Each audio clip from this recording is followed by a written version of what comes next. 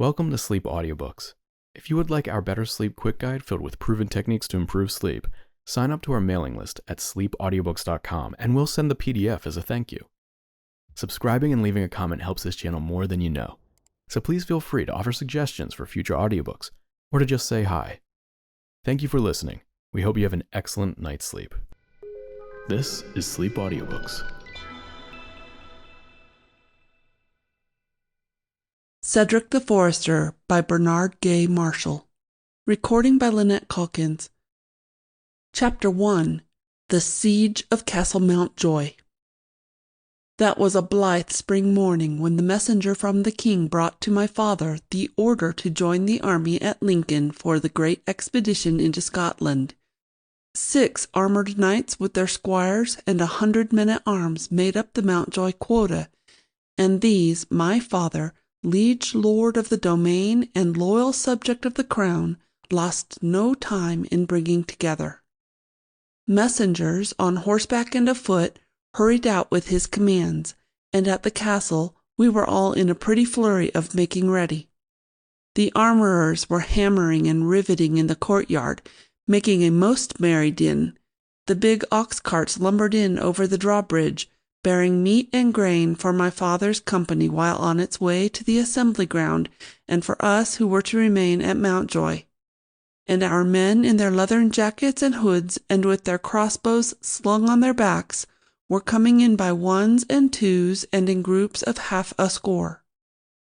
Now my lady mother drew near to father's side as he watched the labour of the armourers, and I, having no will to lose any word of his, came forward also. "My lord," she said, "I would speak with thee where the noise of these hammers will not deafen our ears." My father laughed as one laughs at the sorriest jest when he is gay. "Gadzooks, my lady," he said with a curtsy which my mother says he learned in Italy, and which, try as I may, I cannot copy. "A daughter of the Montmorencys should find in the din of armourers' hammers a music far sweeter than that of the lute or viol." "'Tis well enough," said my mother hurriedly, "and I should sorrow to live where it never was heard. But I have a grave matter upon which to consult thee. Hast thou given thought, my lord, to the castle's defence during thine absence, and that of the best part of our men?" My father's brow became furrowed. I opened my mouth to speak, but mother frowned at me, so I held my peace. Methinks she sometimes thinks of me as not more than a child, forgetting that it was my 15th birthday that we marked at Candlemas. "Some little I have thought of that," began my father, "and indeed, Kate, I would not have thee think I would leave thee unsecured. Marvin, the old crossbowman who attended me through all my campaigns, and whose eye for the homing place of his arrow is, in spite of his years, like that of Robin Hood himself, shall be thy right-hand servitor, and with him 6 good serving-men, who, like him, are of the older day, and unfit for the long marches, but who can handle the crossbow, or, at need, the spear as well as in their best days. These shall be at thy command, and will be ample for these quiet times." "Nay, my lord," she answered quickly, "these days are none so quiet, with the old wolf of Carleton sharpening his fangs for us and ours." "The old wolf hath his summons to the king's banner, as I have mine. Our smaller quarrels must be laid aside while the war is on, and if fortune desert me not, I shall return far higher in the favour of the king than e'er before. It is this very business, well and faithfully done, that shall put an end to Carleton's insolence. The wolf shall snap his jaws in vain. The fat goose of Mountjoy, for which he hungers, shall show itself an eagle with beak and talons." "I hope it may be as thou sayest, my lord. Still, leave us with old Allen, the armourer. He too is past the days of hard campaigns, and thou wilt have the young smith Dickon for thy work in the camp. Allen shall make for us such a store of crossbow bolts as will make old Marvin and his men seem a score in case of need." "As thou wilt, Kate. I had need of old Allen's head far more than his hands, but 'tis true enough he's not the man who followed my father to the wars." Then he turned to me and smiled as on that greeting day of his return from the holy wars. "But, Kate," he cried. "Here is the champion of Mountjoy now. We had forgot the chief of our defenders. Mayhap Sir Dickon here, if any seek to do thee harm, will find better marks for his bolts than rooks and hares." I knew that he made a jest of me, for he too hardly knows that I lack but half a foot of being as tall as himself, and that when I am not put about by hurry or the like, my voice is as low a bass. But I answered in goodly earnest, "That I will, father, and if any varlet throw but an unmannerly word at my lady mother, I'll stop his mouth with a good steel bolt. Let but any one, grey wolf or other, threaten Mountjoy while thou art away, and come within bowshot of our walls, and he shall rue it well." "Ha! The young eagle tries his wings," laughed my father. "Spoken like a true Mountjoy, Dickon. Thou'lt do. Give thee but a few more years, and thou'lt serve the king like all thy line." "And like a true Montmorency, my lord," put in my mother. "Forget not that." "'Pon my soul, 'tis true," he laughed. "Dickon hath as good blood on the distaff side as any his father can boast. But to the matter of the castle's defence and need. Will o' the Wallfield shall stay behind also to see that stores of grain and beef are ample. He's ever a good hand with the farmers, and as sound as an oak staff." And with a kiss for my mother and a pinch of the ear for me, he hurried out again to the armourer's. His spirits in good sooth were high that morning, as well might they be. It was full 2 years since his return from the Holy Land. I had seen him in London, riding in his shining mail with those who had helped redeem the Blessed Sepulchre, and he the bravest, finest figure of them all. Since that time he had stayed here at the castle with naught to do save to judge the suits of the country folk, and now and again chase down and hang some forest-lurking robber. His comrades in arms, and those that knew his temper and his deeds, were at the court 100 miles away, and many a dull day must have seemed a week in passing. Here in the west we have no tourneys, and of travellers from the farther world not many. Only lately some little stir of life did we have. The Grey Wolf of Carleton from his castle at Terramore, 3 leagues away, had sent to us an insolent demand for tribute, claiming forsooth that the lords of Mountjoy were but a younger line of the house of Carleton, and that we held our fiefs on sufferance and at the will of them our superiors. Always shall I remember the language of my father's answer. The clerkly knave who brought Lord Carleton's message shrunk and shrivelled before it like a leaf too near the fire. Just so will I meet all such threats and insolence when I have but a few more years. Suzerain of Mountjoy, forsooth! Let the Grey Wolf look well to Terramore, lest we of Mountjoy smote him from his lair. Mountjoy banners will dip before those of Carleton when England pays tribute to the Saracen, and Beelzebub, thy master's friend, sits on the throne. The knave slunk back to Terramore, and for some weeks the Grey Wolf's pack had yapped and yowled. 2 of Lord Carleton's bailiffs had their heads well broken by Mountjoy tenants of whom they demanded rental, and an armed party was sent out to avenge them. These men-at-arms were even more roughly used by some of our Mountjoy crossbowmen, who spied the Carleton banner from afar as it entered the village. Real fighting would surely have come of it, and we of Mountjoy, outnumbered 3 to 1, had not the king sent messengers to Terramore and Mountjoy also, commanding all of us to cease from any violence in the quarrel till his men could report to him the rights and wrongs of it. Now came the king's call to his vassals, great and small, to serve in the Scottish war, and my father was gay with the thought of service under his sovereign's banner, service that might place the name and fame of Mountjoy high in his master's favour, and show what manner of man and subject it was whom the Grey Wolf would rob of his lands. A week from that morning, my mother had in hand a letter brought by a courier from the king's army, and bearing my father's greetings. They were well on their way to the north, and believed the Scots would soon have reason to repent them of their folly. Father had been given a post in the advance guard, and was in high feather over rejoining some of his comrades of earlier years. On the same day, and from another source, we had news that the Grey Wolf was delayed at Terramore by an illness, the same that had plagued him at times, since his campaigns in the Holy Land, but that he had sent word to the king that he would overtake the banners ere they reached the Scottish border. At 7 of the next morning, I stood with old Marvin by the drawbridge wheel. He had seen to its lowering, and a wainload of wheat from the grange at the Wallfield was coming slowly into the courtyard. Suddenly I espied a body of horsemen approaching at a trot 1/2 mile away, at a bend on the wooded road from Mannerley.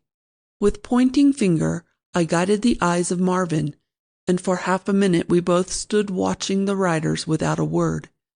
They were soon lost behind the trees, but our old archer, with his hand on the wheel, now shifted his looks to the road where it came out of the forest, a scant bowshot below us. Now we could hear the hoof-beats and once again the ring of steel. This could be no friendly call from our neighbouring knights and squires so early in the day. Besides, the loyal men of the whole region were with the king's banner. Had the horsemen come by the Terramore road, our thoughts would have flown at once to the old wolf and his designs, and the drawbridge had gone up in a twinkling. But these came from Mannerley, and I knew well that the good lady of Mannerley had days since sent her small quota of knights and men-at-arms to Lincoln. We had not long to wonder, for now the column came from the wood at a swinging trot, and with a tall, grey-bearded knight at its head came forward swiftly toward the open gate. Marvin stayed his hand no longer. I seized the crank with him, and we swiftly turned it. We drew the bridge to a slant, halfway to the upright, and barely in time to halt those riders on the yonder side of the moat. "I know thee, my Lord Carleton," shouted Marvin. "What wouldst thou at Mountjoy? Dost think we keep no watch and ward?" The old wolf, for verily he was the leader of the horsemen, shouted back to us in tones that made my eardrums ache. "Lower the bridge, varlet! Know'st thou not I am liege lord of Mountjoy, and will hang thee higher than human if thou stay'st me by so much as an instant? Lower the bridge if you wouldst save thy carcass from the crows." Before Marvin could say aught in reply he was thrust aside, and my mother, the Lady of Mountjoy, stood by the sally-port. In a moment I stood close behind her with crossbow drawn and bolt in groove. "My Lord Carleton!" she said, and her voice was wonderfully sweet after the rasping tones that had been filling our ears. "What dost thou here with 80 mounted men when the king hath summoned all loyal vassals to his banner?" So evil a face as he made at this greeting I hope never to see again. "Ah, 'tis thou, then, Kate of Montmorency. I have somewhat pressing business of my own to forward ere I send final answer to the king. Now deliver to me the keys of this my castle of Mountjoy, or mayhap thou wilt send yonder leather-coated varlet to act as thy champion 'gainst one of my kitchen knaves. Now lower thy bridge, and all shall be well. I will send thee and the boy there with a convoy of trusty knights to the convent of St. Anne. If thou hast the folly to attempt to stay me, I will take the place by storm. Thy varlets shall hang every one, and thine own fate thou canst guess. Come now, which shall it be?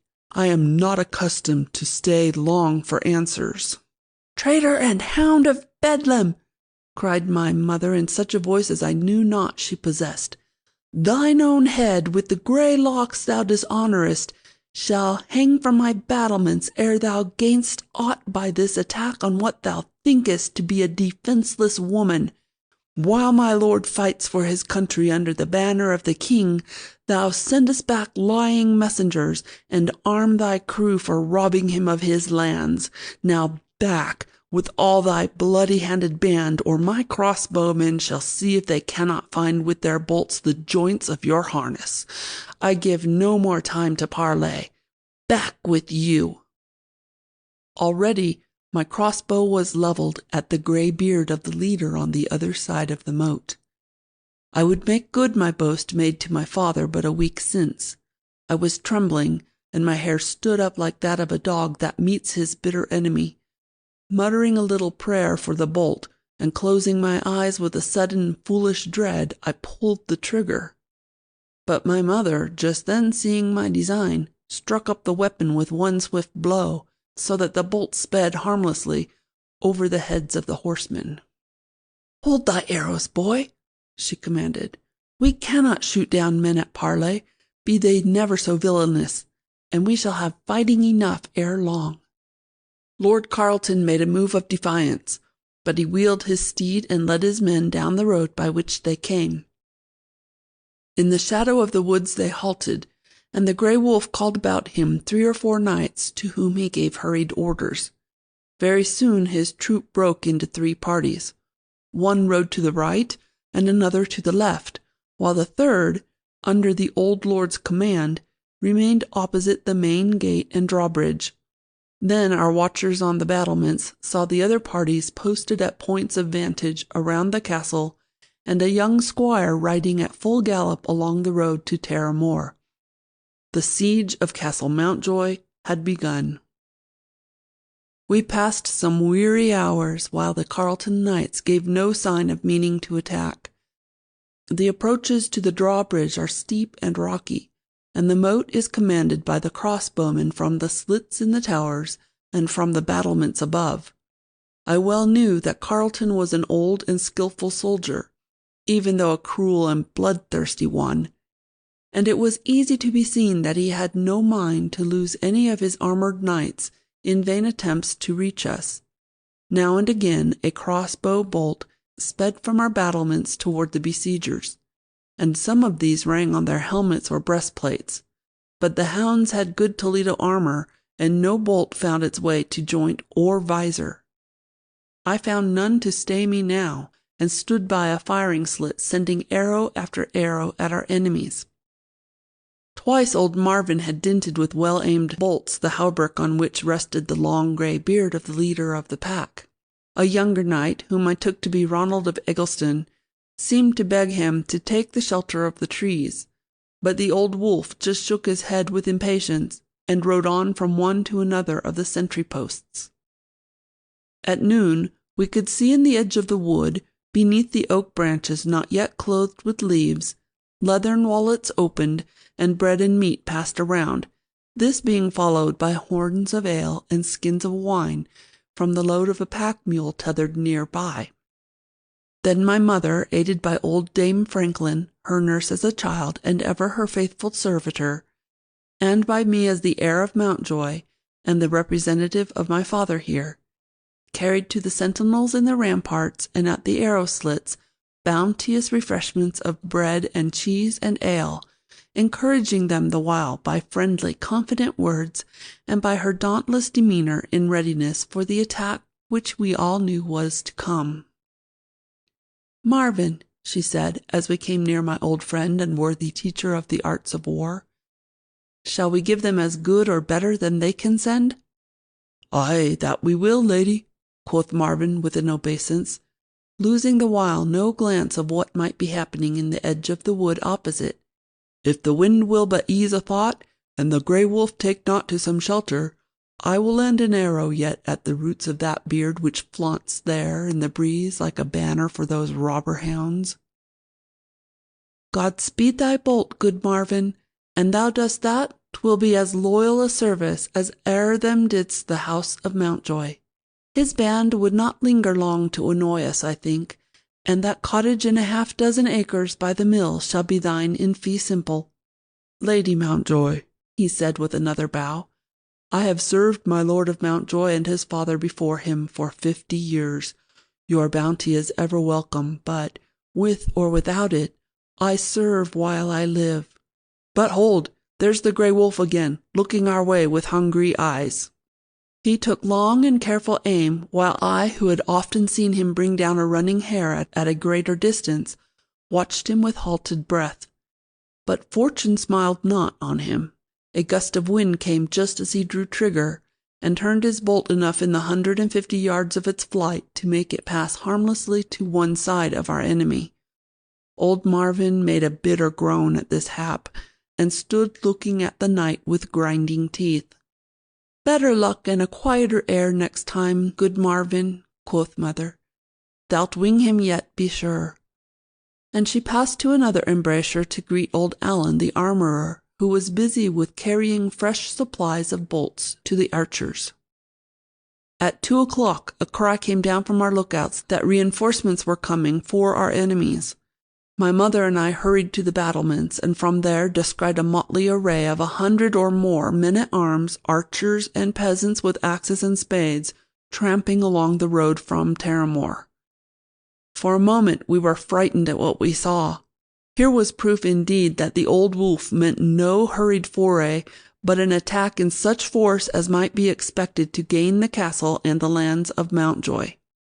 Most of its proper defenders were far away, marching with other loyal men under the banner of the king.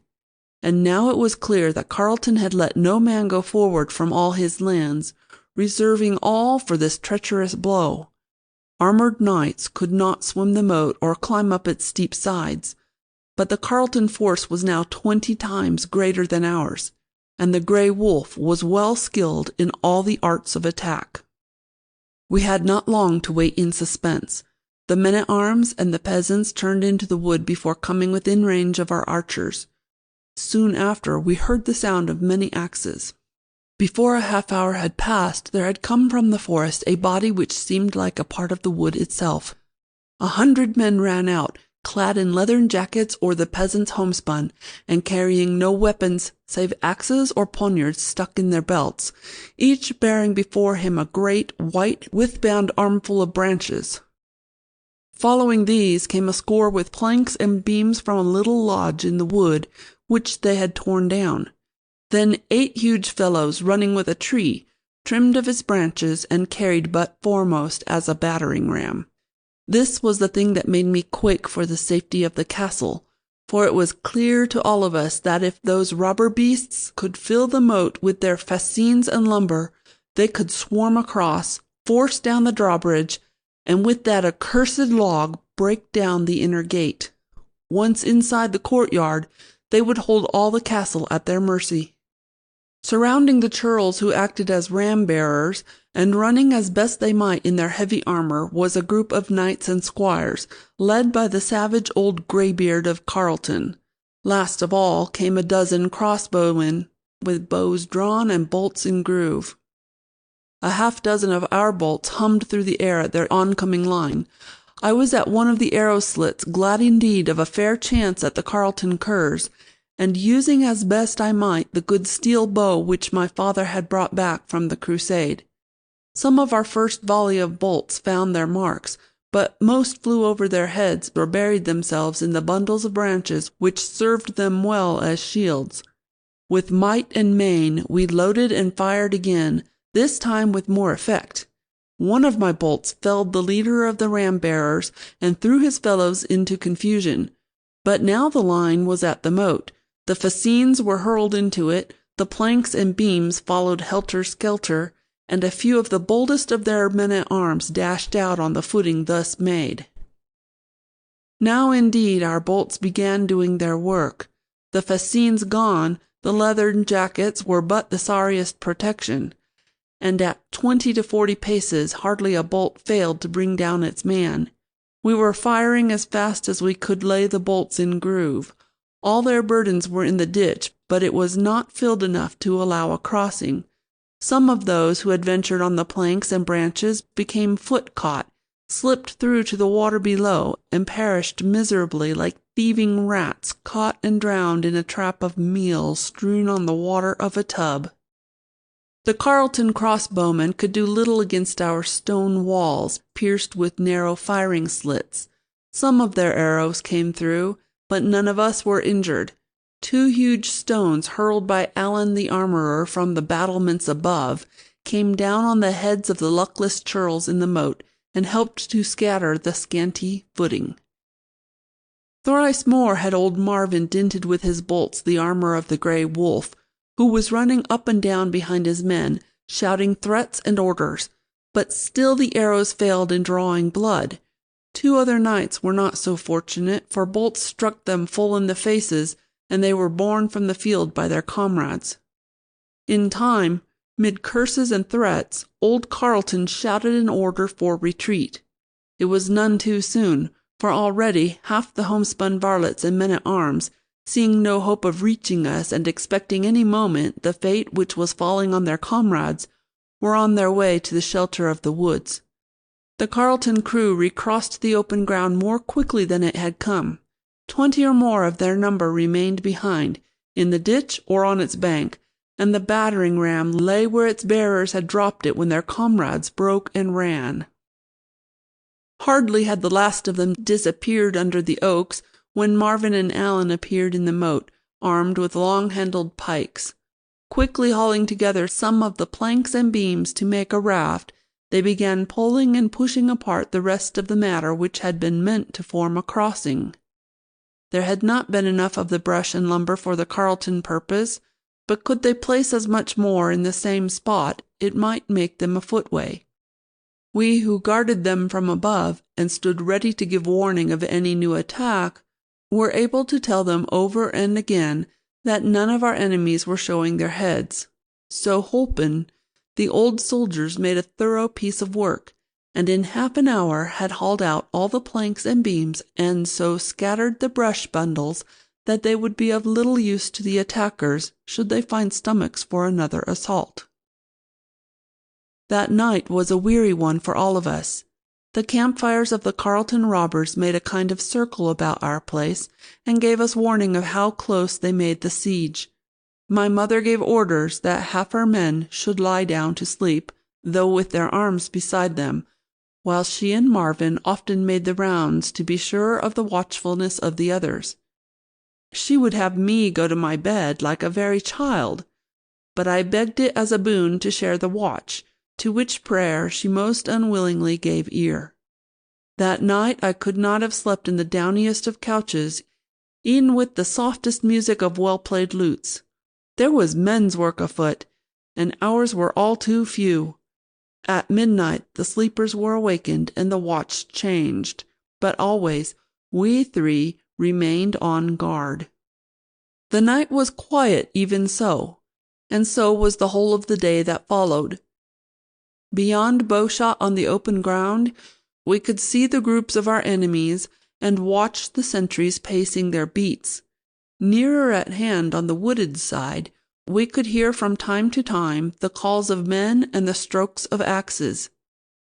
In the afternoon, my mother found a few hours for sleep, leaving Marvin, who seemed to have no need for rest, in charge. Our old soldier and worthy lieutenant had told her that the siege might last for weeks, and that it would be folly for her to wear out her strength in its very beginning. To this good advice I made bold to add my urging. Dame Franklin had followed her mistress everywhere, bringing her food and drink when of herself she would have forgotten, and trying always to place herself between Lady Mountjoy and her enemies. The first night had been starlit, but that which now came on was cloudy and so dark that one could scarce discern an enemy at a dozen paces, and not then unless his figure were seen against the sky.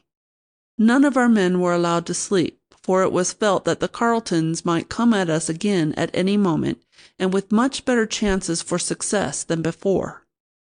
No one in the castle forgot that our enemies outnumbered us by almost 100 to 1, or had any doubts as to what would come to us if by force or by treachery the Grey Wolf and his pack made their way into our courtyard. Soon after midnight we heard a loud tramp and roar of footsteps in the direction of the wood. Arrows we sent haphazard toward the attack, but in the darkness these did little more than tell our enemies that the Mountjoy men were at their posts. In a moment the other side of the moat was thronged with half-seen figures. Cries of command rang out, and the waters of the ditch splashed high with the strokes of fascines, logs, and sacks of earth. Now again our archers found victims, but in the murk and mid the wild cries and running to fro, these were but few. Most of our bolts struck harmlessly into the ground or the water, or rang against the stones of the moat wall. The frontmost of the churls who bore the brush and sacks, when they had cast their loads into the ditch, turned and ran back to the edge of the wood, whence they presently returned with fresh supplies. Had it not been for the good labours of Marvin and Allen in moving the matter, cast down in the first attack, a way would soon have been laid to the foot of the drawbridge. As it was, our ditch was fast filling. There seemed to be thousands of the burden-bearers, running like imps of darkness with planks and great bundles, and in the pitchy dark of that black night the fire of our garrison had no effect. I was firing as fast as might be from one of the arrow slits, but like the others could not tell whether any of my bolts were finding victims. Each moment the numbers of our enemies increased. The pile of planks and brush now reached nearly to the inner wall of the moat. My mother ran back and forth behind the archers, carrying new supplies of missiles and shouting heartening words. Old Marvin was hurling bolts as fast as he could load, and roundly cursing the hounds of Carleton and the blackness of the night that sheltered them. A moment more and I could hear axes ringing against iron. The bloody crew were hacking at the fastenings of the chains of the drawbridge. Suddenly a thought crossed my mind like a shooting star, and I sprang away from my firing port. "Mother!" I cried. "We must have light to shoot by or we're undone. Quick, the torches!" Throwing down my crossbow, I ran into the great hall and caught up a torch from the mantel. Thrusting it deeply into the fireplace embers, I quickly kindled it, then sped up the stairs toward the battlements. Not for nothing is my lady mother a Montmorency of the old fighting line. In a trice she had understood my plan and was following me with a lighted torch. Close behind her came old Dame Franklin, bearing another. The three of us ran with all our might up the crooked stair and the ladders, and came out on the battlements under the black sky. As if the castle were all aflame, the moat and the farther bank were lighted by the glare. In an instant the crossbowmen found their targets among the fascine-bearers and the men-at-arms who were already swarming across. At once we heard their cries of rage and pain, and could see corpses rolling down the bank into the muddy waters. Allen heaved great stones from his supply on the battlements onto the heads of the men-at-arms in the ditch, who but now had been raising a shout of victory. Old Marvin took most careful aim at a grey beard which caught the flare of light and sent forth a mighty yell of joy as the knight spun around on his heel and fell to the ground. Oh, the crowding and shouting and tramping underfoot in the ranks of our enemies! The threats and the fear and the curses! Our arrows kept pouring from the firing slits. A younger knight caught his chief by the shoulders, while another seized his legs, and they bore him quickly away.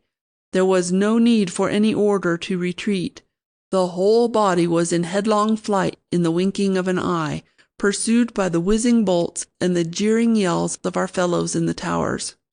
On the battlements above stood my lady mother, old Dame Franklin, and I, holding aloft our flaming torches. Suddenly the old nurse screamed that I was hurt, and indeed I now felt a most sharp pain through my shoulder where, it seems, had struck a bolt discharged by some Carleton archer. My doublet was covered with blood, and I felt a most unmanly giddiness. It was over in a flash, but my mother, pale as a ghost under the torchlight, had seized me by one arm, while Dame Franklin grasped the other, fearing forsooth lest I fall from the battlements to the moat below. Between them I made my way down to the hall, where they led me to a couch, they all the while mumbling and weeping, and forgetting our glorious victory, which had all my thoughts. Soon old Marvin had drawn the arrow and dressed the hurt with the simples he had at hand.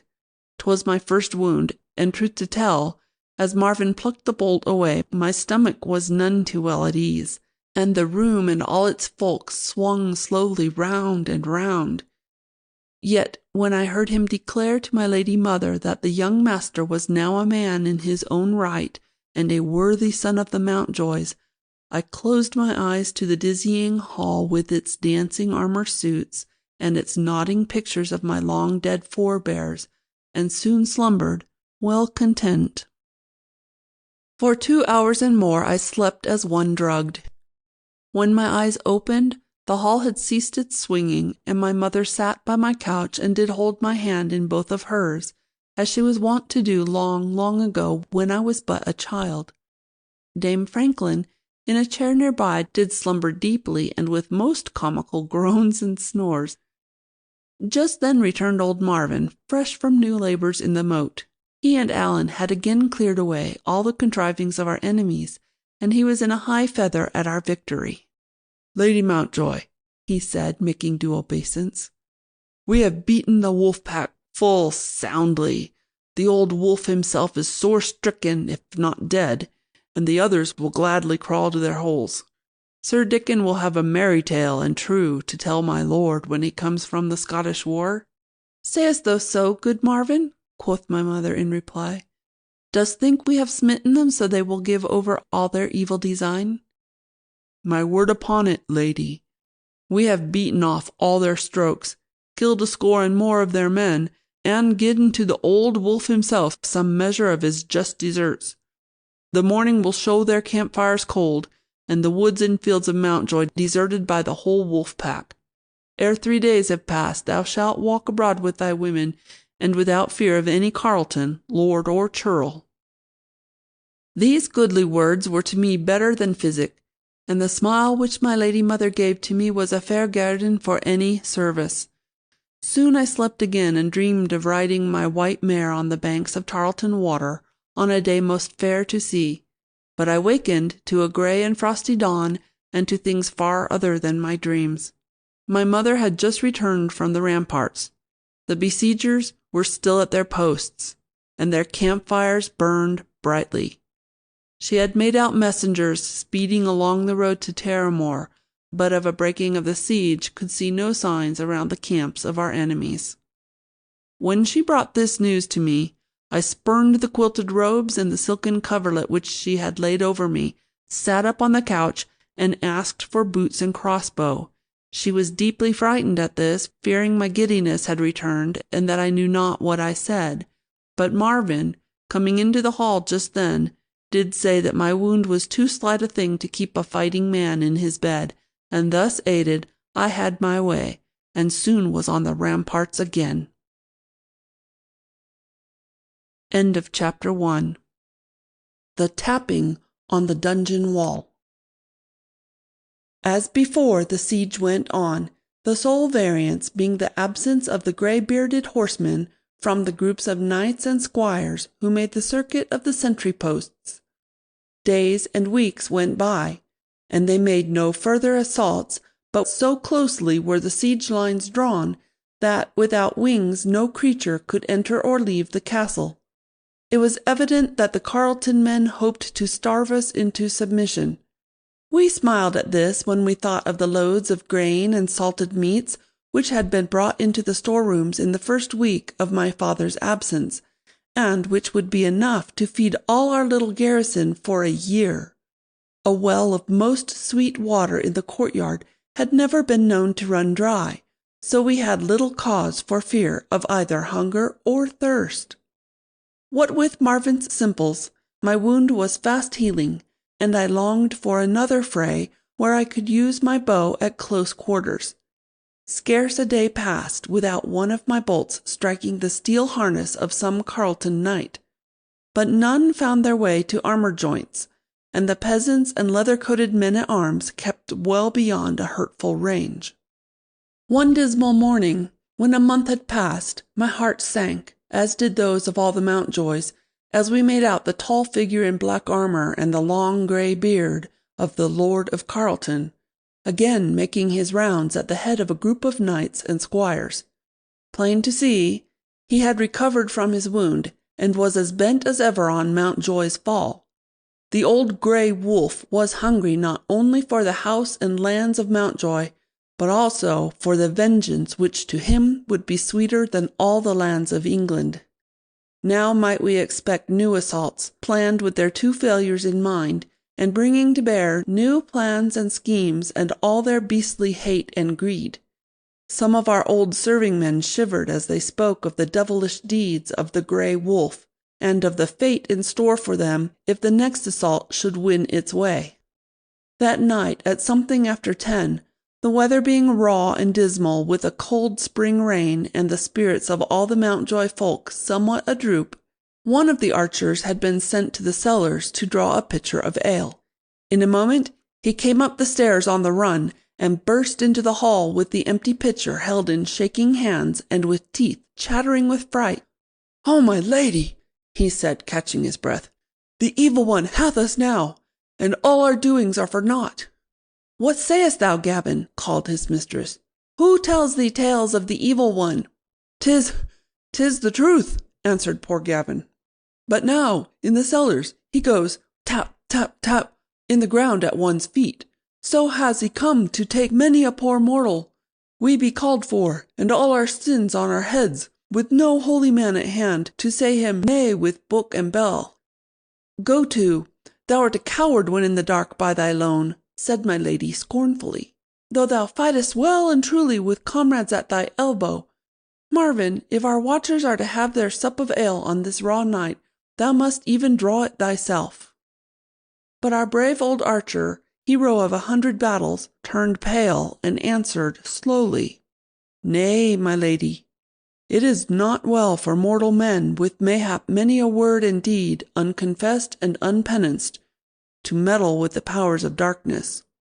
For my sins I know them of old, and I dare not face them.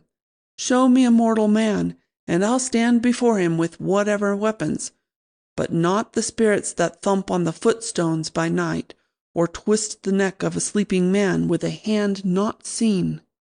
My mother turned pale, and I could see the fringe of her sleeve barely a quiver in the candlelight. She opened her mouth to speak in reproof of Marvin, but found no words, and sat gazing toward him with wide and glistening eyes. Truth to tell, it was a fearsome thing, and for myself I had but the smallest wish to face the dungeon passages on that black night. 'Twas not so long since I would not have faced them by my lone on the most quiet and peaceful of nights, with no armed enemies within a day's journey, and a great round lump came up into my throat as I thought of it. Yet, even as we sat eyeing one another in fear, a thought came to my mind of the duty of a Mountjoy. 'Twas but natural that our serving men should fear the evil sprites let loose by darkness and troublous times, and e'en my mother, a fair and gracious lady, and withal none too strong of body, was not made to face such things. But I was heir of Mountjoy, and my father had knelt before a king of France, and been made knight of a holy order for his deeds on the plains of Jerusalem. I started up and cried, "Tush! Good Marvin! Methought thee far too bold for frightening with old wives' tales.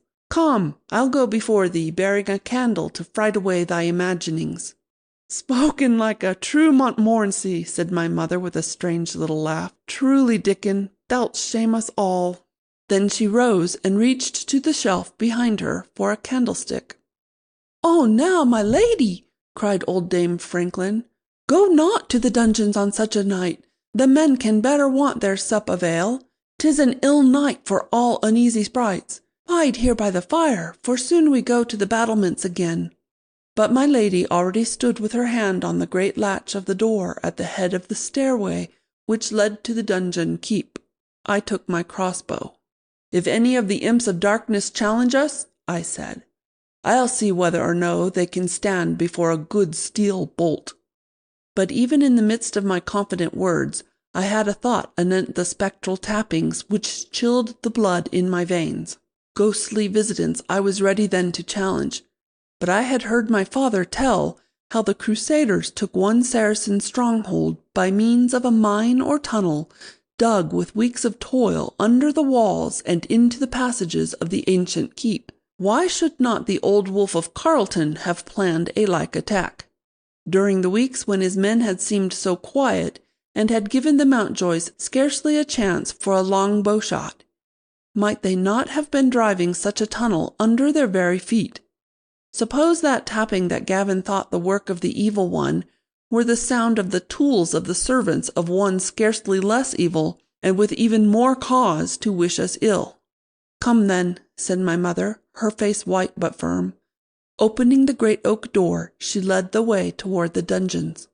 Crossbow in hand, I followed, and just behind me came Dame Franklin. As she moved toward the door, old Marvin picked up his crossbow, made sure of the poniard in his belt, and followed also, mumbling the while as best he might, the words of a Latin prayer. We came to pause amid the stillness of the vault, which was like unto that of the Mountjoy tomb at Kirkwall Abbey, to which one day, with my hand tightly clasping my father's, I had paid a well-remembered visit. The candle wavered and guttered in a faint draught, and the light gleamed on the wide eyes of the old dame and the trembling hands of the archer. I was standing full still with my eyes on my mother's face. For long we stood while I could hear no sound save the beating strokes beneath my doublet.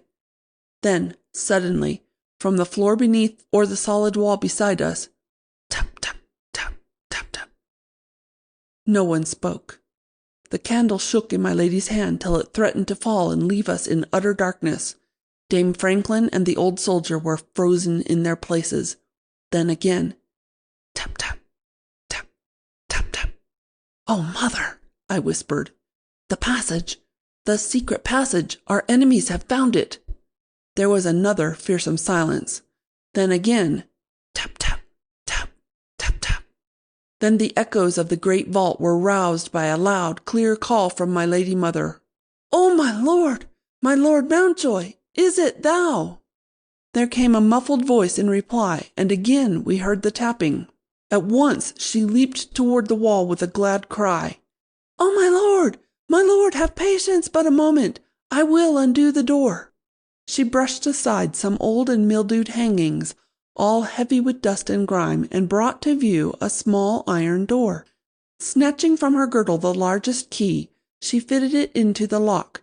Still, try as she would, she could not turn it till old Marvin came to her help.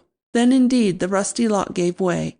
The door swung slowly open, and my father, the Lord of Mountjoy, followed by half a score of knights and men-at-arms, stepped forth into the candlelight. When Lady Mountjoy at last was free from my father's embrace, she stood with her hands on his shoulders and asked a dozen questions, demanding that he answer all at once. "Whence comest thou, my lord? Are the Scots beaten? Hadst thou news of the treachery of the old Wolf of Carleton? How many men hast thou? Oh, I had forgot this secret passage, and the door to which thou gavest me the key on our wedding day. My foolish men, and almost myself, believed thy signal was a ghostly tapping, but Dickon remembered the passage, and when I had thrice heard the signal, I knew it for the knock that thou makest at my door, the signal that means thee and none else in the world." Meanwhile, old Marvin had made fast the secret door, and we were all moving toward the stairway, my father's arm, encased in link armor, thrown around the waist of the castle's mistress. "Well-a-day, my dearest Kate. Not quite so fast, and I will tell thee. The Scots are beaten, and we of Mountjoy had an honourable share in it. The campaign goes on, but a loyal youth from Mountjoy village found me after the battle, and told of the doings of the traitor Carleton. Straightway I took the boy before the king, and he being pleased with some work I had done that day, did bid me take 10 of my best men, make my choice of 10 horses from his train, and ride post-haste to the relief of my house and my lady. We reached the Tarn Rock, half a league from here, at nightfall, and reconnoitred Carleton's camp. He being in greater force than we could cope with at once, I bethought me of this old passage from the wood 2 furlongs off, and so I have been tapping for an hour, hoping at last to get the news of my coming to thee. And art thou well, my Kate? And have the rascals done aught to harm thee or Dickon here?" "Not a whit, my lord, save for the arrow stroke our Dickon hath come by in open fight, and which is already nearly healed. They have made some mighty threats, and would have carried them through with right good will could they have reached us. But thanks to Dickon, to old Marvin here, and the others, they got much worse than they gave. Many a Carleton knave will ne'er cut another throat, be it of man or pig, and the old wolf himself was very near to his just reward in the shape of a good steel bolt from Marvin's bow." On the ramparts next morning swung my father's banner of purple and gold. Watching our enemy's camp, I could plainly see that the display of this flag, which they knew should signify naught else than the presence of the head of our house, early brought most of them, and finally the grey wolf himself, to gaze at the flagstaff. They were telling one another, as I could well imagine, that this was but a ruse on the part of the castle's mistress, intended to deceive them into the belief that Lord Mountjoy had come through their lines in the night. What was their surprise, therefore, when Lord Mountjoy appeared on the battlements in full armour and wearing the purple plume he had brought from Italy, and yet more when they saw him attended and followed as he was. Armoured knights, in numbers they could not tell, came into sight and passed from view on the battlements and at the casements. We could fairly see the rumour flying through the Carleton camp that Lord Mountjoy had returned with all his men, and by stealth or by magic had passed their sentinels during the night. The grey wolf stared long and viciously at our battlements, and called on those with younger eyes to make sure of what he saw. Then, with oaths and curses that made his men quail before him, he gave orders to break camp and return to Terramore. By midday the last signs of the siege were gone. The ashes of the circling campfires were cold, and the great drawbridge was down once more. A messenger was sent to the Tarn Rock to bring in the horses and their guards. In the sunny spring afternoon, when we went forth to reconnoitre the deserted camps of our enemies, I rode at my father's side, wearing for the first time the gold-hilted sword which had been brought from Damascus. 2 months later, the king, returning to London, confirmed my father in possession of his estates, and sent messengers to old Lord Carleton demanding his instant attendance at court. Again the old wolf was ill, too much so to obey the command of his sovereign. But this time he was not to rise from his bed as soon as the messengers had turned their backs. The wound in his throat made by Marvin's bolt had never fully healed, and now this, coupled with his old distemper, had laid him low. Even while the heralds waited, the priest in the great upper chamber was saying the prayers for the dying. At sunset on that day, I could see from the Tarn Rock the blue and white banner of Carleton flying at half-mast over the battlements of Terramore. End of Chapter 2. Cedric the Forester. It was on a sunny noontide in fair October, some 6 months after we had driven the hounds of Carleton from our castle of Mountjoy, that I was riding in the forest, 3 leagues and more from home, on the way to see my cousins of Leicester at their manor by the edge of Pelham Wood, and mayhap to share with them one of those goodly pasties of venison which their table never lacks. My bonny white mare Clotilde did amble along the woodland path with dainty and springing steps, as though 'twere joy enough to be abroad and lightly burdened on such a day, and it seemed to me I felt my youth and growing bones and sinews as ne'er before.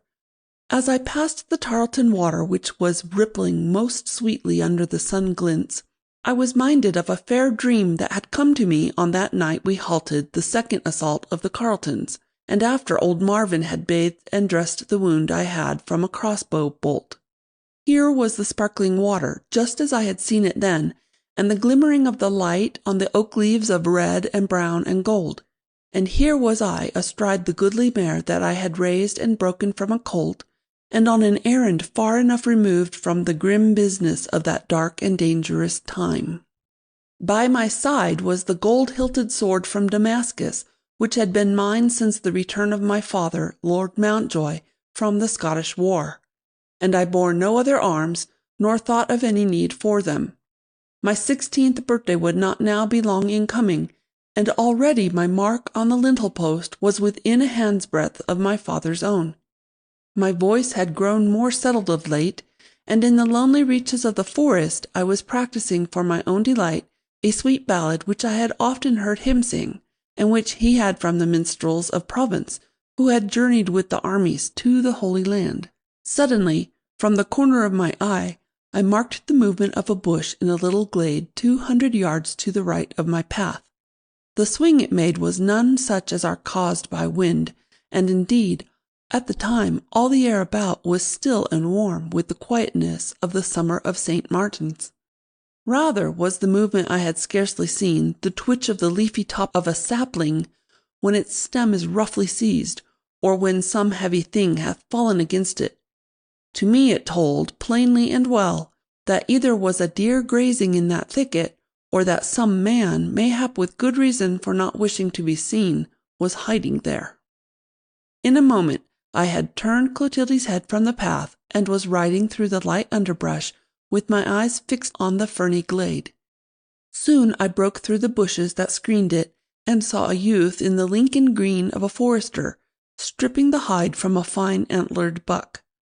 There had been, in the troublous times of the past year and more, while most of the knights and gentlemen of the countryside were with the king's banner in Scotland, far too much of lawless slaying of deer by poaching villains and forest-hiding thieves. Twice had I, in the thick of the woods, come on the half-flayed and mangled carcasses which had been left to waste, or to feed the wolves after tenderloins and haunches had been cut away. Now my choler rose quickly within me, and I called out full rough and loud, "How now, thou deer-stealing varlet? I have thee red-handed. By my faith thou shalt smart well for this." The poacher sprang up and faced me, and I saw that he was a youth of not more than my own time, though perhaps a thought broader of the shoulders and hips. He seemed not like a forest lurker either, for he had a good and open English face with the wide blue eyes that low-hearted knaves but seldom have.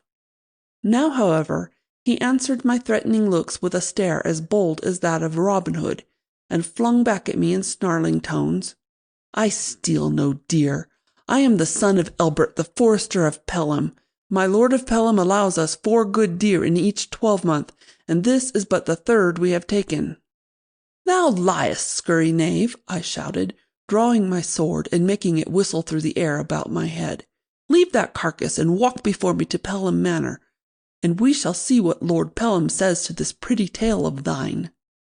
For answer the forester leaned forward and seized his crossbow, which was leaning, ready drawn and with bolt and groove, against the bole of a sapling near at hand.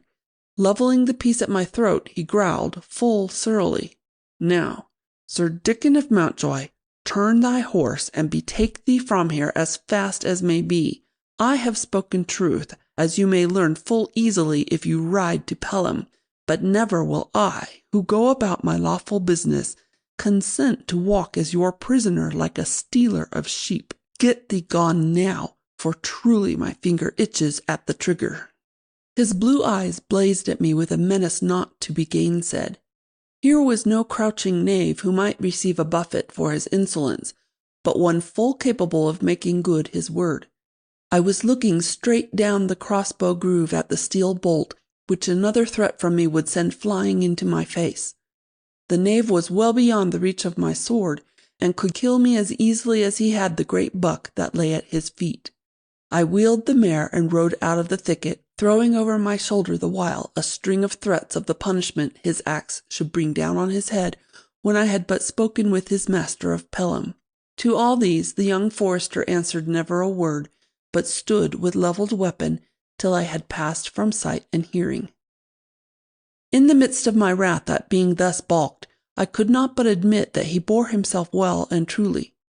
And I thought of a saying of my father's, that the greatness of England in battle was not the work of her armoured horsemen, or even of her stout men-at-arms, but of these same yeomen of the field and forest, who on many a hard-fought field had stood in leathern coats or homespun smocks, like the oaks of their native woods, and rained their arrows in the faces of the enemy spearmen till the lines wavered and broke and made way for the charge of the mail-clad knights.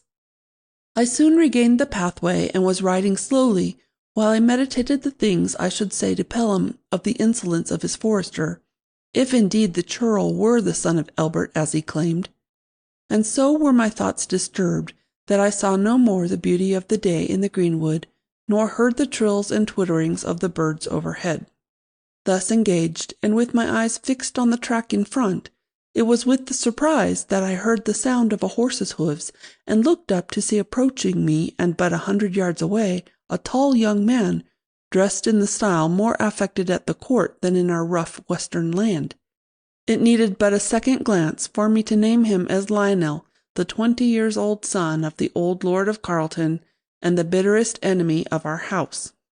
Early in the summer, the old Wolf of Carleton, as he was known to the countryside, had died of a wound given him 2 months before by our old Marvin with his good crossbow when the Carletons were carrying forward their traitorous assault on the castle of Mountjoy, the while my father with the best part of his men were with the king's banner in Scotland. For 5 years Lionel had been absent from Terramore, and one of a group of high-born youths who, at the great London house of the Duke of Cumberland, were being trained as squires at arms whilst they awaited the day for receiving the order of knighthood. At the news of his father's death he hurried to Terramore to join his mother and take charge of the great estate. Often had we heard since then of the dire threats he breathed against the house of Mountjoy and all its people, but the king himself had declared our quarrel just, and affirmed our rights to the lands of Mountjoy, and we gave little heed to the mouthings of one who had yet his spurs to win and his name to make mongst fighting men. But now the thought came over me of a sudden that I was but half a league from Terramore Castle, mounted on a gentle palfrey, and with no weapon save the good sword at my side. If the threats of Lionel of Carleton were aught but empty air, he would scarce let slip such an opportunity. These thoughts were but too well founded. Carleton was gazing fiercely at me as he came forward, and as his horse came opposite, pulled him up with a wrench on the bridle rein, so violent that the mettlesome steed all but cast himself on his haunches. "Ha! Well met, young Dickon of Mountjoy," he snarled. "By my troth, my good fairy must have guided my bridle to-day to give me this chance to say my say to this young whelp of a race of dogs. Now shalt thou learn what it is to have the Carleton for an enemy." Carleton was taller and longer-limbed than I. He wore a stout broadsword, and, stuck in his belt on the other side, a poniard of most wicked design. He had the better of me in respect of 4 years and more practice of arms, and I knew full well that, were their quarrels right or wrong, the Carletons were no weaklings. But already I smarted with the affront given me by the poaching varlet, and now this insult to the honourable name of Mountjoy was not to be borne. I threw his words back in his teeth. "Thou wolf-pup from a race of thieves unhung," I shouted, "get thee down from yon tall war-horse, and draw that sword if thou darest. Thou make good thy mighty words, or verily thou shalt eat them here and now." So saying, I swung to the ground and drew my weapon. Carleton lost no time in doing likewise, and came at me with a fury which I had scarce expected. I met his thrust with the parry which my father had well taught me years agone, and had my enemy not sprung aside with the quickness of a cat, my sword in return had pierced his neck. "Ha!" growled Carleton between his gritting teeth. "So the Mountjoy whelp hath already a trick or two of fence. 'Twill make the game the more worth the playing. Hast stomach for cold steel? Look now." He danced around me, thrusting and slashing wickedly with his heavy sword, and displayed not ill the training he had had in the halls of Cumberland. But since the day I could raise a foil, it had been my dearest plaything, and whenever my father had been at home, he had made my teaching his special care. Since his return from Scotland, there had been scarce a day when we had not spent a brace of hours with the foils or with the broadswords and bucklers. Some men are born for swordplay, as others, like old Marvin, for the crossbow. But Lionel of Carleton was not of these. A minute had not passed as we circled and danced about one another, with our weapons striking fire in the shadow of the wood, before I knew that Carleton, with all his added years and training, was no more a match for me, if indeed as much. He panted and cursed as each trick of thrust was met by its proper parry, and slipped most dangerously on the oak leaves underfoot as I stepped aside from his bull-like rushes. Presently my sword nicked him fairly on the arm, drawing a spurt of blood and a stream of oaths. He lunged wildly forward. I parried his thrust and drove my sword straight at his breastbone. The force of my blow drove him backward, but my weapon pierced him not. Then at once I realized that which made my blood turn cold. He was wearing beneath his doublet a shirt of linked mail, and I, without defense of any sort, was fighting an armored enemy. "Ho!" I cried. "So thou guard'st thy coward heart with mail, lest peradventure one might fight with thee on even terms." The wicked look he gave me in reply reminded me, even in that moment of peril, of that on the face of the grey wolf of Carleton, when he answered my mother's challenge as to his errand at the gates of Mountjoy. But he spent no breath in reply, and fought on with fury, bent on pressing his unknightly vantage to the utmost. Twice I narrowly escaped his blade, then once mine grazed his neck, for that was now my mark, and again blood spurted from the gash. At this he lost all caution, and rushed upon me as a bear upon his foe, getting within my guard by some ill chance, and seizing me about the neck and arms. Both our swords were dropped in the struggle, and we wrestled and fought, not like knights and gentlemen, but like drunken lackeys who have fallen out over their games of dice. Now indeed did Carleton's weight and strength befriend him. I strove for my life to topple him beneath me, but all to no purpose. In an instant I was whirled through the air and came down with a crash on my back, with Carleton's knee firmly planted on my breastbone. At once he drew his poniard and pressed the point against my throat. "Now yield thee, whelp of Mountjoy," he panted. "Quick, ere thou diest." "Thou hast won," I answered. "But fighting thus, 'twere more to thy honour to have been overcome." "None of thy insolence," he snarled. "Yield thee now as my prisoner and vassal, and say that thou ever yield obedience to the Carleton as thy liege lord." At this my gorge rose, and the world turned black about me. "Never," I groaned. "Better far to die than suffer such disgrace." "Die, then!" he shouted hideously, and drew back his poniard for the thrust. I closed my eyes, yet blood-red figures swam across my vision. In an instant the steel would pierce my throat. Then of a sudden the grip of my enemy relaxed, and his body rolled heavily from me. I started up, and saw the Carleton lying face up on the oak leaves, his forehead pierced by a cross-bolt. Running toward me through the undergrowth was a figure in Lincoln green, which my staring eyes soon told me was the young forester who had defied me in the glen but half an hour gone. His crossbow was in his hand, and he panted for breath as he approached and called, "Art thou hurt, master? Has he stabbed thee?" "Not a whit," I answered dazedly, examining my limbs and body the while. "I have to thank thee, then, for my life. Thou camest in the nick of time." "The saints be thanked," he answered joyfully. "The Carleton there has what he well deserves. I heard the sword-play from the glen yonder, and soon knew the voice of that black caitiff. I was coming softly through the woods, wishing but to see close at hand a gallant passage at arms, when he overthrew thee, and would have foully murdered thee, his prisoner. 'Twas well my bolt already lay in groove." "Son of Elbert," I answered, offering him my right hand, "thou art a ready man and a true, and willing am I to call thee friend. But what other name hast thou?" He took my hand in a mighty grip, and smiled most winsomely. "Cedric," he replied, "a goodly Saxon name, borne by my grandfather before me." "Well then, Cedric, we must bethink us what shall be done in this juncture. Yonder horse of the Carletons is ours by lawful spoil. Mount, therefore, and let us betake ourselves from here as soon as may be."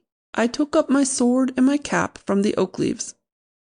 He turned toward the horse, and in so doing his glance carried far down the pathway, which there for a quarter-mile was straight beneath the oak trees. Then he turned back to me with a cry of alarm. "Mount, and quickly! There be half a dozen of the Carleton men-at-arms, and they catch us here by the body of their master. They will have our blood. Come, for our lives!" With one bound he vaulted to the saddle of the war-horse. Scarcely knowing what I did, I found myself on the mare's back and spurring away up the forest path. Cedric had no spurs, but he quickly urged his mount to a gallop by blows of his heels, and we raced away at full speed. The Carletonians raised a shout as they caught sight of us, and spurred their horses in pursuit. Over our shoulders we saw them pause for a moment by the body of Lionel, then resume the chase with a fury that boded ill for us. I knew full well the fate in store should they overtake us, and pressed the little mare for all the speed she had. Cedric, on the tall war-horse, quickly drew ahead, then, seeing me losing ground, drew rein till I overtook him. Our pursuers were well mounted, and were spurring and lashing their horses without mercy. The thunder of hooves along the forest road was like that at a tourney or a great race course.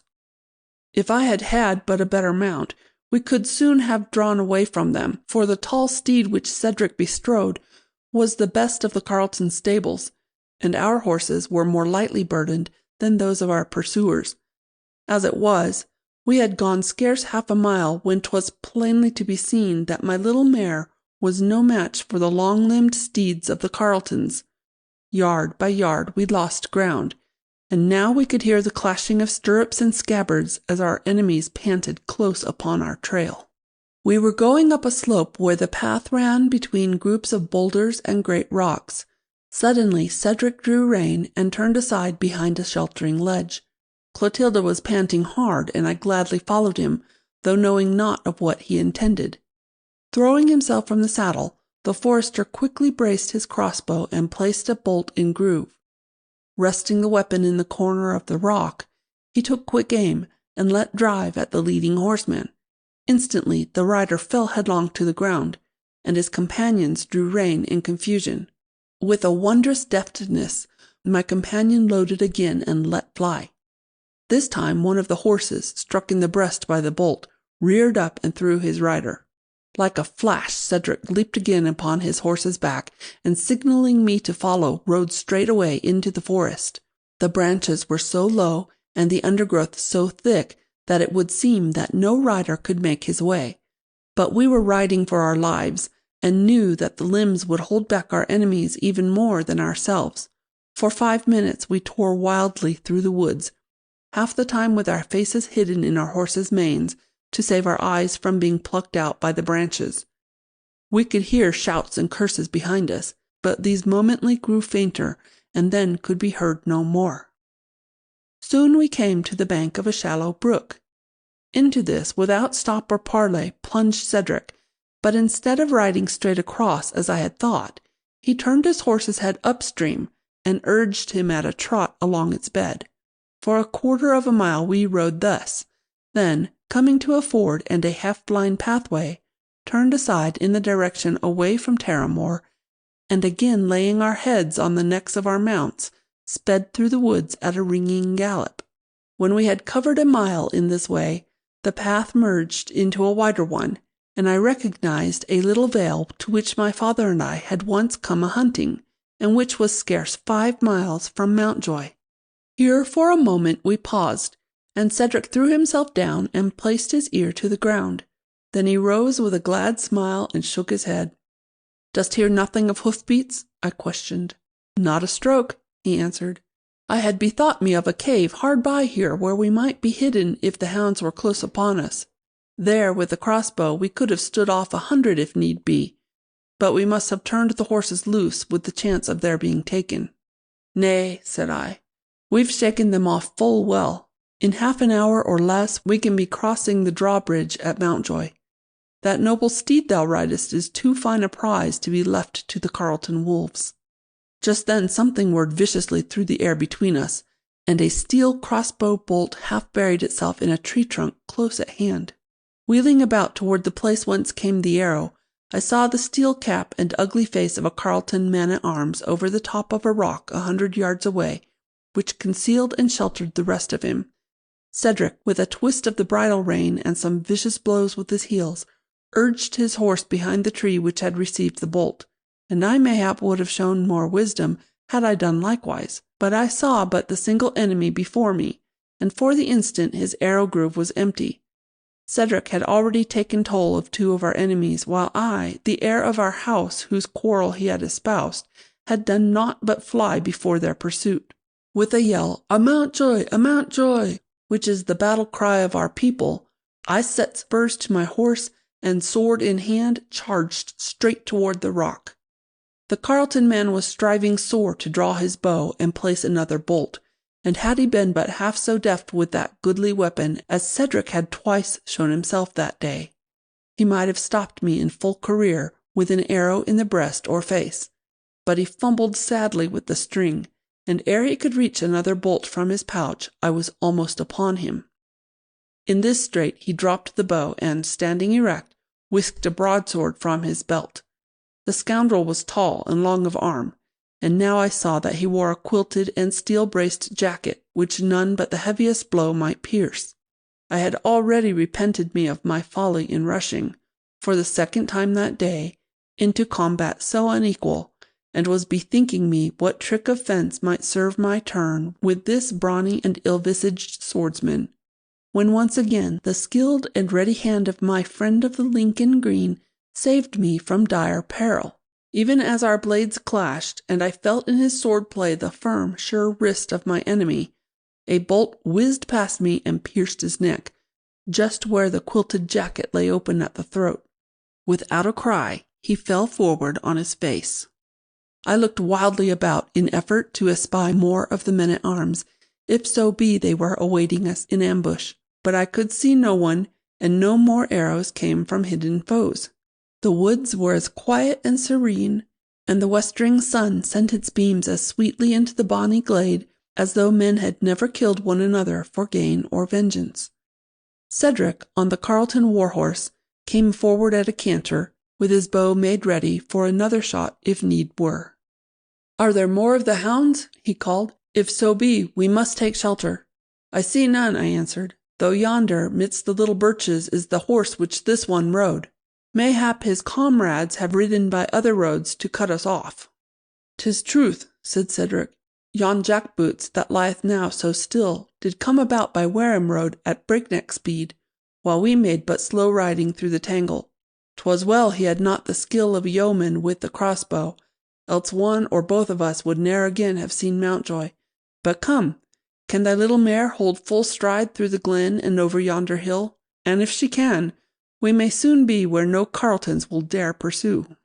For answer I set spur to the mare's sides, and led the way down the path to the brook at the bottom of the valley. In a cloud of spray we forded the stream, then drove on without mercy up the long slope of Rowan Hill. Soon we were in sight of the towers of Mountjoy, and while the sun had yet an hour's height, went safely o'er the drawbridge. End of Chapter 3. The Champion of Mountjoy. As Cedric of Pelham Wood rode with me into the courtyard, we met my father, the Lord of Mountjoy, coming from the stables.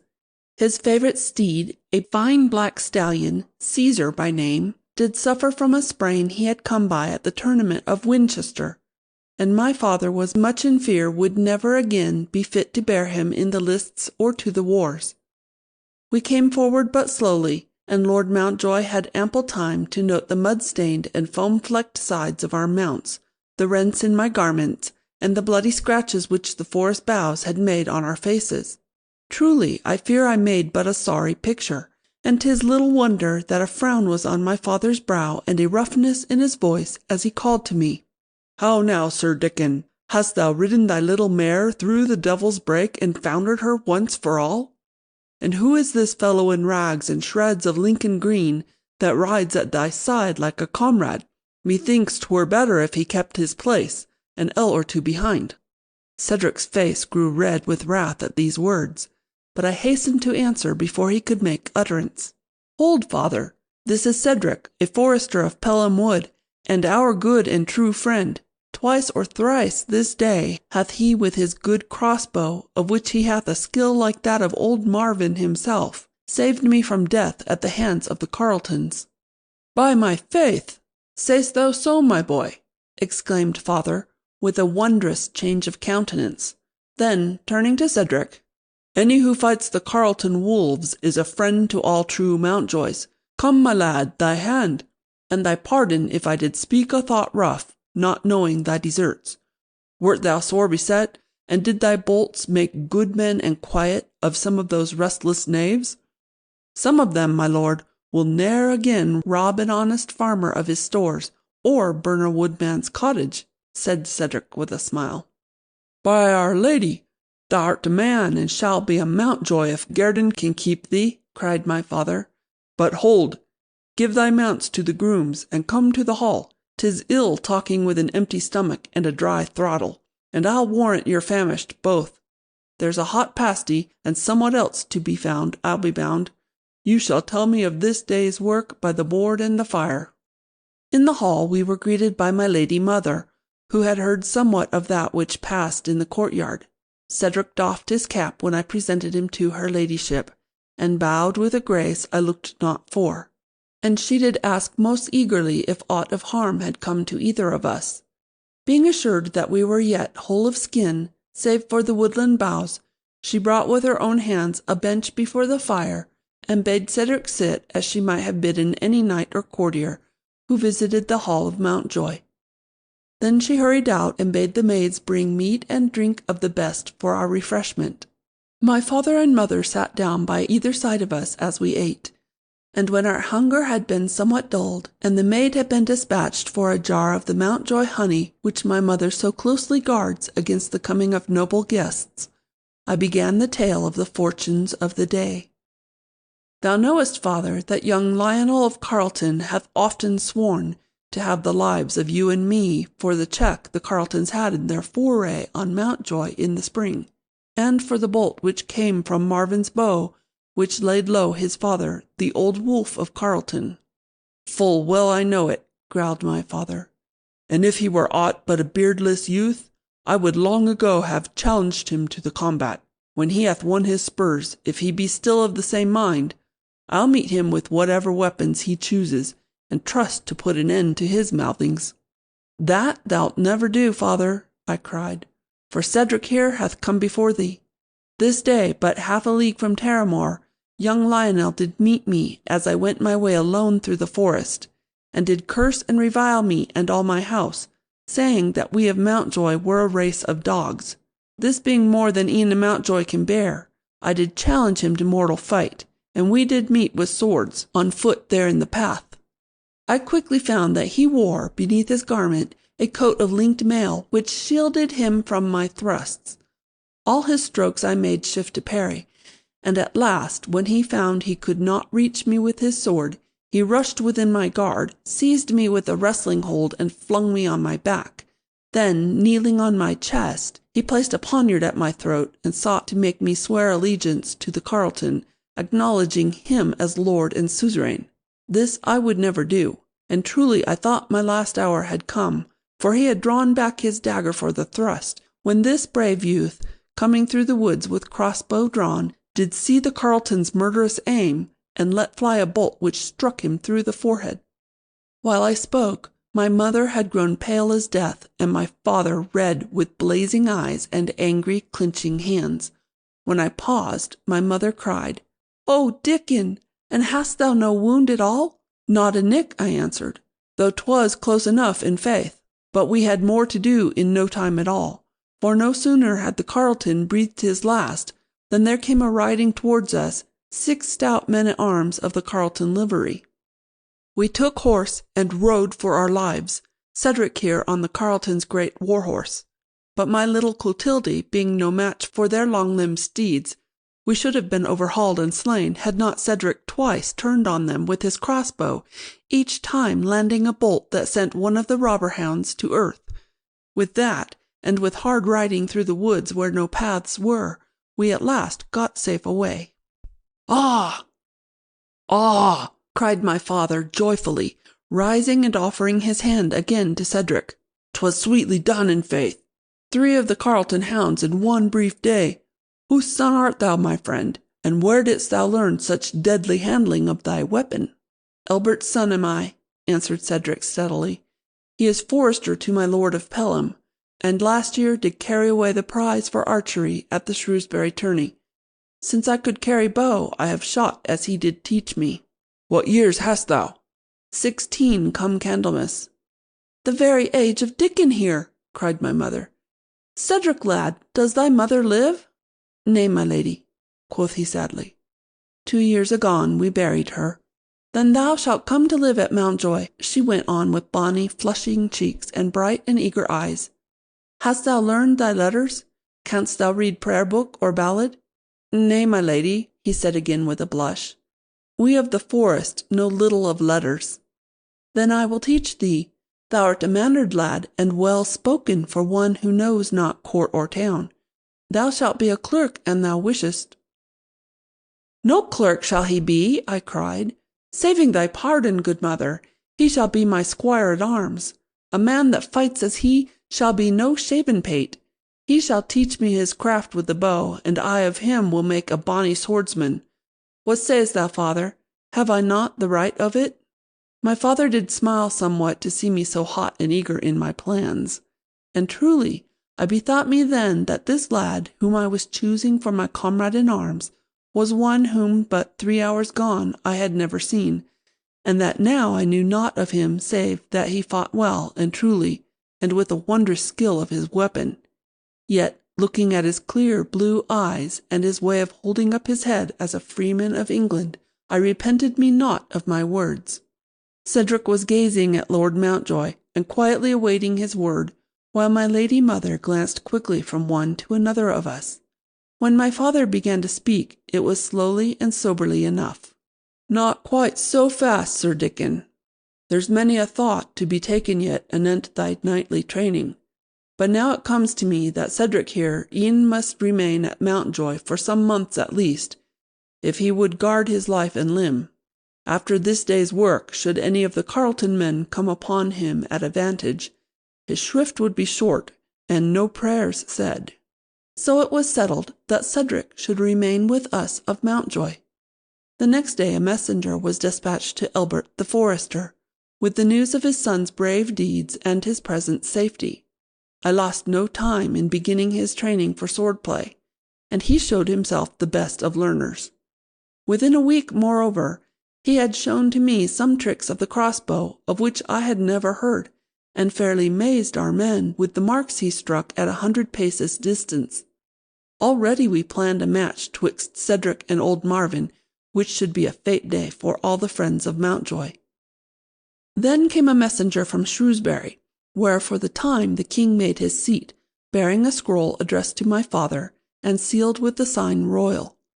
Father read it slowly to himself as he stood with his back to the fire in the hall, and the king's messenger was quaffing a cup of wine in the courtyard. My mother and I waited eagerly to hear its contents. Cedric sat in a farther corner, saying over to himself the names of the great letters which my mother had made for him on a sheet of parchment. 'Twas plain to see that the message was not to my father's liking, for he scowled fearsomely as he conned the words. Suddenly he began reading it in a loud and wrathful voice, and Cedric dropped his parchment to listen.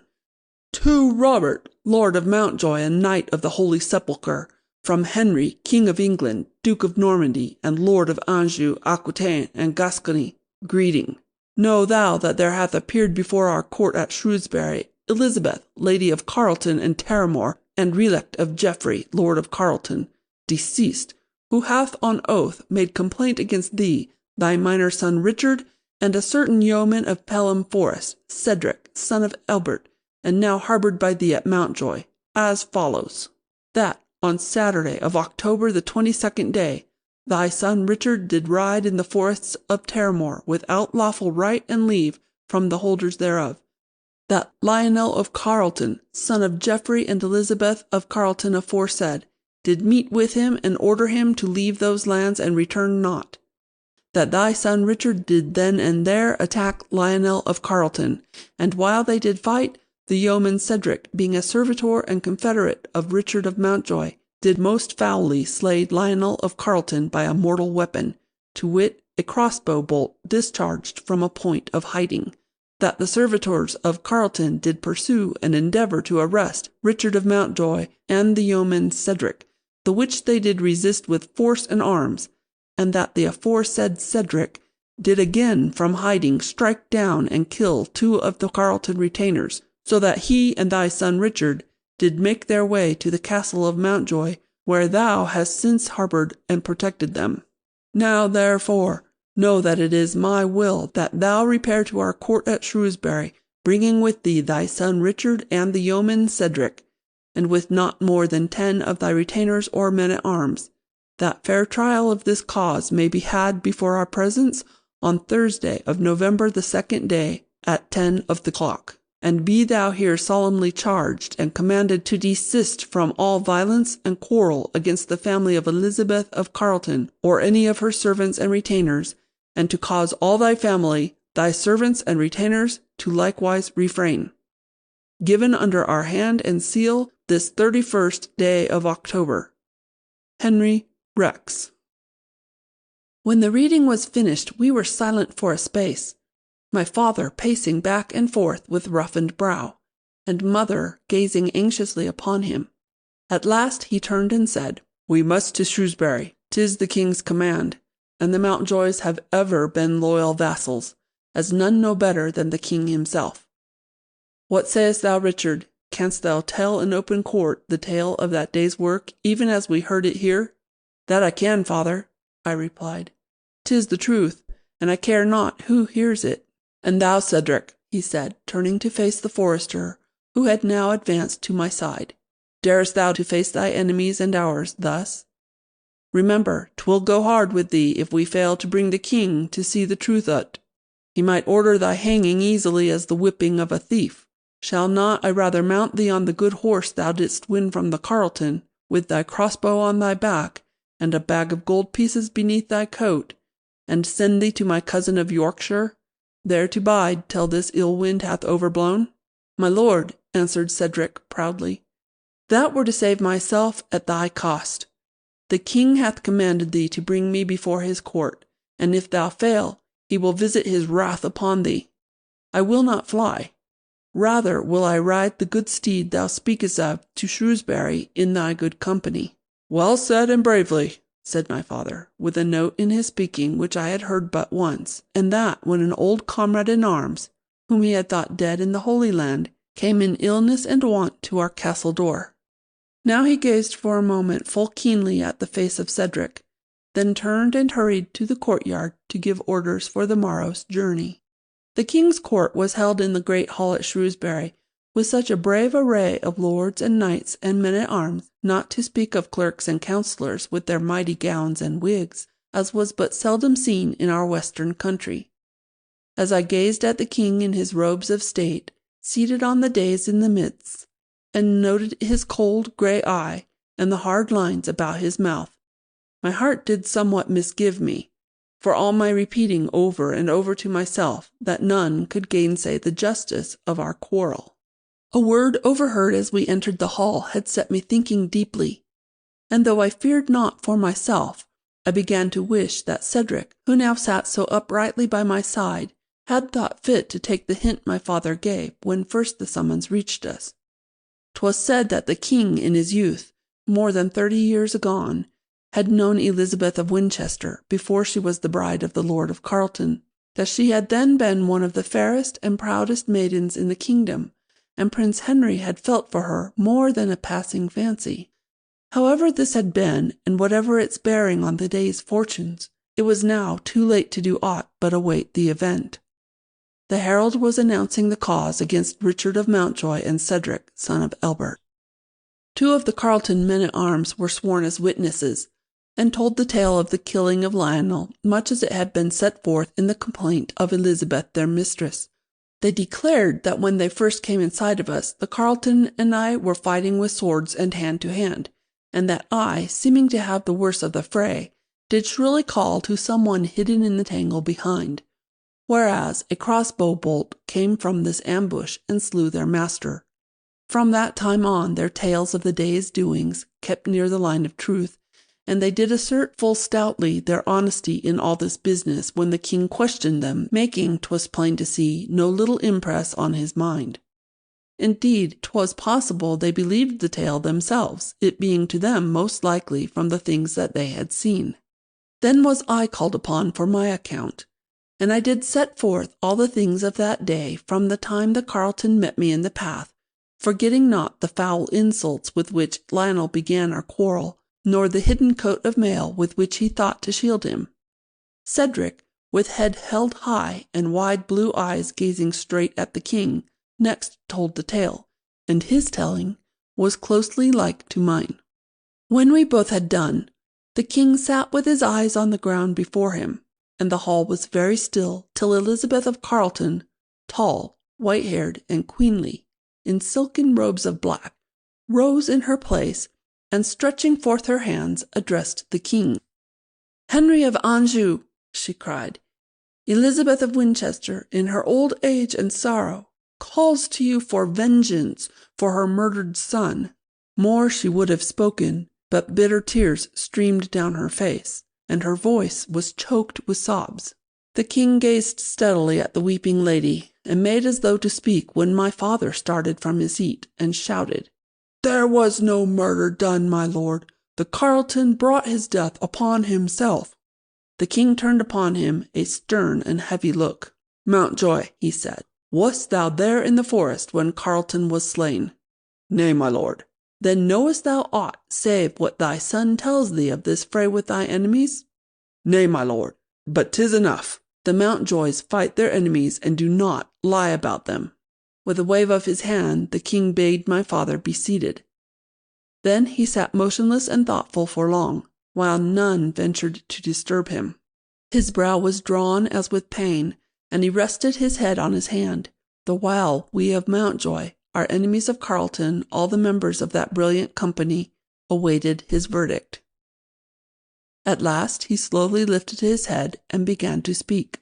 "I find the prisoners guilty of the charge that lies against them. To Richard, son of Robert, Lord of Mountjoy, I extend my clemency in view of the loyal and valiant service rendered by his father to our house, commanding only that he desist from bearing arms till he receive our permission. As for yonder varlet called Cedric, he shall hang tomorrow at dawn, and his body shall swing from Shrewsbury Gate as an example to like evildoers." Some of the clerks and constables strove to raise the shout, "Long live the king!" but all became utterly silent when my father sprang from his bench and with a face of fury addressed his sovereign. "Not so, my lord! Not so! By the Holy Sepulchre, it shall not be!" The king sprang to his feet, and his right hand went to his sword hilt. "Mountjoy," he shouted, "thou forgettest thyself. Beware lest thou bring down on thy head a wrath more terrible than that of any Carleton." "By heaven, my lord," returned the Lord of Mountjoy in tones that matched the king's, "that brave youth shall never hang for having done a deed that should bring him praise instead. I stand on my rights as a free man of England and demand the trial by battle. There lies my glove." Tearing from his hand his leathern gauntlet, he dashed it on the floor at the feet of the king. All the assembled knights and soldiers drew a deep breath as one man. There was a low murmur of applause, for the Mountjoys have many friends. The king's hand left his sword, and his face relaxed. "Thou hast the right, Mountjoy," he said. Then, turning to the Carleton benches, went on, "Is there any among you who will take up this challenge?" At this there started forth from a group of knights who had been standing a little behind the Lady of Carleton, a man of middle age, short of stature and of wide-mouthed, ill-favoured face, but broad of shoulder, and with arms so long that his hands reached nearly to his knees like those of a great ape I had seen in the train of the cardinal. "I, Philip, knight of Lautier in Gascony, am cousin of Elizabeth, Lady of Carleton," he shouted. "I take up this glove as her protector and champion." Then, seizing the glove, he tossed it high in air, and while it soared aloft drew a long and slender blade from its scabbard, and as the glove fell, pierced it with a flashing thrust, so that he held it high where all might see it impaled on the point of his sword. "So let it be," said the king. "This cause shall be tried by wager of battle here and now. Sir Philip de Lautier, the conditions are at your will, so they be fair and equal." "Let him take a sword like unto this," said de Lautier carelessly, "and if he chooses one a hand's breadth longer, I care not. Then let him lay aside all other weapons as I do, and I trust, with the favour of heaven, to be the means of affirming the righteousness of thy judgment." With this speech, he made a low bow to the king and another to the assembled knights, and, loosening his sword belt, handed it with his scabbard and his outer cloak to a squire. Then I found voice for a thought that had been boiling within me. "'Twere well, my lord," I said to the king, "to have this champion searched for hidden armour. I have grievous knowledge that the Carletons scruple not to gain that advantage." Some of the friends of Mountjoy raised a shout. "Aye, well spoken! "Let him be searched!" The king quelled the tumult with a royal gesture. "Sir Hugh of Leicester," he said to an aged knight of his train, "make search of both these champions, and tell us whether they wear other arms or armour than the terms permit." In the meantime my father had thrown aside his cloak and belt, and his sword being far heavier than de Latier's, he had received the loan of a lighter weapon from one of the king's attendants. Sir Hugh approached, and lightly struck the shoulders and breast and waist of both the combatants, and announced to the king that neither carried other weapons of offence or defence than the swords in their hands. Thereupon, a space some 12 paces across was cleared in the centre of the hall, and Sir Philip and Lord Mountjoy stood facing one another, awaiting the word. On a signal from the king, the herald shouted, and instantly the blades struck fire, and the champions whirled about one another in mortal combat. The Frenchman danced and dodged with a quickness that minded me even then of the beast he so resembled. My father had much ado to continue facing him, and soon 'twas plain to see that the Carleton champion was such a master of fence as would find few to equal him in all England. His blade so flashed in thrust and parry that the eye could not follow its motions, and my father, of whom I always had thought as the finest of swordsmen, soon had all he could do and more in defending his breast from the assault, and had no instant's leisure to threaten his enemy. Half a minute had not passed ere the Frenchman's slashing blade drew blood from the Mountjoy's arm, then from his shoulder, and for one black instant methought the blow was mortal. But for minute after minute my father fought on with lips tight closed and eyes that ever followed the hand of his enemy. Then I wondered if de Latier, with all his leaps and runs, would not tire himself at the last, and slowing in his thrusts, give my father's slower spent strength its chance for victory. But again I saw how fast the Mountjoy bled from the 2 wounds he already had, and this hope flitted. Then truly, in bitterness of spirit, did I perceive how false and cruel is our vaunted trial by wager of battle. Here was my father, a good man and true, fighting to defend the life of an innocent youth, and this dancing Frenchman, to whom the sword was as the wand of a juggler, would soon kill him before our eyes.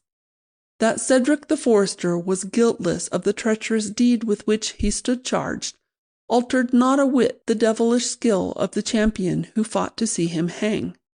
And if de Latier overcame my father at the last, and left him dead at the feet of the king, the tale that I had told would be no whit less true for such an outcome. Verily, at that moment my eyes were opened, and thoughts came to me that shall remain while yet I live. Now the end fast approached. Blood streamed from my father's wounds, and he breathed fast and thickly. He scarce moved from his tracks, save ever to turn and face his ape-like enemy, whose blade flashed as swiftly as ever, and in whose eyes gleamed a look of deadly purpose.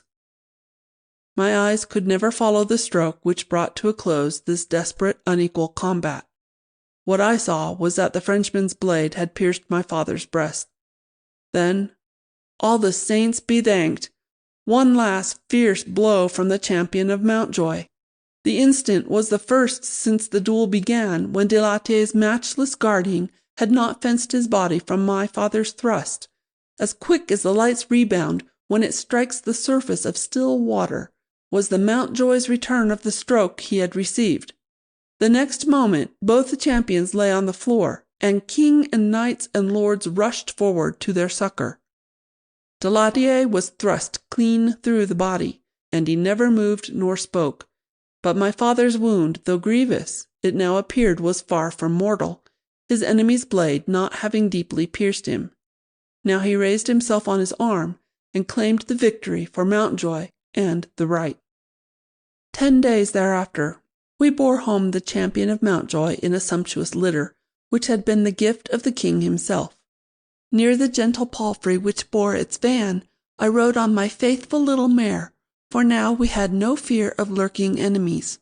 By the open side of the litter, and oft in gay and heartening speech with him who lay on the silken pillows within, rode Cedric of Pelham Wood, on the captured war-horse of Carleton, and wearing, full well and bravely, a new-made suit of the Mountjoy purple and gold. End of Chapter 4. The Festival of the Archers. Young Cedric the forester, who was now my constant companion, was walking with me on the path that led by the mill-field. There, since the raising of the siege of Castle Mountjoy, old Marvin, the archer, and his grey-haired dame had had their cottage and half-dozen acres of mowing and tillage. 'Twas on a fair December morning, when yet no snow had come. The hoar-frost still covered all the western slopes, and the wood-smoke that came down from a clearing in the forest above did sweeten the air more to my liking than all the scents and powders that the traders bring from Araby.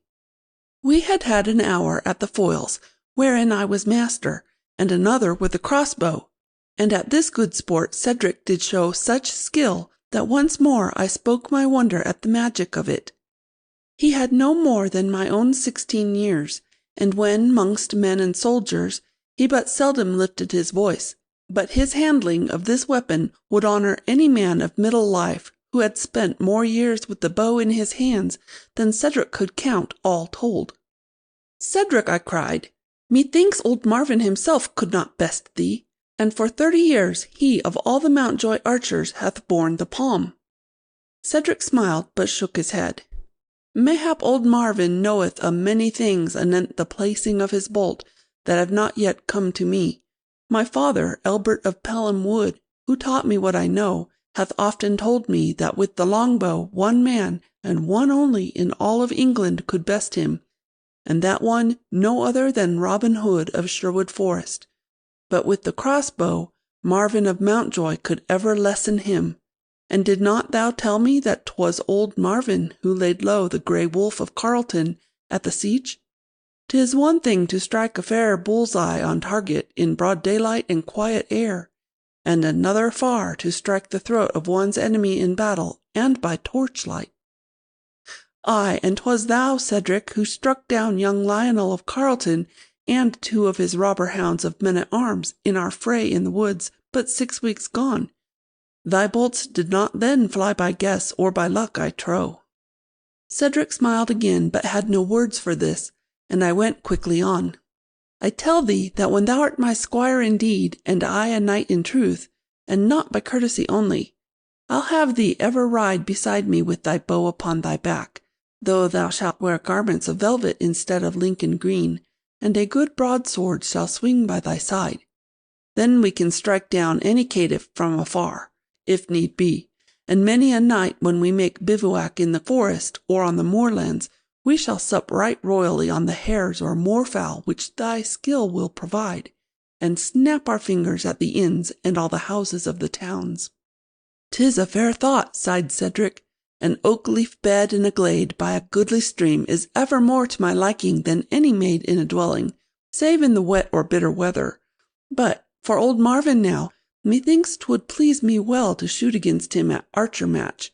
Were I bested by such as he, 'twould be no honour lost." "By my faith," I shouted, "such a match we will have. 'Twill be a fair sight indeed to see 2 archers such as thou and Marvin at the marks. We'll have a festival for all the friends of Mountjoy, noble and simple, and roast an ox for their regalement. Since the Shrewsbury court and the battle trial that freed thee and me from all charges of foul play in the matter of Lionel of Carleton, and now that my father is nearly well of his wounds, the Mountjoys have reason enough to rejoice. We'll have a day to be remembered." Just then old Marvin, who did chop for firewood a fallen yew in the field near by, caught sight of us, and dropping his axe, came forward to greet us. "A fine morning for the woods, Sir Dickon," he said, doffing his headgear to me and nodding to Cedric. "Could not one get the leeward of a buck on such a day?" "Ay," I answered, full the while of my new thought, "and if either thou or Cedric here did come within 100 paces, we should eat on the morrow of a fair pasty of venison. But what sayest thou, Marvin, to an archer match with Cedric? Thou knowest he is newly in our service, but that he hath an eye for the homing of his bolt. Of all the Mountjoy men, he alone is worthy to shoot against thee." "Ay," cried Marvin eagerly, "I have heard much of his skill. 'Tis said that for such a youth he shoots most wondrous well. For 20 years no Mountjoy has striven with me at tourney, and a fair day at the marks would like me well. Will there be a prize, thinkest thou?" "Ay, there will be," I returned full gaily, for now methought the day promised such sport as we had not had for years, and I was fair lifted up with the picture of it that filled my head. "I'll make my father give to him who wins the day the best milch cow in all the Mountjoy barns. How likest thou that, Marvin? Couldst thou use such a beast on thy little farm?" "Marry, well could I," answered Marvin, his eyes shining as brightly as a youth's. "My dame did tell me yesterday 'tis what we most do lack." "And I," put in Cedric, "should any wondrous luck or chance bring the prize to me, could give her to my father. He hath a little meadow by his cottage in Pelham Wood where a cow would find sweet pasture, and in the cot 3 little ones who'd thrive on the milk. Marvin, be sure I'll take the prize from thee if ever I can." "An thou winnest it, thou'lt shoot well, Cedric lad," answered old Marvin with a grin. "'Tis now full many years since I found any man to best me." But now I caught sight of my father, Lord Mountjoy, astride the palfrey he rode in those days of recovering from the hurts he had at Shrewsbury, and riding toward the clearing on the hill where the woodmen piled the logs for our fireplace burning. I waved and beckoned to him till he paused and turned his horse's head toward us. In a moment we 3 stood about him and told of our plans for the archery match. Most of the words were mine, but Cedric and old Marvin himself were not a whit less eager. Soon I had drawn from Lord Mountjoy the promise that we should have our will, and that the Archer Festival should be held in the Mountjoy lands in 3 days' time. But, hot and eager as I was, I noted even then a backwardness in my father's answers that puzzled me. 'Twas not like him to care for the gift of a cow or a colt to any of his faithful retainers, and I knew he loved a fair match at the targets as well as any. After we had said good day to Marvin, and as Cedric and I walked down the road toward the wood on either side of his horse, father gave utterance to his worrying thought. "Dickon, 'tis but natural at thy years to be eager and headlong in thy thinking, but has the thought not come to thee at all that this match that thou dost plan so joyously may end in sorrow to thy old instructor in arms?" "How so?" I questioned, but even in the saying I saw a glimmer of his meaning. "For 30 years and more, old Marvin hath been leading archer of Mountjoy. He nears 70, and may the saints bespeak him many years of peace after all the toils and perils he hath undergone for our house. Mayhap his eye is as clear and his hand as true as ever. But I have seen somewhat of the shooting of Cedric here, and it may be that he'll best old Marvin at the thing which is his dearest pride. Should that happen, canst thou warrant Marvin will not carry home a bitter heart from thy festival?" "Oh, father, surely thou dost jest. Marvin is no child to grieve at being beaten in fair play, should that chance befall him. I'll warrant we'll never see a sign of it." "'Tis true enough," said my father slowly. "We'll never see a sign of it, but the bitterness may be there nevertheless. But I bethink me now, get John of the Wallfield or some other Mountjoy archer to make a third, then Marvin can be but second at worst, and 'twill make a fairer show for all these friends we are to bid come to our fete. John is ever a hopeful youth, and will shoot as though his life depended on it." Saying thus, he set spurs to his horse, and with a nod and smile at Cedric, rode away up the forest path. That afternoon, messengers went out from the castle to bid to the festival the tenantry and all the friends of Mountjoy for 10 miles round, and an ox was slain for the roasting. 3 days later, on another perfect morn without cloud or breath of wind, there assembled in Yew Hedge meadow, a furlong from the Mountjoy gate, a concourse which might have graced a tournament. The Pelhams were there, and the Leicesters, and even a half-dozen of the Montmorencys, my mother's kin from Coventry. The yeomanry of the Mountjoy lands had come, e'en to the last man and maid and child, and nigh 200 of the neighbour folk from Pelham Manor, Leicester, and Mannerley. The gentry were gathered on some rows of benches, covered with gay-coloured robes, which had been placed on a little hillock at the left, and the commoners stood or walked about on the good brown sward, having many a gay crack and jest between them, and enjoying, methought, a better view of the archery than their betters on the higher ground. Many of the Mountjoy men had brought their crossbows, and were now taking random shots at the white-centred target 100 paces down the meadow. Others had longbows, and the cloth yard shafts that the forester loves. When Cedric's father, Elbert of Pelham Wood, came on the ground with his longbow in his hand, a cry went up for a match with that noble weapon to come before the prize shooting of the crossbowmen. My father came, and full warmly greeted the Pelham forester, and gave his word for the longbow trials. 2 of our Mountboy lads shot each 5 shafts at the 3-inch bull's-eye, and of these Rob of the Rowan Grange was in high delight at thrice fairly striking it. Then Elbert, with a merry grin that showed his toothless jaws, did come to the mark and sent 5 arrows toward the target, suffering none to touch them till the last was sped. When he had finished, there was a shout from all the people, with Rob of the Rowan's voice among the loudest, for every arrow point had pierced the white. Now came Marvin, bonnet in hand, before Lord Mountjoy, and began to speak with a quickness and a shortness of breath that I had ne'er before noted. "My lord, methinks 'twould better the match, for those that come to see our archery, if we had, besides yonder target, a moving mark.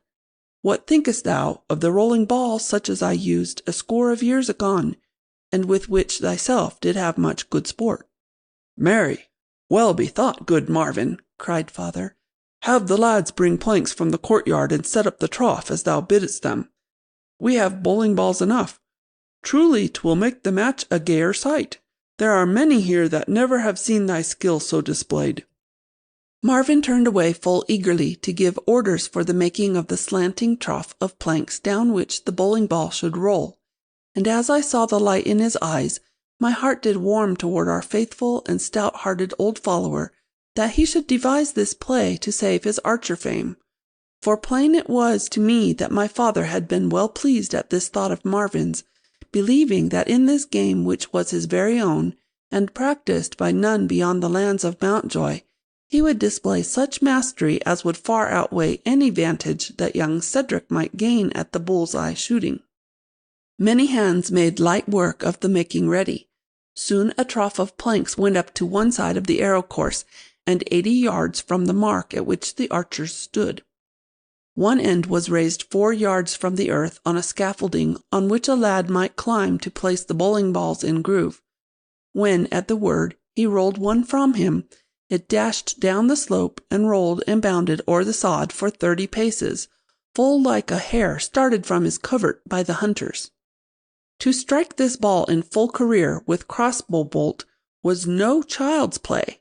To this could I well swear, for never yet had I succeeded in doing so when, 2 years agone, old Marvin had sought to teach me. As I recalled my many bootless trials, I laughed to think of Cedric and the game old Marvin now had played on him. Now came the crossbowmen to the mark for the target shooting. Old Marvin began, and in high confidence. But verily, fortune frowned on him, for the wind that had been but a breath before sprung up just as he laid finger to trigger, and his first 2 bolts missed the white by half an inch. Then came 3 well within the circle, but the old archer's face bore a piteous frown as he made way for Cedric, for he had thought to equal the longbow shooting of his old gossip of Pelham Wood. Cedric quickly sent 3 bolts to the bull's-eye. Then his hand seemed to tremble, and methought he suffered from the eyes of such a crowd of witnesses. His 4th bolt struck just outside the black, and the 5th went 2 inches wide. "What ails thee, lad?" questioned his father full sharply. "Marvin had the wind to fight, but the air was quiet for thee. Methinks the fare of Mountjoy Hall too rich for a plain forester.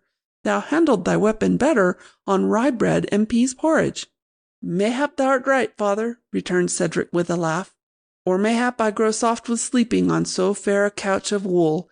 To-day I cannot shoot, it seems. Another day it may be better." John of the Wallfield was now making careful sight at the bull's-eye, and all the assembly watched him close, for it had been whispered that but the day before he had made 5 bull's-eye strokes with ne'er a break, and at the same distance as now. He had many friends among the younger men and maids, and these now called to him words of cheer and bade him show his mettle. Thus besought, he showed a skill that surprised us all and filled me with a worry I could scarce suppress. 4 of his bolts landed fair within the white, and the 5th but barely missed it. At the target he was winner, and a few years back he had been the best of all the Mountjoy archers, save only Marvin himself, at striking the rolling ball. It began to seem that John of the Wallfield, who had been brought into the match to make a third in the scoring, might end by leading off the prize. Next Marvin came to the mark to shoot at the rolling ball. All the yeomanry crowded round for a nearer view, and the knights and ladies left their benches and came forward that they might miss nothing of this strange test of archery. Now indeed did Marvin display something of the craft that had made him for so many years the leading archer of Mountjoy. 4 of his bolts struck the swiftly running mark full squarely, and the 5th was wondrous close. When he had finished, all the older yeomen and men-at-arms raised the shout of "Marvin! Marvin!" and some did already talk of bearing him aloft as winner of the day, for never in his life had the old marksman bettered the record he had just made at the rolling ball, and it was not believed an archer lived who could equal it. 'Twas Cedric's turn to shoot next at this strange target. As he came forward he seemed to be more wrought upon than ever, and I bethought me that he bore but ill the fortunes of the day. He drew his bowstring to charge his weapon with a most unseemly twitch, and then exclaimed in wrath at a broken cord. "Ho!" he called. "I must lay me a new string, it seems. This one was sadly frayed, and now is gone. But let me not delay the match. Let John go on in my turn while I knot and stretch a stouter one." Nothing loath, John stepped forward to the mark. My father gave the signal, and the ball rolled down the incline to the sward. Before it had bounded a half-dozen paces it was pierced by John's bolt, and there rose a great cry from all the younger men. Next came a miss, then another stroke, and the hubbub rose again. For the 4th and 5th shots John aimed full carefully along the course the ball should go, and before the word was given. But all his care availed him not, for both the bolts missed clean. Now again the meadow echoed with the cries of "Marvin! Marvin!" Some, too, did call out a cheer for Cedric as he came up with bolt and groove, for the young forester was well bethought at Mountjoy, and to-day he had not shamed the old leader as some had thought he might.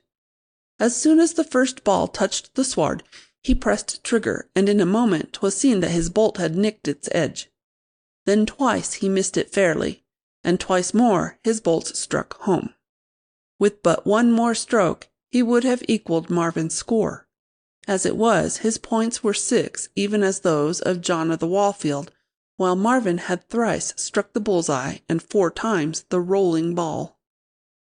When Lord Mountjoy announced the prize was Marvin's, the elder Mountjoy men broke out afresh with cheers, and in these all the company, led by my father himself, speedily joined. 2 of the stoutest yeomen hoisted Marvin to their shoulders, and with them in the lead we made a procession through the fields and toward the hall, all the men and maidens shouting and dancing and making a most merry and heartening din. The tables were spread in the courtyard, and already were laden with bounteous platters of the roasted beef with bread and cakes and ale and goodly Yorkshire pudding. The yeomanry here sat them down, while my father did lead his guests of gentle blood to the tables spread in the castle hall. For an hour we feasted sumptuously, and many a tale was told of archery and of the deer hunting of olden days, when, as I learned from the talk of my elders, men were taller and stronger and of keener eye than now, and such craft of the bow as Elbert and old Marvin had that day displayed was the boast of many archers in any goodly company. In all this talk Cedric the forester had no part, though he listened full courteously to any who would address him. I had been rejoiced at Marvin's victory, but now I bethought me that Cedric might be feeling bitterness at his own poor showing. That he should strike the rolling ball but thrice in the first 5 trials seemed not strange, But he had done no better at the bull's-eye target, and his father's words might well have cut more deeply than he chose to show. I found a place beside him, and speaking softly so that no other might hear, did say, "'Twas not thy day today, Cedric, but mind thee not, there'll be many another match whence thou'lt carry off the prize." Cedric turned to me and smiled, methought a bit grimly, and I went on. "'Twas hardly fair to thee to make thee shoot at the rolling ball at a match and for the first time. 'Tis Marvin's own game, and at it he hath always excelled all others." "Sir Dickon," said Cedric, speaking as softly as I, "canst thou keep a secret?" "Of a certainty," I answered. "What now hast thou to reveal?" "I will show thee something which I would fain have thee know, if thou wilt promise me to tell no soul whatever, nor to give any hint of it." "'Tis well," I answered. "I promise it."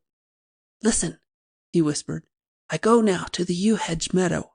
After some minutes do thou follow me, and speak not to any one." Speaking thus, he rose quickly and left the tables. I was full of a desire to learn his meaning, and did wait but the shortest space before following him. I found him with his crossbow ready drawn at the archer's mark in the meadow. "Do thou climb upon yon scaffolding," said Cedric, "and roll me a ball that I may try my hand once more at this strange game of Marvin's." I did as he did ask, and his bolt struck it fairly in mid-career.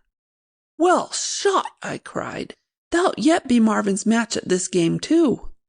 "Prithee, another ball," called the forester. Again I rolled the ball, and again 'twas fairly struck. A third and fourth and fifth and sixth went down the trough, and I grew fairly mazed, for Cedric met each with a bolt as surely and as easily as if they stood stock still. I leaped down from my perch on the scaffolding and ran to him. "Cedric," I cried, "what means this? Thou passest Marvin's self. Did thy hand tremble today from the gaze of so many onlookers?" Cedric laughed again, and now he wore such a gay, light-hearted look as I bethought me had not been on his face for 3 days past. "Hush," he said. "Tell it not so loud, lest some may hear thee. But was it not the will of my Lord Mountjoy, who risked his life for me at Shrewsbury, that old Marvin should win this one last archer match? It cost me but a broken bowstring and some little work of the head when John of the Wallfield seemed like to win the day. He needs must shoot before me that I might know how to guide my bolts. Had he struck the rolling ball with but one more bolt, he would have equalled Marvin's score, and I must have done likewise, that we 3 might shoot again. If with 2 more, he would have bested Marvin, and I must take the prize from him. But with only 2 strokes in the 5, 'twas easy quite, and now Marvin hath the prize that it were shame to keep from him." Then indeed I understood, and I wrung Cedric's hand in gladness. "My father shall know of this," I cried, "and he'll give thee a prize also. Another cow, second only to the one that Marvin chooses, shall go to thy father's cottage." But Cedric's face, which had been merry, now quickly altered, and he shook his head. "Sir Dickon," he said steadily, "dost thou not recall that thou didst promise not to reveal what I did show thee?" "Why, but of that word thou'lt release me, Cedric. 'Twas but a notion of thine. Truly Lord Mountjoy should know of this."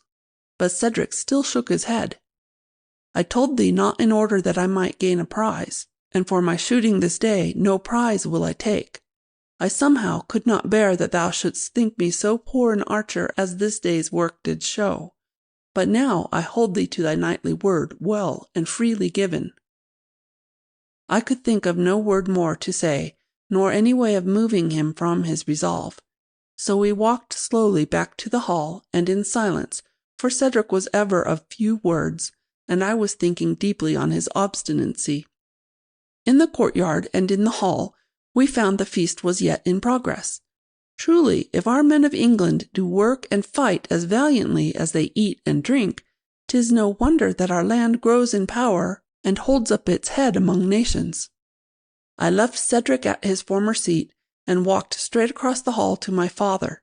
Cedric's eyes followed me, for it was plain that he yet feared I might tell Lord Mountjoy how our archery meet had been guided, and I cast back at Cedric as I went a sly and crafty look which did nothing to reassure him.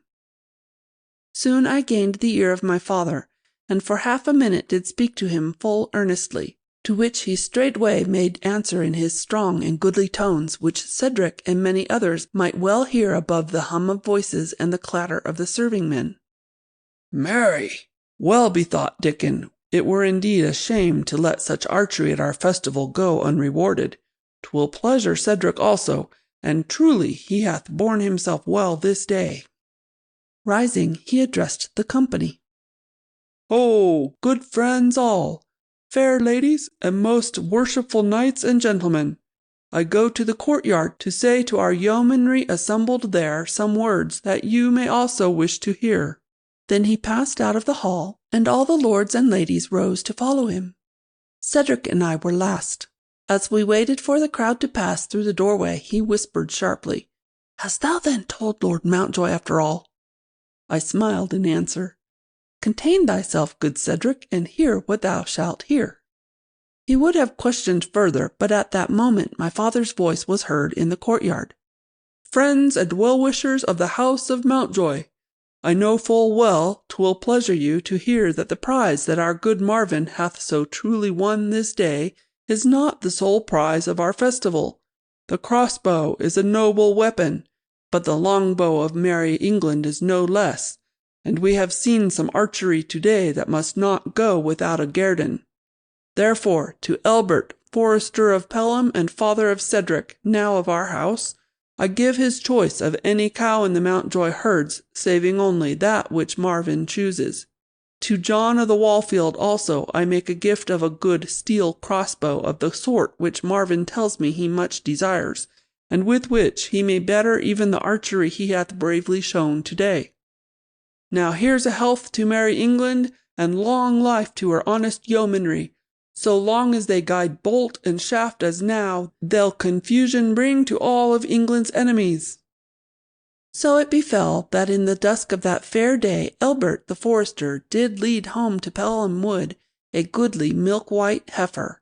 A proud man was he of this prize of his archery, but had he known the full tale of the day's doings, he might have been, without vainglory, prouder still. End of Chapter 5. Wolf's Head Glen. I think that spring morning whereon Cedric and I set out on the forest road to Coventry was the fairest that I have ever seen. The sun shone gloriously in the open glades and on the moorlands, and white clouds sailed aloft like racing galleons. The bird chorus among the little new leaves overhead was as the mingled music of harps and lutes and voices in the choir at Shrewsbury, and flowerets of blue and pink and gold full gallantly bedecked the pathside and the brown forest floor.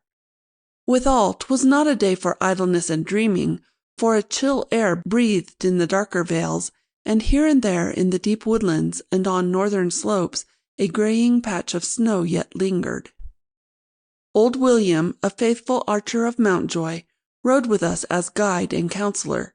This by the insistence of my father, Lord Mountjoy, who had a sorry lack of faith in the judgment and discretion of what he called 2 half-broke colts like Cedric and me.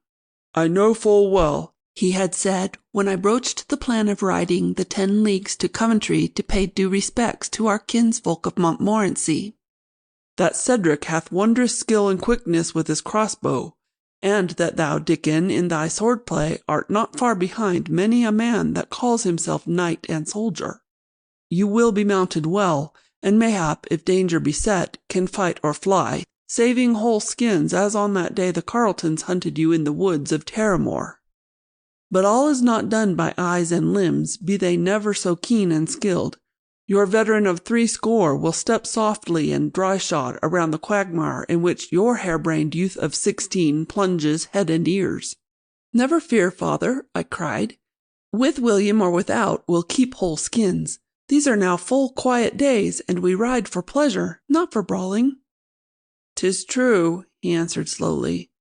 "With the hanging of Strongbow we now have the outlaw bands in wholesome fear, and the Carletons have raised no battle cry since the fall.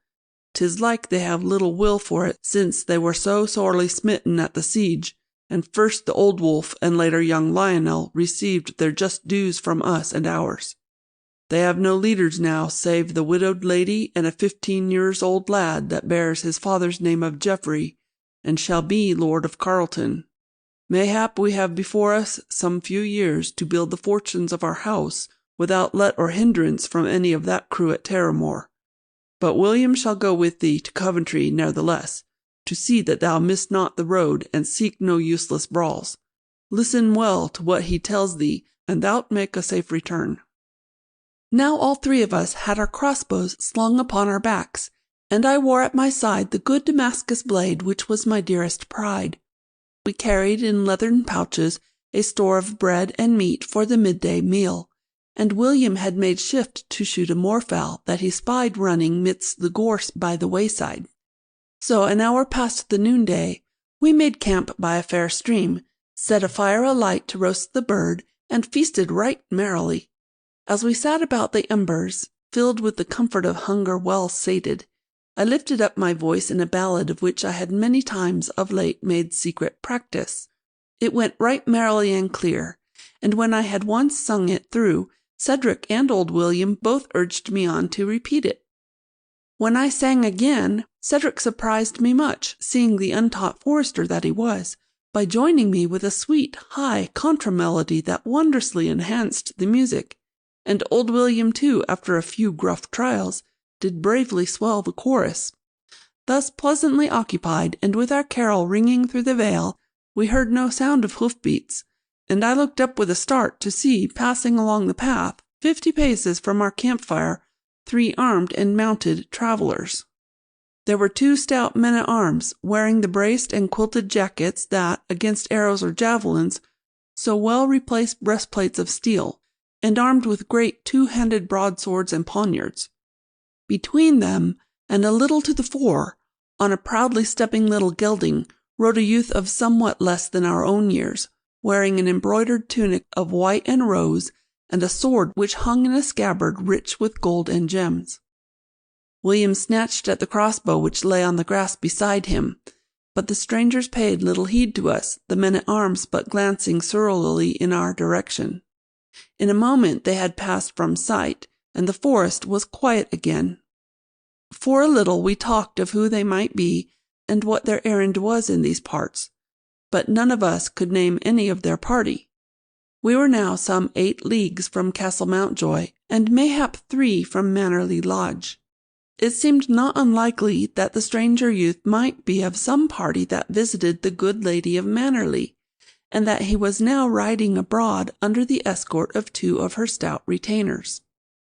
The passing of the strangers and the sour looks of the 2 men had driven the carol from our minds, and we loosed our horses from the saplings to which they had been tied, and soberly remounted to resume our journey. It had been 10 of the morning ere we left Mountjoy, and we had come but slowly along the narrow forest paths. Now the sun was well down in the west, and clouds were gathering darkly overhead. William urged us to make haste, lest we be caught in the cold rain that he prophesied would be falling ere night. So we took the road again, and, after all our good cheer and merry chorusing, with our spirits strangely a-droop. We rode but slowly, for we had no wish to overtake the travellers. On our woodland roads 'tis well to beware of strangers, especially when night approaches and one is not yet in sight of friendly castle walls.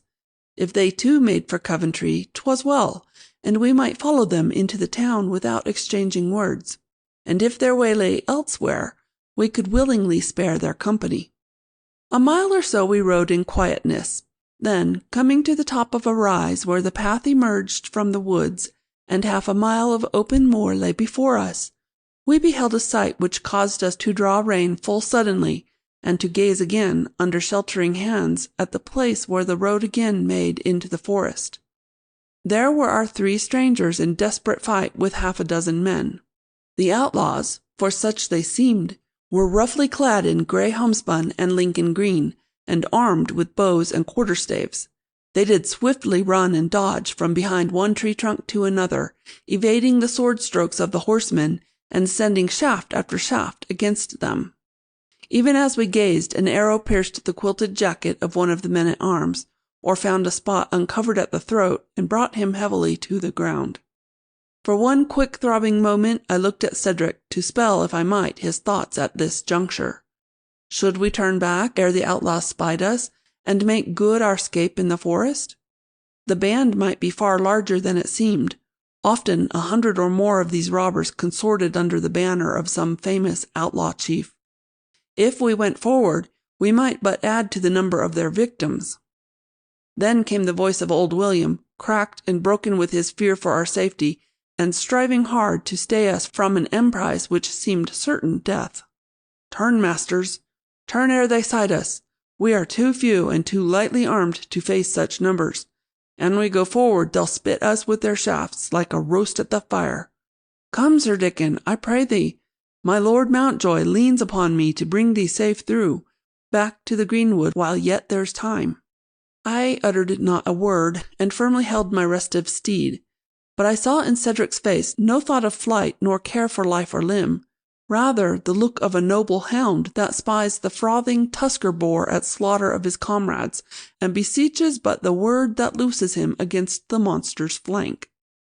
And now Cedric's horse and mine sprang forward together. To this day I know not of any settled thought of riding to the attack.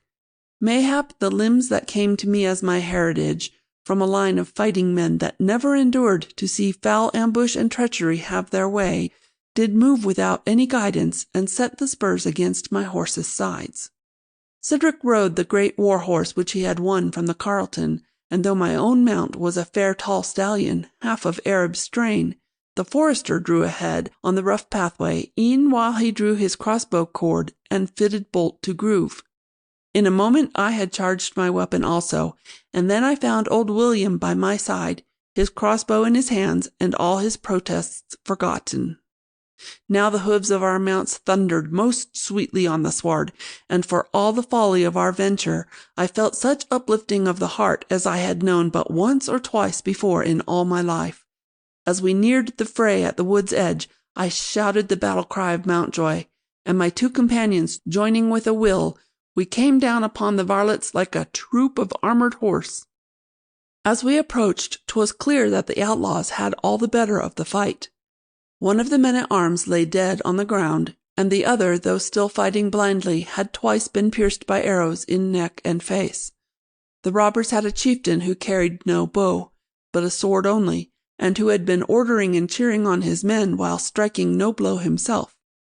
Now the youth in the white tunic, who had received no hurt as yet, dashed toward him and struck full bravely with his golden-hilted sword, but wildly and in a way unskilled. The robber met the blow with a twisting parry that struck the hilt from the boy's hand and sent the blade whirling away into the underbrush. Then, leaping forward, he seized the youth's shoulder and pulled him from his horse. Drawing rein at 50 yards, we all three let fly our bolts, Cedric and old William each bringing down his man. My own bolt flew wide of the robber captain because of my fear of striking the youth who was now his prisoner. Then, dropping the bow, I betook me to a weapon more natural to my temper, and, sword in hand, was instantly in combat with the chief.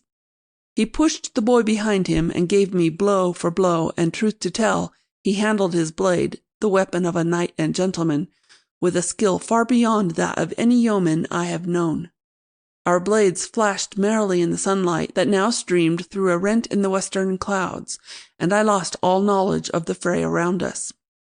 I fought on horseback and he on foot, but he gave no inch of ground save to leap from side to side in avoiding my downward strokes.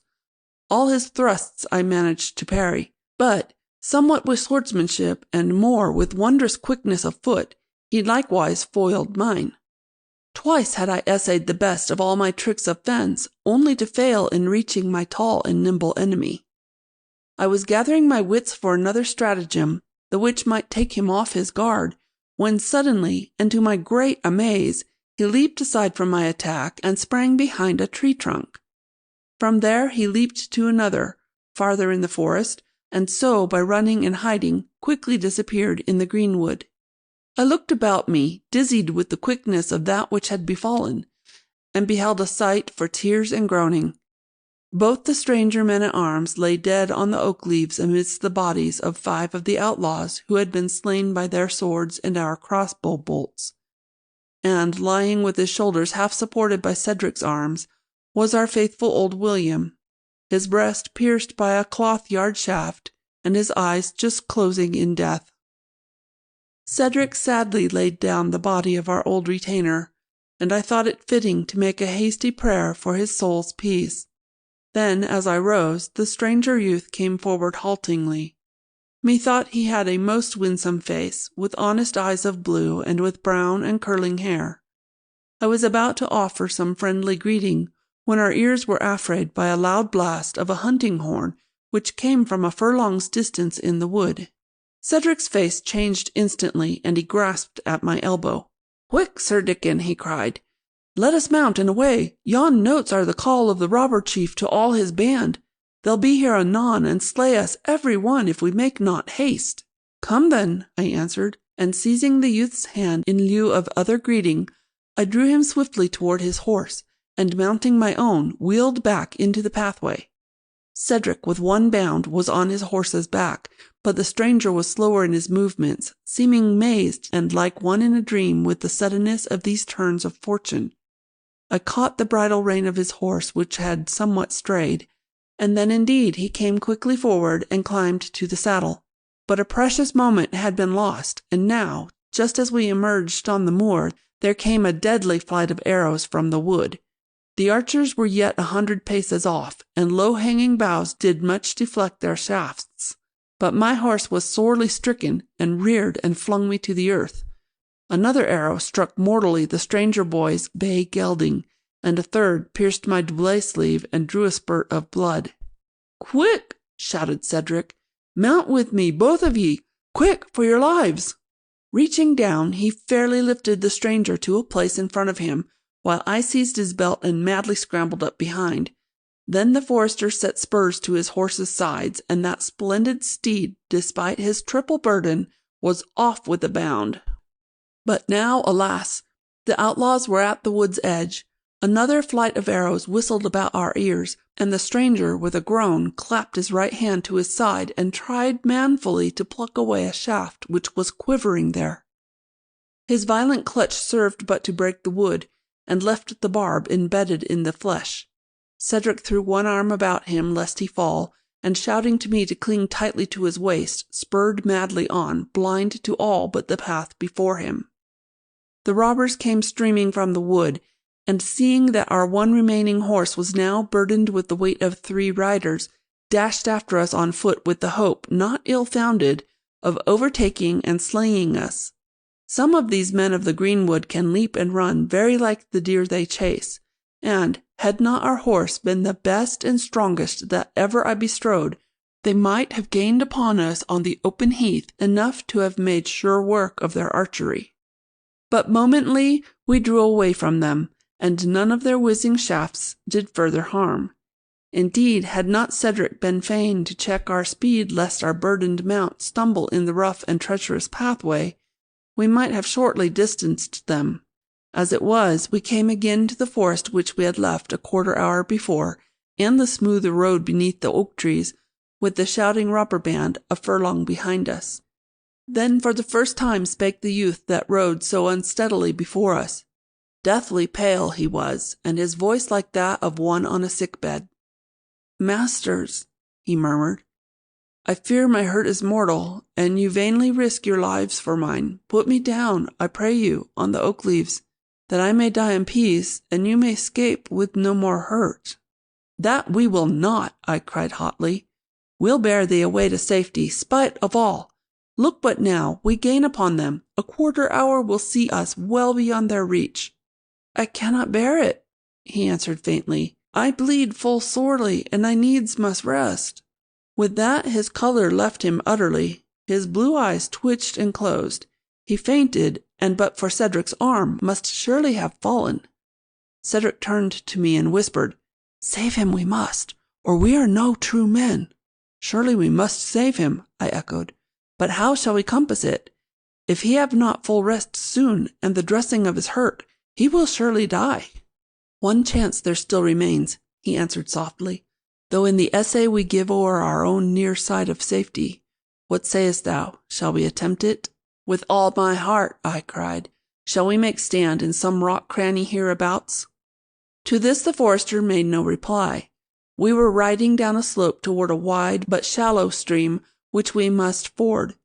The outlaws were hid from view by the rise behind us, but we could still hear their shouts and knew that they had by no means given o'er the hope of reaching us. Midway in the current, Cedric sharply pulled his horse's head to the right, and, leaving the pathway utterly, spurred him at a trot up the sandy and pebbly bed of the stream. A turn soon hid the ford from view, and this not a moment too soon, for now again we heard the outlaws coming down the hill in hot pursuit.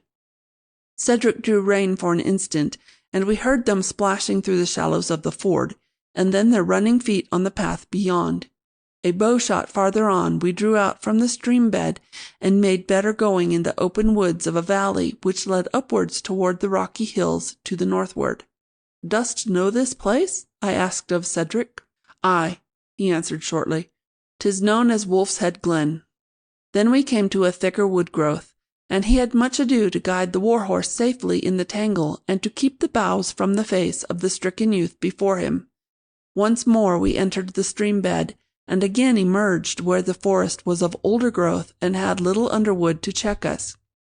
We had come a mile or more from the pathway, when of a sudden the forester drew rein and looked with care about him. Then he leaped down, leaving me to hold the wounded boy, and made his way up a rocky slope to a tangle of saplings and thorn bushes. These at one point he drew apart. Then he disappeared, crawling on hands and knees into the darkness beyond. Speedily he returned, and now a glad and hopeful look was on his face. "'Tis well," he said. "We yet will save him. Here is shelter and safe hiding, if I mistake not." He lifted down the boy, and together we bore him up the slope and through the narrow, thorny pathway. Beyond was a rocky cave with space enough for 6 men to lie on the beds of leaves the winds had drifted in, though nowhere high enough to let one stand erect.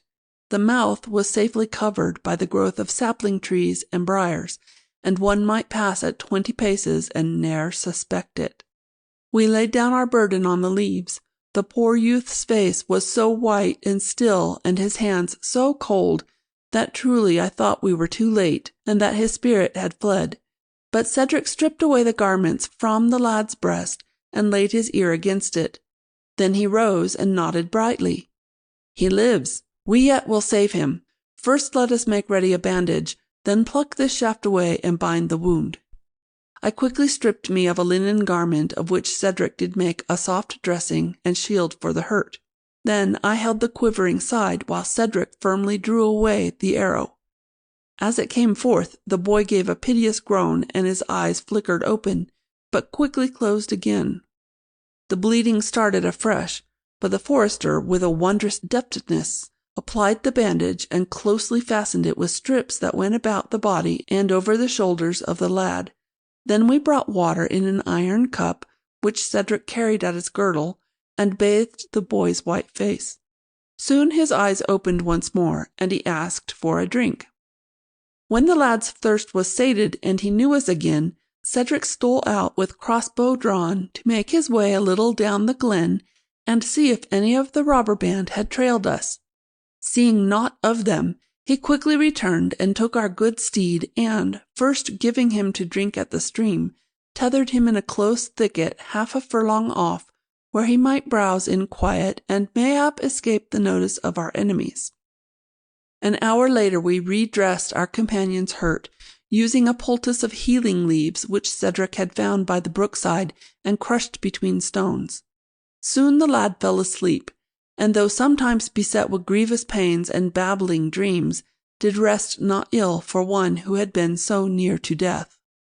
Cedric and I watched the night out, sitting with drawn bows at the cave mouth. The stars were bright, but there was no moon and little wind, and our talk was low, lest after all some of the outlaws might be near. Half in whispers he told me the story of the glen and its name.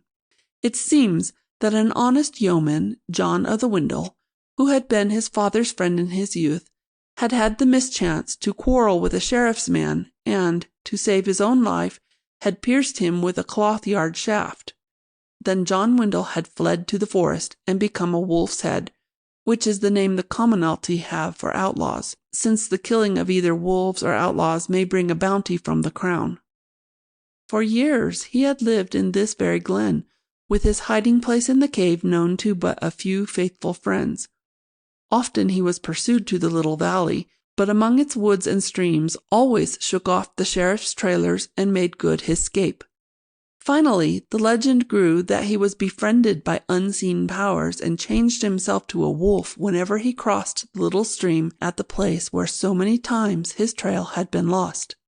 Cedric's father, Elbert of Pelhamwood, had once brought him to this spot to visit the outlaw after he had become old and was far gone in his last sickness, and a few days later the two foresters had buried the wolf's head near the cave where he had lived. Just after dawn, Cedric, sitting at watch, pierced with a crossbow bolt a hare that was hopping through the underwood 50 paces off. Most cautiously we built a little fire within the cave and roasted the meat for our breakfast, we being of sharpest appetites through having eaten naught since the middle of the day before. Some of the tenderest bits we offered to the stranger, and he did try to eat, but with no avail, for he grew dizzy when we raised him from his couch.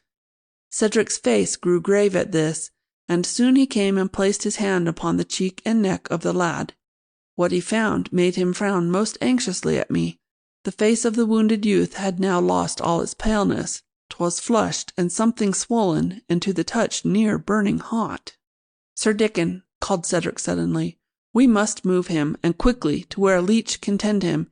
He hath a fever, and with it his wound will not heal." "Can we issue from this wood by any other road than that on which we left the robbers?" I questioned. "If so be, mayhap we can reach to Mannerley Lodge." "There is a steep pathway higher in the glen that doth issue on Wilton Road. If we gain that, 'tis not above 2 leagues to Mannerley." "Then let us go. I wager we meet not again with the outlaws. They ever scatter and hide themselves after a fray like that of yesterday.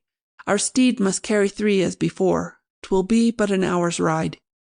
Soon Cedric had returned from the thicket with the steed.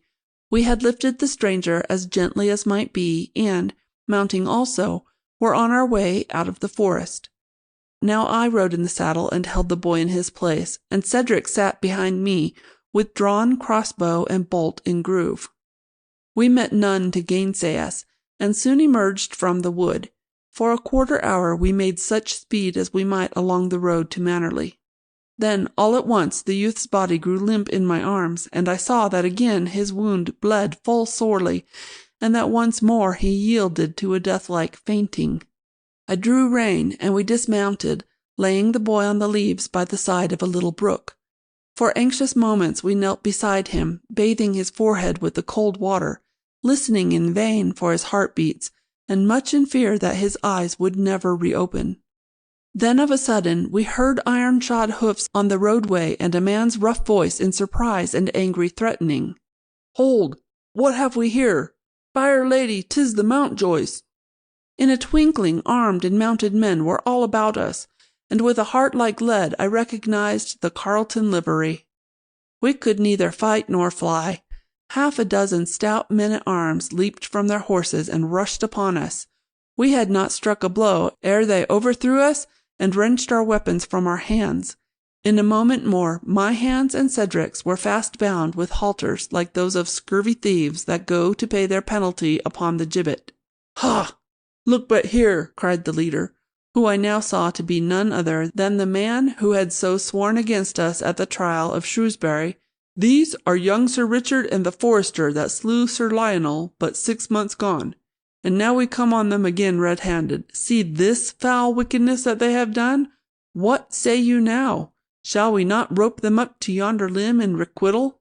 "Aye, aye, let's hang them and quickly," cried another. "Men of Carleton," said I from where I lay upon the ground, "we are no murderers, but if slay us you must, let us at least have the death of men and soldiers. I am the heir of a noble house that yields no jot to any Carleton, and my comrade here is a freeman of England, with no smirch on his name. 'Tis not fitting that ye visit on us the punishment of thieves." "Ho!" jeered the leader. "Hear the young hound of Mountjoy, now caught in the sheepfold. 'Tis like if we listen to him that he and his Pelham varmint will yet concoct some plan to 'scape us. Quick, men, the halters, for we have other and sadder work to do." Then for a moment all the forest and the blue sky seemed to turn to blackness around me. There was a roaring in my ears like to that I heard when as a child I fell one day from the footboard over the waters of the mill race and came not up to breathe till I reached the other side of the whirlpool below. Then from the midst of this reeling nightmare I heard a voice saying faintly, "Oh, Hubert, what dost thou here? And what do ye to these friends of mine that they lie on the ground in bonds?" The stranger youth was sitting up on his leafy couch.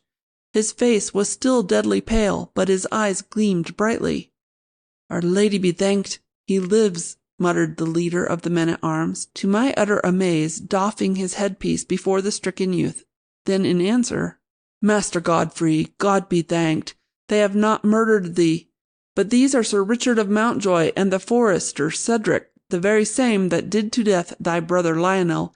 Now we shall swing them from yonder oak limb. 'Twill heal thee faster to see thy enemies thus justly served." "Hubert, thou shalt not, on thy life!" cried Geoffrey, his weak voice shrill with passion. "Be they Mountjoys, or be they sons of Beelzebub, they are good men and true, and have over and again risked their lives for mine, and I do verily believe that the tale they told at the Shrewsbury trial was the truth, and that my brother brought his death upon himself. Now cut those bonds, and quickly." The soldier yet hesitated, and muttered somewhat beneath his breath. "I tell thee, Hubert," broke out Geoffrey afresh, "thou shalt loose them, and give them horses that they may ride safely to Mountjoy. If thou disobey me, verily I'll have thee beaten with rods and cast in the lowest dungeon of Terramore." Another of the men-at-arms now spoke aside to Hubert. "He is the master, Hubert, and we must e'en obey. Forget not that, since the death of Lionel, young Sir Geoffrey is himself the Carleton." Hubert drew his dagger and came toward me. From the look on his ugly face, I much misdoubted whether he meant to carry out the commands of his young master or to stab me to the heart. But he quickly cut the rope that bound my wrists, and then did a like service for Cedric. We stood erect and made our bows before the young lord of Carleton. "Sir Geoffrey," said I slowly, "thy house and mine have been bitter enemies, but glad am I to call thee friend. Wilt thou clasp hands in token?" For answer his face lighted up with his most winsome smile, and he extended toward me his right hand in fellowship. To Cedric also he gave a clasp of such heartiness as he could compass, calling him the while brave rescuer and comrade. Then, turning again to me, he said, "Sir Richard of Mountjoy, mount this horse of Hubert's here, which I freely give thee, while Cedric rides the good steed that bore us so bravely through the forest. My men shall make for me a litter of poles, with robes and garments slung between, and bear me to Mannerley. There will I bide till my wound is healed. Say to thy father, the Lord of Mountjoy, that I renounce all the vengeance that my father and my brother swore against him, and that I extend to him also the hand of friendship. 'Twill please me well if, while I still lie at Mannerley, he and thou and Cedric come riding there and visit me. And so good-bye with all my heart. May thou win safely home, and heaven's blessing follow thee." Gladly we mounted and reined our horses' heads toward home. As we left the little glade, we turned for one more look at the pale youth, lying half prostrate on his couch of leaves, and our hearts did swell with gladness to know his life was safe, and that no longer was he a stranger or an enemy. And once more we caught his winsome smile and the wave of his hand that bade us Godspeed. End of Chapter 6. Chapter 7. The Outlaws of Blackpool. 'Twas a fortnight after the fray with the outlaws on the borders of Blackpool Forest, where, all unknowing, we had saved the life of young Sir Geoffrey of Carleton, heir of the house that for so long had been our bitterest enemy, that my father and I rode with Cedric, my comrade and squire, and 6 stout men-at-arms over the hill road to Mannerley. There our new-made friend Sir Geoffrey lay recovering from his wound. Lord Mountjoy wore helmet and cuirass, and his good 2-handed broadsword swung by his side, while both Cedric and I wore shirts of linked mail, and our followers each a quilted shaft-proof leathern jacket. Cedric carried the crossbow which he had often used to such good purpose, and I the sword of Damascus steel which my father had riven from a Saracen noble in the Holy Land. Withal we made a brave array on the woodland roads, and one of which the boldest band of outlaws, with their bows and bills and coats of Lincoln green, might well beware. But no enemy gainsaid us on the road, and at 2 o' the clock we rode across the drawbridge of our good friend and neighbour, the Lady of Mannerley. She bade us welcome in the courtly manner to which she was bred, and ushered us to the great hall. Geoffrey was reclining in a great chair before the fire, and rose to greet us with most joyous face. His wound was healing fast, as we had known from the messengers who had passed almost daily to and fro. But the young Lord of Carleton was still pale with the bloodletting, and could leave his chair no longer than the courtesy of a host demanded.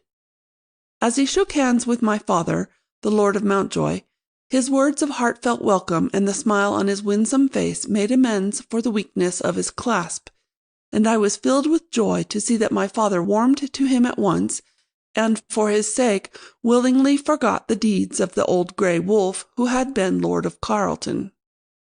When Geoffrey was again seated, and we had found places on the benches around him, the Lady of Mannerley brought to us some most dainty cakes, and cups of hot mulled wine, serving us with her own hands, as is the custom when guests of quality are welcomed.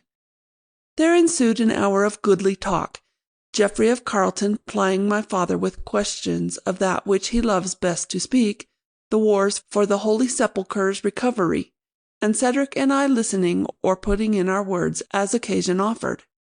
Geoffrey heard from me the tale of our Archer festival, and of old Marvin's and Cedric's wondrous progress with the crossbow. Then by degrees we came to the story of the day whereon Cedric and I and poor old William came upon the outlaw band in Blackpool that sought to kill his 2 retainers and make him prisoner. And we lived over again in joy the battle at the forest's edge and the bloody and desperate chase that followed. When that tale had been fully told by us 3 youths, speaking sometimes in turn and sometimes at the most perilous passages, crying out all together what had chanced, Geoffrey turned to me to say, "But, Sir Richard, in the forest where I first saw thee and Cedric at the fire, that was a most sweet ballad you did sing. Can you not raise it again? I have a great mind to hear it." At this, nothing loath, I turned my eyes to the rafter and began the lay. Cedric, joining in with his sweet harmonizing, did give it a grace which else it had sadly lacked, and the hall of Mannerley rang with it, even as had the little glade in the wood. Lady Mannerley came again to the door of the hall, and behind her a half-dozen of her maids and serving-men. Geoffrey and the others loudly cried "Encore!" and the second time my father took up the lay with us, so it went rousingly into the delight of the whole company. When at last we ceased, Geoffrey declared that the song and the gay and heartening talk withal had done for him more good than all the herbs and poultices of the leech, and that with one more day like to this, he verily believed he could ride abroad whole and sound. Our audience departed with the end of the singing, and then Lord Mountjoy spoke most seriously. "What thou sayest, Sir Geoffrey, puts me in mind that in these rough times there is other work for us who are verily whole and sound than this chaffering and singing at a bonny fireside, most pleasant though it be. I must bestir myself to punish these greedy rascals of the greenwood that set upon to rob and murder all those that go the forest roads, not armed to the teeth and in strong company. 'Tis said that the unhung varlet that so sorely beset thee hath now no less than 70 bowmen at his back. To-morrow I ride to enlist the aid of my Lord of Pelham with his 20 archers, and as soon thereafter as may be to Dunwoody of Grimsby. The good lady who is now our hostess will doubtless send some men-at-arms and foresters. We shall make up a company that can take Blackpool wood from all its sides at once, and it shall go hard, but we send 100 of the rogues to their reckoning." During this speech the eyes of the young Lord of Carleton had grown bright as with a fever, and he could hardly wait for my father to come to an end before crying out, "O good Mountjoy, my friend, if thou art my friend indeed, stay this goodly enterprise but a few short months, or weeks mayhap, and let me join with thee. This outlaw chief, whom now I learn is called the Monk Slayer, from certain of his bloody deeds, hath offered both injury and insult to the house of Carleton. 2 of my faithful men he slew, and me he took prisoner and would have held for high ransom, if indeed he spared my life, had it not been for Sir Richard and Cedric here, and that worthy old archer of Mountjoy, who met his death fighting in my behalf.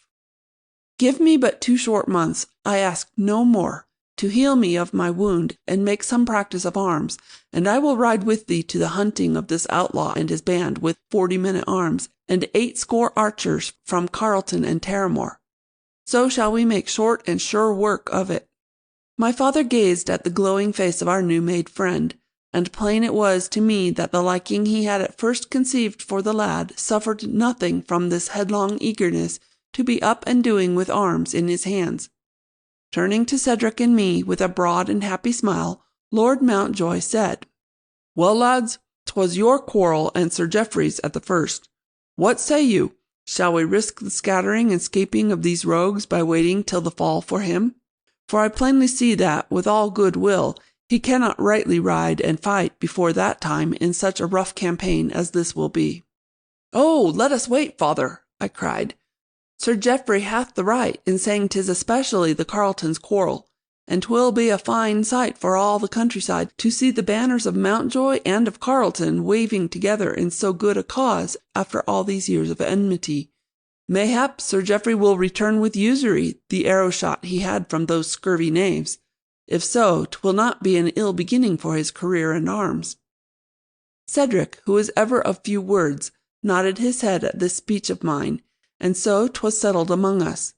Through the summer months we would strike no blow at the outlaws save in defence, but at the fall of the leaf, when the woods made not so close a cover, we would fall upon them in their fastnesses with all our forces at once, and so destroy and scatter them that the woodland roads of the whole county would be free of their kind for years to come.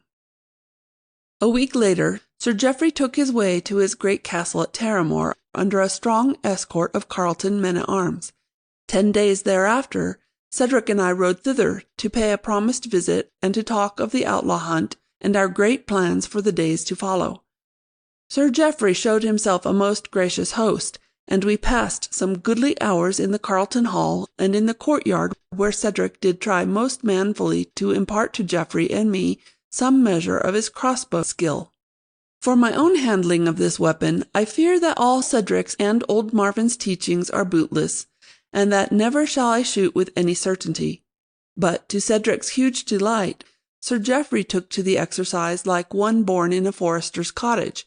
In half an hour he was striking marks at 50 paces that were small enough for Cedric's own aim at twice that distance, and his instructor was prophesying he would be a bonny archer long before he could well handle a broadsword. This I thought likely enough, for Geoffrey, though his age lacked but half a year of Cedric's and mine, was somewhat lightly built, and had not yet the reach and the forearm muscles that make a swordsman.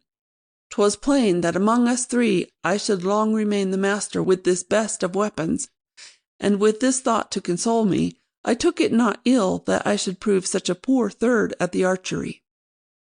That night, as Cedric and I sat at board with my father and mother, we were full of talk of the day's doings, and I was already planning festival days and nights when the Carletons and the Mountjoys, and all our friends of Pelham and of Mannerley, should foregather at Mountjoy or at Terramore for feasts and dancing in such ways as had been in days of yore.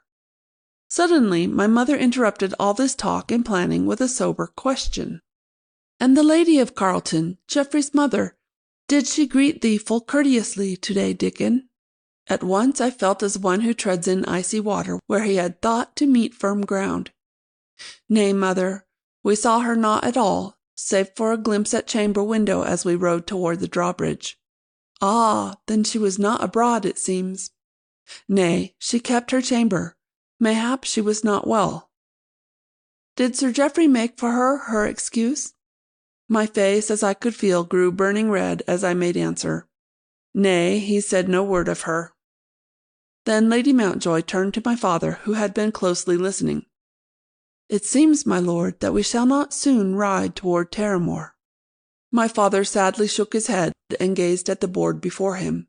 He had been glad at heart at the thought of the healed breach between the two houses, and now it seemed that all such thoughts were vain. Mayhap Lady Carleton will ride over with Sir Geoffrey when next week he comes to Mountjoy as he promised, I offered. My father again shook his head. Mayhap she will, Dickon. If so be, she shall have the right hand of welcome, but much I misdoubt her coming to Mountjoy. When all is said, 'tis but natural she cannot bring herself to call us friends. It was we of Mountjoy that did to death her husband and her eldest son. And though we know well, and have maintained it by oath and by arms, 'twas both in fair battle, on our part at least, and that they brought their deaths upon themselves, yet perhaps 'tis too much to expect her to credit our words and deeds that give the lie to those of her own house. Nay, I see it now. She will never be a friend of Mountjoy. He sighed deeply and turned again to his carving. None of us had more words, and it seemed that a cold fog, like those that come from the western sea in springtime, had settled on our spirits. 4 days later Sir Geoffrey came to Mountjoy, attended by a well-armed retinue, but his lady mother was not with him, and again he said no word of her. We made the young heir of Carleton full welcome to Mountjoy, and spent the day with meat and drink and the practice of arms. With the crossbow he did even better than before, and showed himself not too dull a learner at the foils. But the gaiety we had had at Terramore was not with us at Mountjoy. 'Twas as if some shrivelled witch had envied us our merriment, and put a spell upon us to destroy it. Something of this Sir Geoffrey seemed to feel at last, and the sun was yet 3 hours high when he took horse for his return. So passed the summer. We did not ride again to Terramore, nor did Sir Geoffrey come to Mountjoy. Once I learned that he visited the lady of Mannerley, and Cedric and I took the same day to pay our own respects. We had much good talk of the Outlaw band and of the great day that was now fast approaching, but of Lady Carleton and the new peace that reigned between Mountjoy and Carleton no word was spoken. Came a day in fair October that minded me full sharply of that one a year agone, whereon I had met Lionel of Carleton in the woods of Terramore. The men of Mountjoy were easily astir, and 80 strong, counting the men-at-arms, the crossbowmen, and the foresters with their long bows and cloth-yard shafts, were making toward their posts on the hither side of Blackpool Wood. On our left, 2 furlongs off, were Lord Pelham and his archers. To the right, the score or so of Mannerley retainers and Squire Dunwoodie with 50 yeomen. On the far side of the forest, 3 leagues away, we knew that young Sir Geoffrey with dour-faced old Hubert led nigh 200 Carleton men-at-arms and bowmen, and Lionel of Montmorency 100 more. We were to march in open line, converging toward the centre of the wood at grim Blackpool. Any of the robbers found in hiding were to be captured or slain, and whichever leader first encountered the outlaws in force was to give 3 long notes on his hunting horn. Then half the forces of all the others were immediately to join him, leaving the remainder to guard all lines of possible escape. Our plans had been well kept secret amongst the leaders. Not one of our own men knew them until that very morning. Withal, it promised to be a most unlucky day for those cutthroat knaves who had so long cheated the gallows. Our march was slow, as well might be in all those brakes and rocky glens. Now and again a lurking knave in Lincoln Green was found and quickly made prisoner, or if he made resistance, even more quickly disposed of. Some, however, were too fleet of foot for capture by our more heavily burdened men, and after sending a shaft or 2 at the line of skirmishers, made good their escape into the wood before us. 'Twas 10 by the sun when we heard from Dunwoodie, far on our right, the 3 long blasts of the horn. Instantly my father and I took half our men, and leaving the rest under old Marvin the archer, ran through the forest toward the fray. Afterward we learned to our cost that some of our leaders took not so careful thought of the places of their forces in the skirmish line, but rushed off at once to the alarm, followed by well nigh their whole companies, leaving in places gaps of a mile or more in what should have been our close-drawn cordon. Be that as it might, 10 minutes had not passed before Dunwoody with his 100 archers was reinforced by a gallant army of bowmen and men-at-arms. The outlaws, 100 or more in number, and led by the monk-slayer himself, had been pressing Dunwoody hard. The robber chief, carrying a sword and wearing the steel cap and breastplate of a knight, stood forth from all shelter, commanding and exhorting his followers, apparently with no fear at all of flying shafts and quarrels. The men of Dunwoody Manor fought from behind trees and rocks, and most of them had quilted leathern jackets. But they were no match in archery, for the outlaws, many of whom, by virtue of their skill with the longbow, had lived for years in the forest and never lacked for venison or greatly feared the sheriff and his men. 6 Dunwoody archers already lay weltering on the leaves, struck through throat or face with cloth-yard shafts, and only 1 or 2 of the robber knaves had been likewise served. Our coming, however, changed all in a twinkling. Mountjoy struck the outlaws on one flank, just as Lionel of Montmorency came down upon the other. In the time a man would need to run a furlong's length, a score or more of the varlets were slain by shafts and crossbow quarrels, or by the swords of our men-at-arms. 50 more had clasped their hands above their heads in token of surrender, and the monk-slayer and the remainder of his crew had taken flight toward the centre of the forest. My father, who had been chosen leader by the other nobles, now called a halt and sent out a 6 messengers to right and left to see and report to him the state of our cordon. Some of these returned in half an hour with their news, while others made the entire circuit of the forest, bearing Lord Mountjoy's commands for the reforming and tightening of the skirmish line, and for the delaying of further advance till he should give the word. Since the scattering of the main body of the robbers, a number of the fugitives had been creeping back with their hands tightly clasped over their heads and begging for quarter. It was my father's thought that, in a day's time, these desertions from the outlaw band would be so many that the task of surrounding and taking the remainder and the monk-slayer himself would be a light one. At 2 o'clock Sir Geoffrey joined us with 30 of his men. The main body he had left under old Hubert on the other side of Blackpool. He was aching for a sight of the outlaws, and deemed our chances of encountering them again better than those along the line he had been guarding. Sir Geoffrey had grown brown and sturdy in the summer just past, and had added near an inch to his stature. Now he handled his crossbow like a skilled archer, and was soon in eager talk with Cedric over the practice at moving marks. Our camp was made in a fair and pleasant glen, some 2 or 3 miles from Blackpool. We had eaten of the bread and meat in our pouches, and sat at ease about our campfires, my father having well seen to it that sentinels were posted against any sortie of the enemy. Suddenly one of these, half a furlong away in the wood, called out to us and pointed down a pathway to where it crossed a stream a bowshot below our camp. There were approaching 2 men in the Lincoln green, and bearing a cloth of white which had been tied to a rough pole standard. "Ha!" cried Squire Dunwoody, "here come 2 of the varlets with a message. We shall hear it, and if we like it not, we'll hang them up to yonder limb." "Nay," cried my father angrily, "we shall do no violence to bearers of a flag of truce, be they honest men or thieves. 'Tis like the monk-slayer begs for mercy, but whate'er his message, the bearers of it shall return to him unscathed." The envoys now approached, and, bowing low before Lord Mountjoy, delivered to him a folded parchment.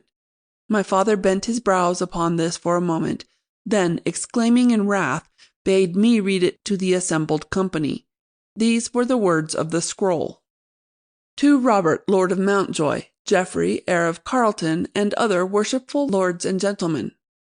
Know that my men have this day taken prisoner and now securely hold for ransom Elizabeth, Lady of Carleton, with 2 of her attendants. Some 60 of my greenwood rangers are now held captive by you, if indeed you have not already done violence upon them. These friends and followers of mine I now ask that you freely release, without injury or mutilation, and that they go free before the sunrise of tomorrow. Also that you then withdraw all your armed forces from Blackpool Forest. Then shall the lady and her attendants likewise depart without harm from me or mine. If so be you refuse my terms, then when the sun is 1 hour high, you shall receive a messenger from me, who will bear with him the left hand of the aforesaid Lady of Carleton. If by sunset of tomorrow my men have not been suffered to freely return, another messenger shall bring you the lady's right hand. My fastness you shall never take.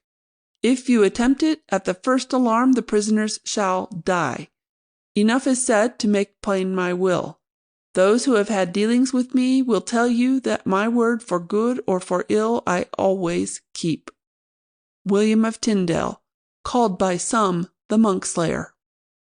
"Oh, the murderous varlets!" cried Sir Geoffrey, and I thought it no shame to him that tears streamed down his face.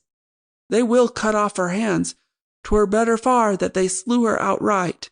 Oh, to have that bloody villain for a moment within sure aim, I would willingly die the instant after." "How could she have been taken?"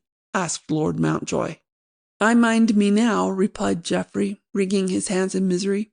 "She ever went on Saturdays to tend my brother's grave at Lanton, 2 miles from our gates and on the forest's edge. She was used to take an ample guard, but today I have taken nearly all our men-at-arms for this expedition. She liked it not that I should come, and now she has ventured forth without escort, and to my everlasting sorrow. Oh, that bloody villain!" "Hush, Sir Geoffrey," said my father quickly, his face working in sympathy with the lad's sore distress. "They shall not harm thy lady mother. If need be, and no other way will serve, we will e'en release our prisoners and thus pay her ransom." A mutter of discontent from some of the other leaders followed this, and Dunwoodie spoke full surlily. "7 of my good yeomen have already been slain in this quarrel.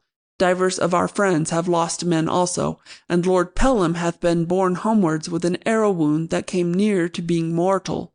Shall we have nothing for all this but the freeing of these varlets? What wouldst thou do then, Dunwoodie? Leave the Lady of Carleton in the hands of the outlaws?" Dunwoodie only growled in reply, and soon my father spoke again, this time to the outlaw messengers. "Go to your chief," he said, "and say that we consider his offer, but that if the Lady of Carleton or her attendants be harmed one whit, we will hunt him and all his followers to the death, e'en if that hunting takes 1,000 men and a year's campaigning. Let him look to it." The messengers bowed again, and made their way into the deeps of the forest. My father and the nobles that were there gathered about the campfire in deep discussion of this sore dilemma. End of Chapter 7. Chapter 8. The Fortress of the Monkslayer. Cedric plucked at my sleeve and drew me aside. "Thou and Sir Geoffrey, come with me a little," he whispered. "I have somewhat to say on this." Quickly I sought out Geoffrey, and led him away into the bracken in which Cedric had already disappeared. A bowshot away from the camp we came up with him. "Sir Richard," he said, speaking far more quickly than was his wont, "I have a thought of the whereabouts of this fastness that the robber speaks of in his letter." My heart leaped within me. "Hast thou, Cedric?" I cried. "If any one of all our company should know, it would be thou who art native to these woods and knowest them as the very deer that run them." "Ay," he replied shortly. "I believe 'tis not 2 miles hence. What sayest thou? Shall we reconnoitre?" "With all my heart," I answered. Geoffrey drew his crossbow cord and placed a bolt in groove. "Lead on, Cedric," he said in a low voice. "I will follow thee if 'tis to a lion's den." "Come then," replied Cedric, and moved away through the underwood. He took a roundabout course to avoid our own sentries and their questions which might be hampering. In 5 minutes we had passed the line where a little ravine ran between the posts of 2 of the archers who stood on guard, and were hurrying through the wood, crouching for shelter behind trees and rocks, and crossing the more open places in stooping runs, lest we encounter the arrows of the outlaws. We saw none of our enemies, however, and in an hour were on a deeply wooded hillside amidst huge rocks and brawling streams, half a league and more from our camp fires. Now we knew from the added caution of our leader that we approached the spot he suspected as the fortress of the outlaws. He crouched and crawled like a serpent, and fully as silently, turning to us from time to lay a finger on his lips. At last he paused at the foot of a huge old oak that yet bore most of its leaves, and, motioning us not to follow, quickly drew himself up among the branches. For half a minute he lay on a great limb 6 yards above the ground, and peered obliquely down the hillside at a point where we could see naught but a little stream that issued between huge ledges. Then his face lighted up of a sudden, and he looked down to us and beckoned us to join him. This we managed with no more noise than might well be covered by the rustling of the oak leaves, and soon lay on the limb beside Cedric, and, peering out betwixt the branches, beheld that to which his finger pointed. There was a narrow pathway which led up between the ledges, and at a bend in this, where they were concealed from any in the wood below, stood 2 tall archers in Lincoln green, with axes in their belts, longbows in hand, and arrows ready notched. They neither saw nor heard aught of us, and we might have fired on them with goodly chance of slaying one or both, but Cedric now motioned us down to the ground again, and soon joined us beneath the tree. Without a word he retraced his steps through the forest, and by sundown we stood again amongst the ferns in the place where he had first revealed his thought. Then he spoke again. "'Tis e'en as I thought. The monk-slayer hath his fastness in a wide cavern at the head of yonder gully. There is no approach save by that winding path you saw, where a half-dozen men might well stop 1,000.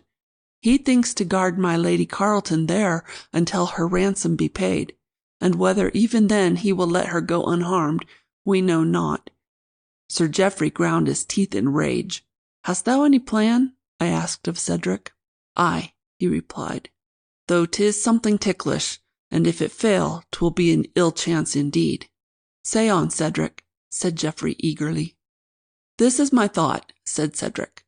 "We have till tomorrow's sunrise before any harm shall befall thy lady mother.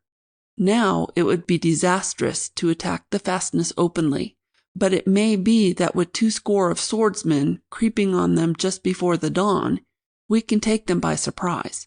Your archer is all at disadvantage in fighting at arm's length, and if such a force can reach the cavern's mouth, I warrant we snatch away the prisoners almost before they are aware. The cave is broad but not deep. I remember it full well. There is no room in it for hiding." "But Cedric," I cried, "how shall we reach the cave's mouth without alarm? Hast thou forgotten the 2 sentries in the lower pathway?" Cedric smiled broadly. "And hast thou forgotten, Sir Dickon, the oak tree from which we spied them but now? Old Marvin and I together shall care for the sentries." I drew a deep breath as I caught the full working of his plan. "Cedric," I said, "thou wilt never remain a simple squire. Thou hast a head as well as an arm. The king hath need for such in many places of trust." "Let us first make this plan succeed," replied Cedric evenly, though I could see that my words had warmed him to the heart. "Now, shall we tell Lord Mountjoy?" "Ay," said I. "Let us have him from the camp at once. I warrant you he'll kindle at our news, and he knows which of our swordsmen will carry themselves best in such a venture." "And I have 20 men of Carleton here that can be trusted," put in Geoffrey. "Right," said Cedric. "'Twill make us amply strong. We must have no blunderers, though, for look you, some of these greenwood men have ears that can hear a twig break at 200 paces. We must urge Lord Mountjoy to hold all at a safe distance till the signal." 2 hours after the midnight, we set out through the forest for the storming of the robber fastness. Cedric, as pathfinder, was in the lead, followed close by Lord Mountjoy, Sir Geoffrey, and me. After us, and treading most cautiously amongst the leaves and brush, came old Marvin the archer, and 30 chosen swordsmen of Mountjoy, with a score or more of Geoffrey's men. There was no moon, and the faint stars gave but little light in the forest deeps.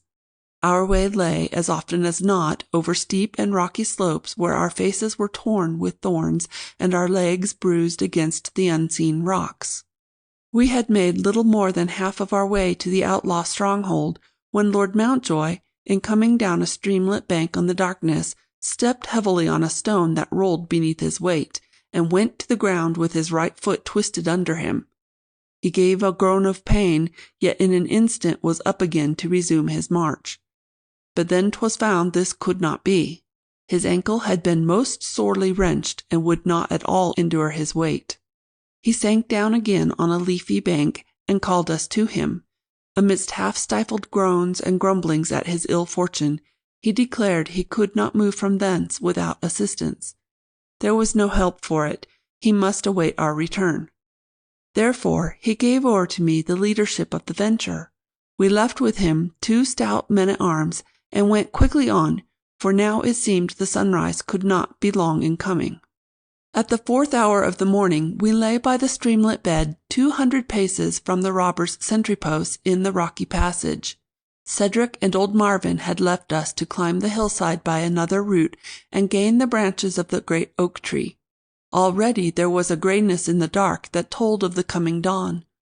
Half an hour passed, and by little and little the trunks of the trees grew more clearly to be seen, and we could well make out each other's faces. Roosting wild fowl roused themselves, and flew away with a clatter of wings. We knew that Cedric and Marvin awaited the daylight to make sure their aim. At last, on the top of a tall tree above me, I spied a beam of sunlight. Immediately, as it seemed, there came from the oak tree the call of an owl, twice repeated. This was the signal for which we waited, and we sprang up together and ran as silently as might be toward the pathway entrance. We gained it unmolested, and with Geoffrey and me in the lead, quickly came upon the bodies of the sentries. Cedric and Marvin, from their post in the tree, had well done their work. The sentinels had perished silently, each with a bolt through his skull. We rushed forward, and now some of our arms rang against the stones, and there was a cry from above us. This was no time for stealth and creeping. On we went with a rush and with a clatter of heels on the rocks of the path, and of steel against steel as we jostled one another in the race. In a moment we were at the cavern's mouth, and found a score of the robbers on their feet to meet us. Arrows whizzed among us, and 1 or 2 men fell, mortally hurt. Geoffrey let fly his bolt at a tall villain that stood in his path, and shot him fair between the eyes. Then I saw no more, for I was face to face with the outlaw chief, and our swords flashed fire. He still wore his steel breastplate, which I believe he had not laid aside that night, and this well matched the shirt of woven mail that had stayed 2 or 3 arrows which had otherwise laid me low. I felt taller and stronger at that moment than e'er before in my life, and my sword seemed a very plaything in my hands, like that of the Frenchman de Latier, who had so nearly done to death my father at the court at Shrewsbury. The outlaw was no novice with the sword, as I, who had once before crossed weapons with him, could well testify. But almost at the outset I brought to bear the play that, with my father's help, I had all that summer been perfecting. A swinging feint at the forearm turned itself in mid-air to a flashing thrust straight at his unguarded throat. I pierced him through and through, and he fell and died at my feet. Looking about me, I saw most of the outlaws dead or dying, and the remainder being fast bound as prisoners. Young Sir Geoffrey of Carleton had dropped his crossbow on the ground, and stood with his mother's arms firmly clasped about his neck the while he whispered somewhat in her ear. At her side her 2 handmaids stood unharmed and loudly weeping for joy. As I stood looking, well content, at this spectacle, the Lady of Carleton suddenly loosed her son and ran toward me. In an instant I too was clasped in a warm embrace. "Richard of Mountjoy," she cried, "thou and thine were my son's friends and rescuers, and now mine also. This day's deeds bespeak thee far better than any words. Heaven is my witness, I believe thou art a true man, and hast spoken the truth as to thy dealings. All that we can do to serve thee shall be done. From this day forth and forever there shall be peace and love betwixt our house and thine." End of chapter 8. Churl and Overlord. 'Twas a year and more after the overthrow of the monkslayer in Blackpool Forest and the killing or scattering of most of his band, that my father, the Lord of Mountjoy, with my lady mother and myself and Cedric the forester, now my accredited squire, sat one day in the hall of Mountjoy, talking of the news that had that day come in.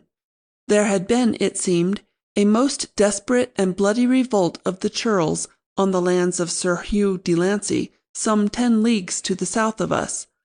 100 or more of the peasantry, with some apprentices and hangers-on at the village, armed with axes, clubs, and scythes, had taken the manor by surprise in the night, killed Sir Hugh and 6 of his men in the hall, driven out the lady, then sacked the place and burnt it to the ground.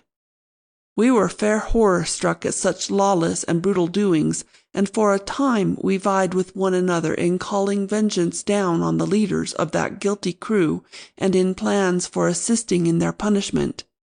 But in the midst of this, an archer came from the courtyard with the word that one of Sir Hugh's men-at-arms, who had been wounded in the onslaught, had managed to get him to horse and away after the death of his master, and was even now at the gate asking the hospitality of Mountjoy.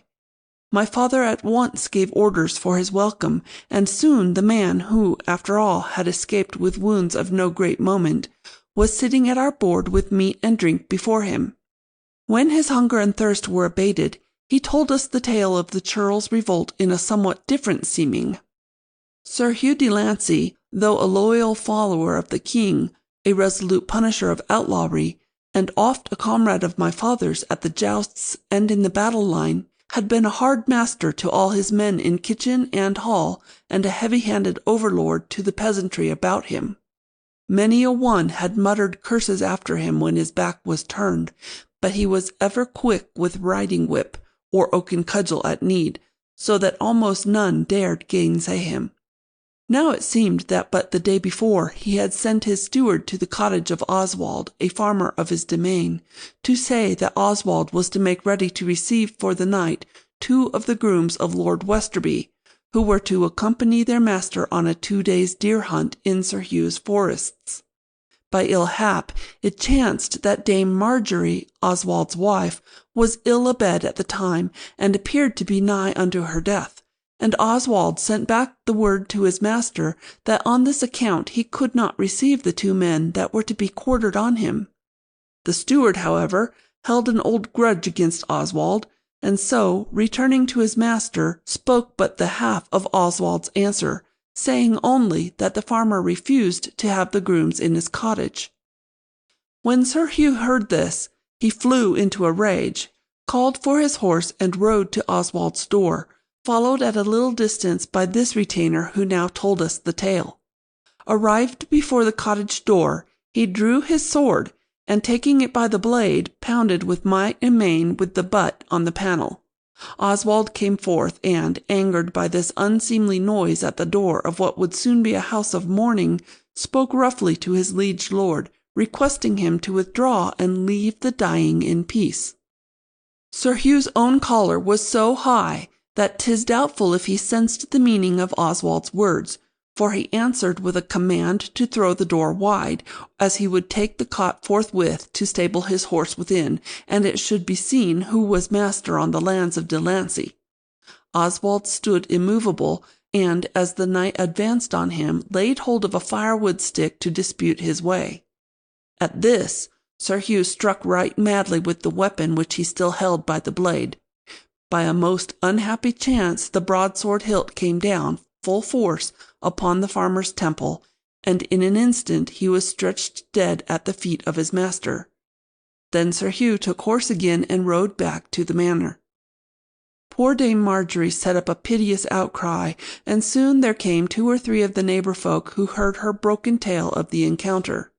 Ere night, the bitter news was on every tongue within miles of de Lancey Manor, and when at dark the word went round that Marjorie had died also, a vengeful band soon formed itself, and those bloody deeds were done of which the earlier news had come to us. Scarce had the Delancey man finished his tale and been taken to his lodging, where the leech should tend his hurts, when a messenger rode up to our courtyard gate and demanded admittance in the name of the Lord High Constable. He brought us the news that the constable was already in the saddle, and with 100 lances at his back was riding to Delancey Manor for the quelling of the mutiny and the punishment of Sir Hugh's murderers. It seemed, however, that the Lord Constable had no archers with him, and feared they might be sorely needed in the fighting to come. Therefore he asked of Lord Mountjoy that he send with the messenger 6 mounted crossbowmen, men who could strike a fair target at 200 paces, and he promised to reward bountifully any man who should do the crown good service. At this Lord Mountjoy turned to Cedric, saying, "Now here's the chance, Cedric, my lad, for thee to earn both gold and honour. Wilt thou pick 5 more Mountjoy crossbowmen and ride with them neath the constable's banner?" But, with a countenance of a sudden grown something pale, Cedric made reply, "Good my lord, I pray you not lay your commands upon me to that effect. This expedition likes me not." "How now?" cried my father. "This is a new temper for thee, Cedric.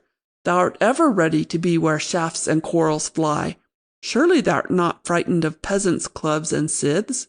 "Nay, my lord, but for this fighting I have indeed no stomach, and 'tis like I should make but a poor soldier in the constable's train. I pray you, if Mountjoy must furnish archers for this work, let some other lead them." My father's face grew very red. He leaned far over the table towards Cedric, and seemed about to speak full loud and angrily.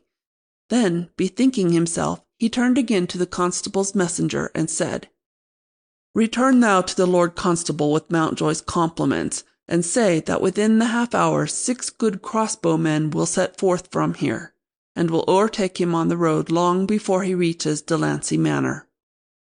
The messenger bowed and withdrew. Soon we heard his horse's hoofs on the drawbridge. Then Lord Mountjoy sent for one of the older of the Mountjoy archers from the courtyard below, and gave to him the commission just refused by my obstinate squire. This accomplished, he turned again to Cedric, with a heavy frown on his brow, and said, "Now tell us, if thou wilt, sirrah, why this sudden showing of the white feather? 'Tis not like thee, I'll be bound, to shrink from any fray, whether with knight or clown, or to shame me as thou hast before the constable's messenger. What terrifies thee now in the thought of this rabble?" "I have no fright of them, my lord. Rather I wist not to have any hand in their punishment for a deed which, lawless though it be, still had the sorest provoking." Lord Mountjoy gazed at the youth in amazement. My mother and I caught our breaths, and one or the other of us would have interposed a word to blunt the edge of such wild-flung talk. But my father burst out again, and in a voice that echoed through the house, "And wouldst thou then let the murderers of my friend go free of punishment, for that he had struck down a churl that refused him entrance to a house on his own domain?" "The man did but defend his right," returned the forester steadily. "The house was his against all comers, e'en his liege lord, till he had been duly dispossessed." Such rebel doctrine had ne'er before been heard in Mountjoy Hall. 'Twas little wonder that my father's face grew purple with wrath as he shouted, "And where gettest thou such jack-clown law as that? Is it from the books of chronicles thou hast learned to pore over by the hour, or from the monks at Kirkwall that lend them to thee?" "Nay, my lord, 'tis from the ancient Saxon law that ne'er hath been abrogated in England, though many a time o'erridden. A free man's house is his sole domain, though it be no more than a forester's cot." Lord Mountjoy had risen, and now stamped back and forth. "Ne'er abrogated, forsooth! But it well should be. This is no law or custom for the descendants of the nobles that landed with William the Conqueror. 'Tis of a piece with the insolence of the churls on Grimsby's lands, who would have a magistrate of their own choosing, forsooth, to try their causes withal, reaching up to snatch the reins of governing from their lawful masters. What do such clowns know of law or governing? When did ever such make shift to guide or protect a state?" Those same chronicles, my lord, of which you spoke but now, tell us of a republic of Rome, where commoners ruled the city, and that the city grew so great in power as to rule half the world and more." My father gazed grimly at the youth who dared thus to question his wisdom. But for the moment he had naught to say, and Lady Mountjoy seized the chance to exclaim, "Oh, in these chronicles there is bonny tale of the saving of the city by the voice of geese. I will fetch them and read it you."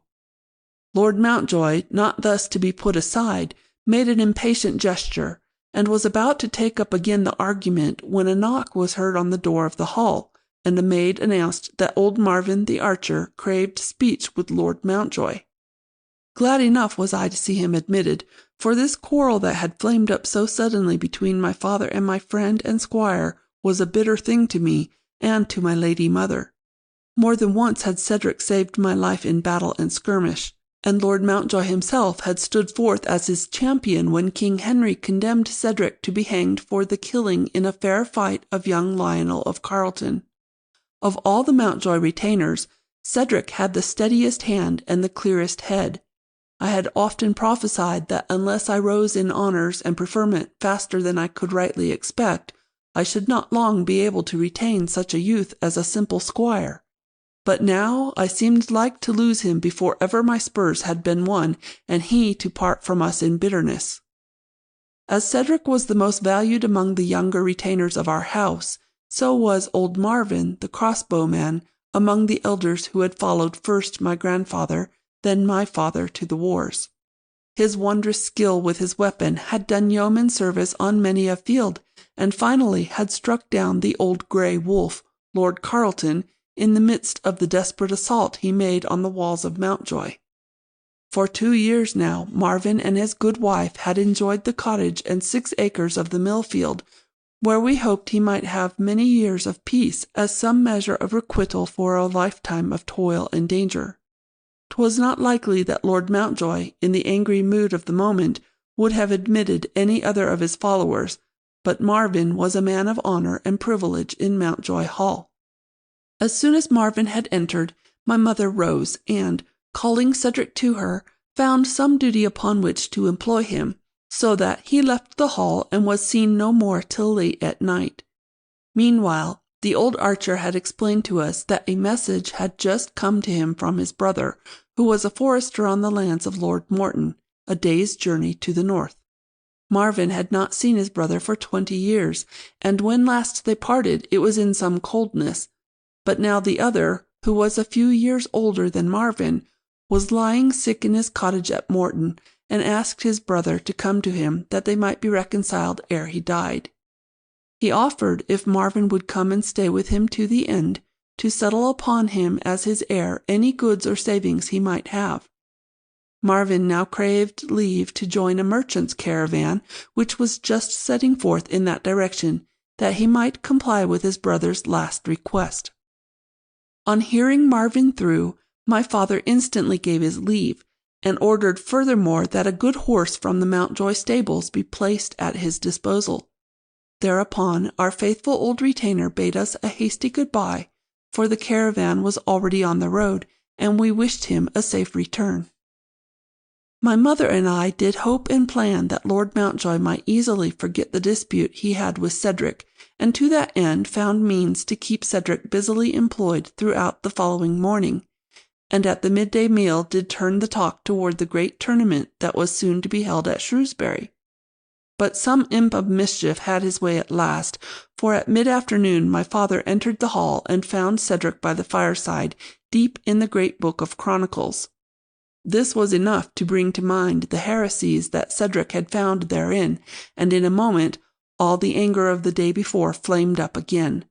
Soon Lord Mountjoy was shouting in his wrath, declaring that the nation went to the dogs where curs and clowns were not duly subject to their lawful masters, and that if Cedric would mend his fortunes he must first cast out such folly from his mind. Cedric replied, in lower tones indeed, but by no means meekly, upholding what he called the rights of English freemen to household and to peaceable assembly and to trial when accused by juries of their peers. At last my father checked his speaking, and said slowly and in cold anger, "I tell thee, sirrah, thou'lt mend thy clownish ways of thinking if thou'rt to remain in Mountjoy Hall. We'll have no rebel firebrands, no alehouse ranters with their crazy mouthings, stirring up our yeomanry through thee. While I hold the fee of Mountjoy, every man jack in cot or in castle must be a loyal subject of the king and of his liege lord." At this my squire made a low bow and said, "I thank you then, my lord, for all your kindness, and will say farewell. I can say naught but the truth for either friend or foe." "Cedric," cried my mother, "thou canst not mean it. Think what Mountjoy means to thy fortunes, and think again of the good will we all bear thee. Say to Lord Mountjoy that these were but thoughtless words, and be our man again." Cedric shook his head, but trusted not his voice to speak. Thereat my father drew from his pouch a purse of gold, and offered him. "Thou hast given the Mountjoy right loyal service. Take this in token." But Cedric again shook his head. "Nay, my lord, such service as I gave was not for gold, and I cannot receive it. With your leave, I will take the steed that was the Carleton's, and since called mine, and ride away from Mountjoy, where my words and thoughts are dangerous." More talk there was, and further urgings from my mother and from me, but Cedric's will remained unmoved.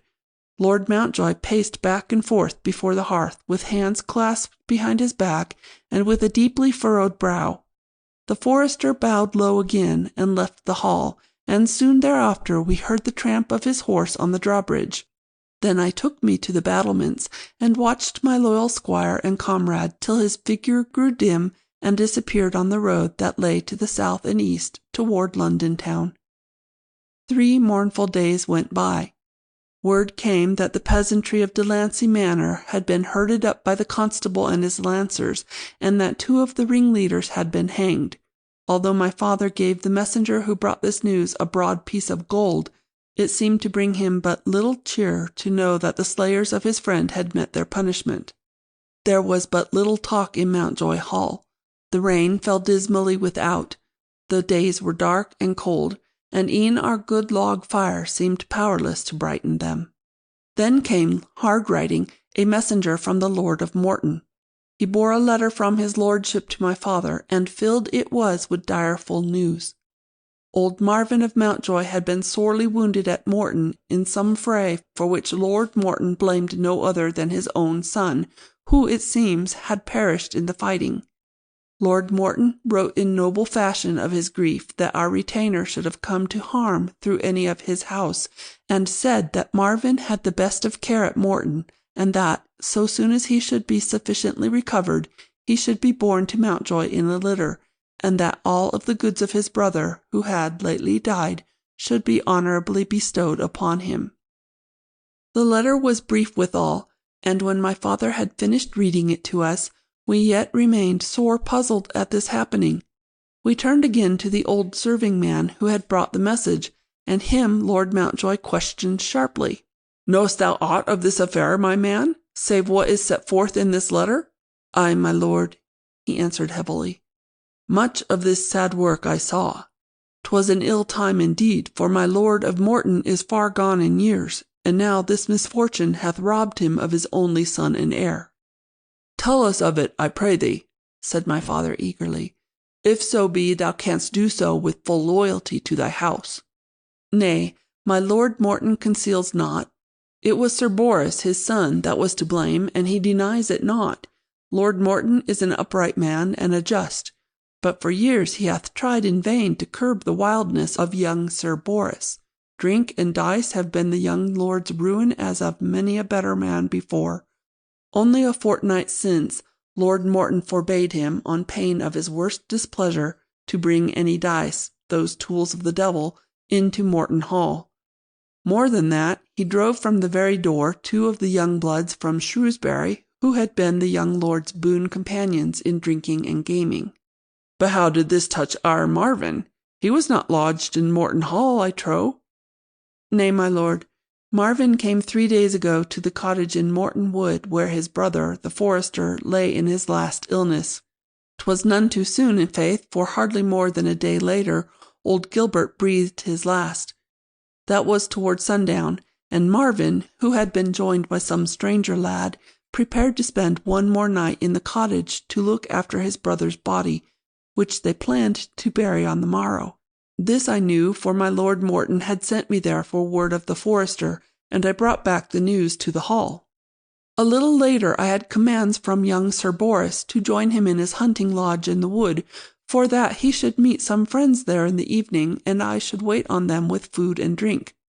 I well knew that this was but a trick to set at naught the orders of my Lord Morton, and now I have sorrow that I did not instantly acquaint him with it. But Sir Boris was a wilful man, and very ill to oppose, so I obeyed him, thinking that 'twas better there should be at the lodge one man at least of sober head, than that the party should be served by some of our young kitchen knaves who think of naught themselves but drink and lawless living. But alas, that night's revel was far worse than ever I had thought.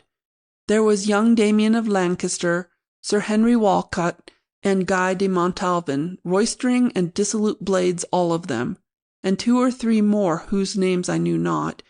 I had brought a fair venison pasty to the lodge, but for this they cared nothing. 'Twas the love of drink and gaming that brought them there, and the fires were scarce lighted and the table spread ere they had broached a cask of wine, and the dice were rattling on the boards. Their gaming soon was fast and furious, and the stakes grew ever higher. Young Boris at first won nearly every cast, till his pouch was bulging with gold pieces, but by 10 of the clock his luck had turned, and he lost and lost. All his winnings went, then all the gold he had or could borrow. Next he wagered the suit of armour which had been his father's gift when he was knighted, then the great white horse which bore him in the tourney. In another hour all of these were lost, and young Guy de Montalvan was richer far than e'er he had deserved. By now all of them were much the worse for wine, and when Sir Boris wished to continue the play when he had naught more to wager, they disputed him with oaths. Then my young master bethought him for a space, whilst the others played on regardless. At last he burst out with a shout. "I know the whereabouts of gold that is of right the Mortons. Gilbert, the old churl, who was our forester, hath died this day. At his cot he had, I doubt not, store of gold pieces which my father and I have given him from time to time. Now I have a need of them, and will proceed to take what is mine own. Who follows me?" There were shouts and laughter at this, and clapping of hands. Sir Boris started up, and, sword in hand, ran out the door.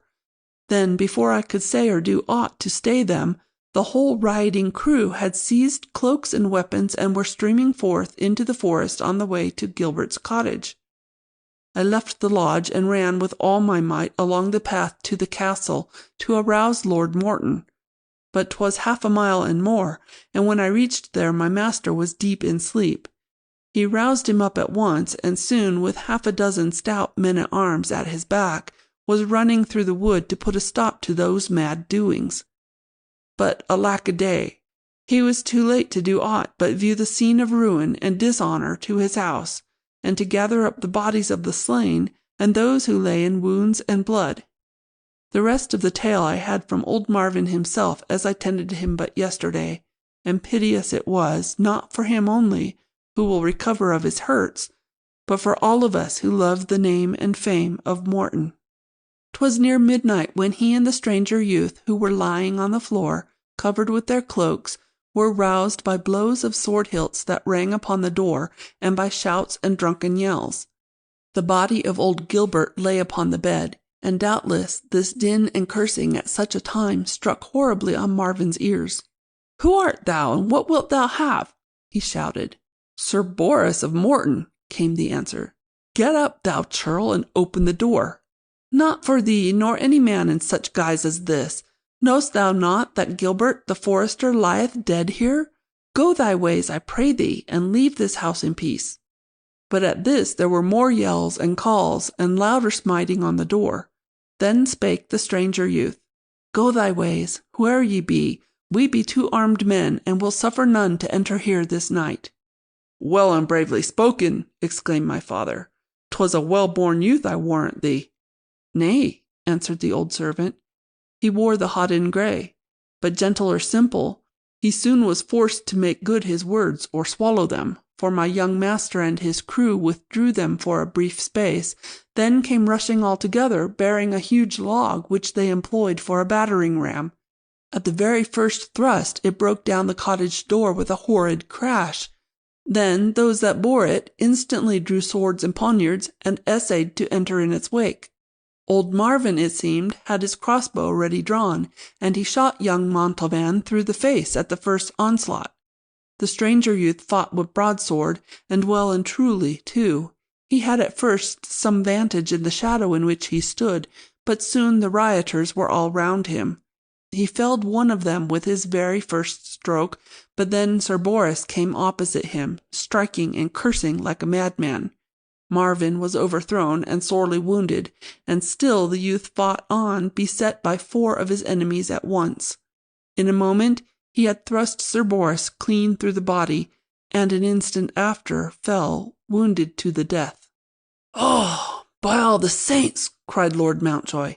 "In hodden grey, sayst thou? I warrant 'twas a disguise, and that he was of noble strain. He could not have better died had he been a Huntingdon or a Montmorency." During this recital my mother's face had grown white as wax. Now she asked in halting whispers, amid gasps for breath that came near to being sobs, "Hast thou no word of his name and degree?" "Nay, my lady," replied the old servant, "save that Marvin seemed to know him and called him Cedric." "Cedric!" cried my mother and I at once, while my father turned deadly pale and sat down heavily on a bench near by. "Cedric!" I shouted again. "'Tis Cedric of Mountjoy, none other." Then my father found voice. 'Twas a low, weak voice, one scarce to be heard indeed. "This is a judgment on me for my harshness. Cedric was right indeed. I see it clearly now that 'tis our own old Marvin whose rights were trampled on by those who called him churl and varlet. And what a battle the lad did make, and how he fell, like a prince of the blood beset by ruffians. Oh, did he live to speak any words of farewell, to speak any message with Marvin or any other?" "I know not, my lord," replied the old serving man. "When I left Morton Hall this morning, 'twas said that he still breathed, but that he could scarcely last the day." My father started up and gave a furious pull to the bell cord. The clangor thus provoked sent the chief of our serving men hurrying in. "Tell the grooms to saddle Caesar," shouted Lord Mountjoy, "and call Broderick and say that he and 6 armed mounted men are to attend me. I ride at once to Morton." "And I also," I cried. "Galvin, tell the grooms to make ready the black mare that I rode yesterday." "And my horse also," shrilled my mother the instant I was done. "I, too, will ride to Morton." 'Twas 15 leagues to Morton Hall, and much of the road was rough and wild, with many a stony hill to climb and many a stream to ford. The half of the journey we made by the light of the great round harvest moon that sent its silvered rays nearer level through the forest. Hard we rode indeed, and with little mercy on our mounts, and 'twas scarce 4 hours after we left Mountjoy when, piloted by the old Morton serving man, we dismounted before the door of Gilbert's cottage. Praise be to the saints! We were not too late, for Cedric lay within, still breathing, though with closed eyes and with face of deathly paleness. Old Marvin lay on another couch hard by, and a leech and a nursing woman from Morton Hall were with him. Marvin greeted us gladly, and seemed not surprised at our coming. His voice roused Cedric, and he looked upon us with knowing eyes and weakly uttered words of welcome. Lord Mountjoy knelt on the ground at his side and clasped his hand. "Cedric," he whispered painfully, "canst thou forgive me my words of harshness, and my driving thee forth from thy home?" Then a smile of great content o'erspread my comrade's face. His eyes grew brighter, and a faintly ruddy colour came to his cheeks. "Lord Mountjoy," he said, and his voice was far stronger than before, "I freely forgive you for any trifling slights you have offered. I pray you make not too much of them." "Thou wert right, after all," went on Lord Mountjoy, "in holding to the rights thy fathers had of old. I should well have known thou wert too staunch ever to be a breeder of trouble in the house of thy friends. Now would I give half of my lands to have thee back, well and sound, at Mountjoy Hall." Then Cedric smiled again, now broadly as of old. "No such price as that shall you pay, my lord, for something which shall be granted without price whatsoever. I have 2 deep wounds, forsooth, but little thought of dying. The good leech here knows not of the strength that a plain living forester can muster when his friends come all these leagues to bid him be of good cheer. I will ride again beneath the Mountjoy Manor, my lord, and that before the spring." At that, all 3 of us that had before knelt dry-eyed before his couch began weeping copiously for very joy, and old Marvin, from his bed, offered up a prayer of thanksgiving. The leech now came forward, and closely noting the change in Cedric's face, added his assurance to the stricken youth's own testimony. 2 hours later we came softly from the cottage where both our faithful men lay soundly sleeping. Into the forest the leech followed us, to say that now the worst was past, and that he doubted not their full recovery. End of Chapter 9. The Pass of the Eagles. On a breezy autumn morning, while we made practice of arms in the courtyard, a herald from de Lacy, the Lord High Constable, rode over Mountjoy drawbridge. He had an urgent message for my father, and the like for Sir Geoffrey, the young Lord of Carleton, Sir James Dunwoodie of Grimsby, and all the other loyal knights and barons of our neighbourhood. The Welsh had broken over the border once more, and under Rhys, their barbarous chief who styled himself King of Wales, were burning and ravaging through the western marches. Many miles of fair and fruitful land they had overrun, and now they lay before Wallingham, threatening that goodly fortress and all of those who had taken refuge within it with fire and sword. The army of the Welsh was 5,000 strong. They had driven the garrison of Wallingham within walls at once, and had they been as skilled in the use of mangonels and other enginery of siege as they were with the swords and javelins of their ancient custom, they would ere this have breached or scaled the walls, and given the place over to massacre and the torch. But stout Sir Philip de Courcy still stood at bay, and now de Lacy was arming for his relief. The constable had but 500 horsemen, and of these 70 mail-clad knights, for the young king, Richard the Lion-hearted, so lately crowned, was gathering for the crusade a vast array of the chivalry of England, and this left our western marches but lightly defended. So the Lord Constable was sending messengers far and wide, calling to his standard the knights and barons of the western counties, with all the mounted men that at a day's notice they could muster. De Lacy had many times before met and scattered the bands of Welsh marauders. Now he meant to deliver such a blow as should break their power forever. He had sworn to drive them not only from the plain of Wallingham, but across the marches and into their mountain fastnesses, and to harry and slay them till not a score of the robbers remained under the skull-bone banner of their chief. To this end he would accept no foot soldiers, even as archers. His whole force must be mounted in order that the Welsh, on their tough little mountain horses, might not escape as they had done after many another bloody raid. On the following day there gathered under the constable's banner at Hereford such an array of chivalry as I had ne'er before seen. 400 mail-clad knights were there, and near 1,000 men-at-arms in good steel caps and braced and quilted leathern jackets, and bearing the stout shields and heavy broadswords of their trade. Then there were 1,200 and more of archers, mostly armed with crossbows, but some with longbows and cloth-yard shafts, some having quilted caps and jackets, but more being lightly clad in the forester's Lincoln green, or peasant's hodden grey. All, as by the constable's command, were mounted in some sort, though truly some of the sorry old nags and hairy-legged plough-horses that they bestrode might have much to do to overtake one of the wiry and long-shanked Welsh who fled on foot, to say naught of their ponies that could run all day without tiring on their moorland tracks and winding mountain ways. Geoffrey, the young Lord of Carleton, with 200 men, was at the meeting place when we arrived. Soon after came Dunwoodie of Grimsby, Lord Pelham, Lionel of Montmorency, and the men of Mannerley, Whitbury, and Gresham.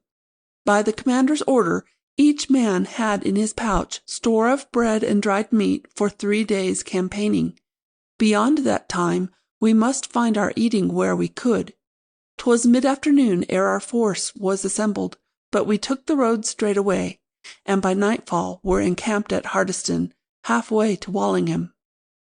For Geoffrey of Carleton, for myself the heir of Mountjoy, and my squire and comrade Cedric of Pelham Wood, this was the first sight and sound of war on such a scale, and we were fairly lifted up by the thought of what the morrow would bring. Cedric and I had each 19 years at Candlemas, and Sir Geoffrey but 6 months less. Many bloody frays had we seen in the petty warfare of our countryside, with robber baron and with banded forest outlaws, and each of us already knew the pang of hostile steel. Cedric, indeed, was but lately recovered from the wounds he had a year before at Morton, where he had been accounted as one dead. But the tramp of an army of mounted men, and the sweet music of their clinking armour and weapons, we heard for the first time that day. We rode near the middle of the line, and, glancing forward and back at the gallant train, that seemed a whole crusade on the narrow roads, could scarce believe that there existed anywhere an enemy that could stand before its charge. Our mail-clad knights alone, riding under the lead of the stern old constable, seemed invincible. The Welsh, we knew, fought without defensive armour, save their bull's-hide shields, and almost I pitied them for their nakedness when I thought of the terrible Norman spears and swords in the hands of men long trained in their skilful use, and hardened by years of warfare. It seemed scarce fair indeed that knights and gentlemen should fight at such advantage. The arrows and javelins, and e'en the sword-strokes of their enemies would touch them not, while their own well-aimed blows would cleave through flimsy defences and scatter wounds and death. Thus mused I in my youthful ignorance, but ere 2 days had passed, I was both sadder and wiser. Never again will I pass such hasty judgment on the power of an enemy I have not surely tried. Though both Sir Geoffrey and I were as yet knights by courtesy only, not having won our spurs, we were armed and equipped for the expedition like the older knights about us. Cedric also, though a yeoman born, wore a coat of woven mail, and had a good broadsword at his side. But slung upon his back the while was his steel crossbow, his first and favourite weapon, and the one with which he had such wondrous skill. He could strike a running hare more surely than I could one that sat stock still beneath a bush, and he had managed to impart to a dozen and more of the Mountjoy archers some measure of his craft, so that 'twas acknowledged we had the best crossbowmen in the countryside. Geoffrey of Carleton had gained much in the 2 years just past in breadth of shoulder and length of arm, and could now dispute with me on almost even terms with the foils or the wooden targets and broadswords of our martial play. I had already the height and reach of my father, who had a name for bone and brawn and feats of knightly strength. And Cedric, though a hand's breadth shorter, had the shoulders and thighs of a smith. He could hang by one arm from a bough and draw himself up to the chin, and I have seen him crumple a gold coin in his hand by way of making good his word when he had declared it over thin and light. Though Cedric was born and had lived till his 16th year in the woodland cottage of his father, the forester of Pelham, his speech was not as that of the churls around us, and at Castle Mountjoy he had learned the ways of gentleness as readily as one of noblest blood. My lady mother was never aweary of lessoning such a pupil in the manners of a knight and gentleman, and now had reason to look with pride on her work. Withal, Cedric ne'er forgot the class from which he sprung, nor carried himself as a lord over them when given authority. We made but a short night of it at Hardiston. By 3 o'clock we were in the saddle again, and pricking forward toward the plain of Wallingham. By sun-up We were within 3 leagues of the castle, and the constable had sent forward light-armed scouts to bring us word of the siege. Then spake my father, with the freedom of an old comrade of the constable's and veteran of many a hard campaign. "Methinks, my lord, that Rhys and his Welsh rabbit will ne'er await our coming on Wallingham Plain, where they must needs fight with the castle in their rear and the danger of a sortie of the garrison. Beshrew me if they do not fly again across the marches when they hear of our coming in force, and await another time to strike at undefended lands." "By Our Lady, Mountjoy," returned the constable, "I believe thou art right, and Rhys will never risk his thieving crew on a good wide field where sword and lance decide the day. But what wouldst thou suggest? Can we do aught but ride for Wallingham as hard as may be?" "Ay, my lord. There is a fork of the road a bowshot hence, where one track leads to Wallingham and the other to Egbert's Ford, or a wide stream a league from the castle. 'Tis on the road to the marches, and if we ride and hold it, we may there intercept the Welsh and cut them off from their retreat. If they leave not Wallingham, we can ride from thence and take them at vantage." "Well said, Mountjoy, and faith," cried Delancey. "Prithee, Sir Richard of Mountjoy, ride forward and give the word to the vanguard to take the right turning. We'll come between the rogues and their retreat, and fight, mayhap, with the river at our backs. There'll be full many of them, I trust, that will ne'er ride again for robbery and burning." Mine errand with the vanguard was quickly done. Less than an hour thereafter we rode out of the forest inside of Egbert's Ford. Then were Lord Mountjoy's words full justified, for we saw before us, and but half a mile away, the whole army of the Welsh in full retreat on the road toward the marches and the tangle of mountains and valleys beyond. Fortune smiled on our banners that morning, for indeed, had we foreknown our enemy's movements and timed our coming to the minute, it could not have better fallen out. As we emerged from the greenwood, half of the Welsh army had already crossed the stream. The water at the ford was filled with mounted men and bullock carts, laden with spoil, and making their difficult way through the swift-flowing current, and the remainder of their forces still stood on the hither side, awaiting their turn for the crossing. It needed not the eye of a great captain to discern our vantage in such a posture. As our knights and men-at-arms came forth on the field, they set up a shout of joy full like that of unleashed hounds that see the boar started from his covert. Almost without a word from their chiefs, and without a moment's loss, they formed in line of battle. Then came the constable's ringing word, "Forward for St. George!" and the line rolled forward down the hill with a rush and roar like that of the great downfall of rock and earth and full-grown trees that I had once seen in the western mountains. My father and I rode at the head of the Mountjoy knights and men-at-arms, and not far from the constable. Sir Geoffrey full gallantly captained the chivalry of Carleton and Terramore, and Lionel of Montmorency rode just beyond him, leading 100 lances. Lord Mountjoy had named Cedric to lead the Mountjoy archers, 50 strong, and I could see o'er my shoulder that they were the first of the bowmen to form their line and follow in the wake of the men-at-arms. Thus the army of the constable poured down upon the luckless Welshmen in 2 thunderous, onrushing waves. They made shift to meet our attack as best they might, facing us with stubborn courage indeed, but with little skill of the military art, and with a battle front that seemed more like a moiling and howling mob of rioters than any army under its lawful captains. If any noise e'er heard could have affected it, we might have been checked indeed, for as we galloped down upon them, they set up a chorus of shrieks and yells that seemed like to split one's ears.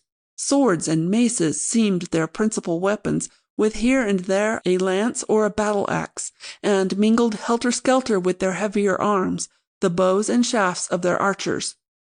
Their bows had not the length nor the power of those of our English foresters, and the cloud of arrows they sent toward our mail-clad line had no more effect than as if a flock of sparrows had sought to check and thwart us.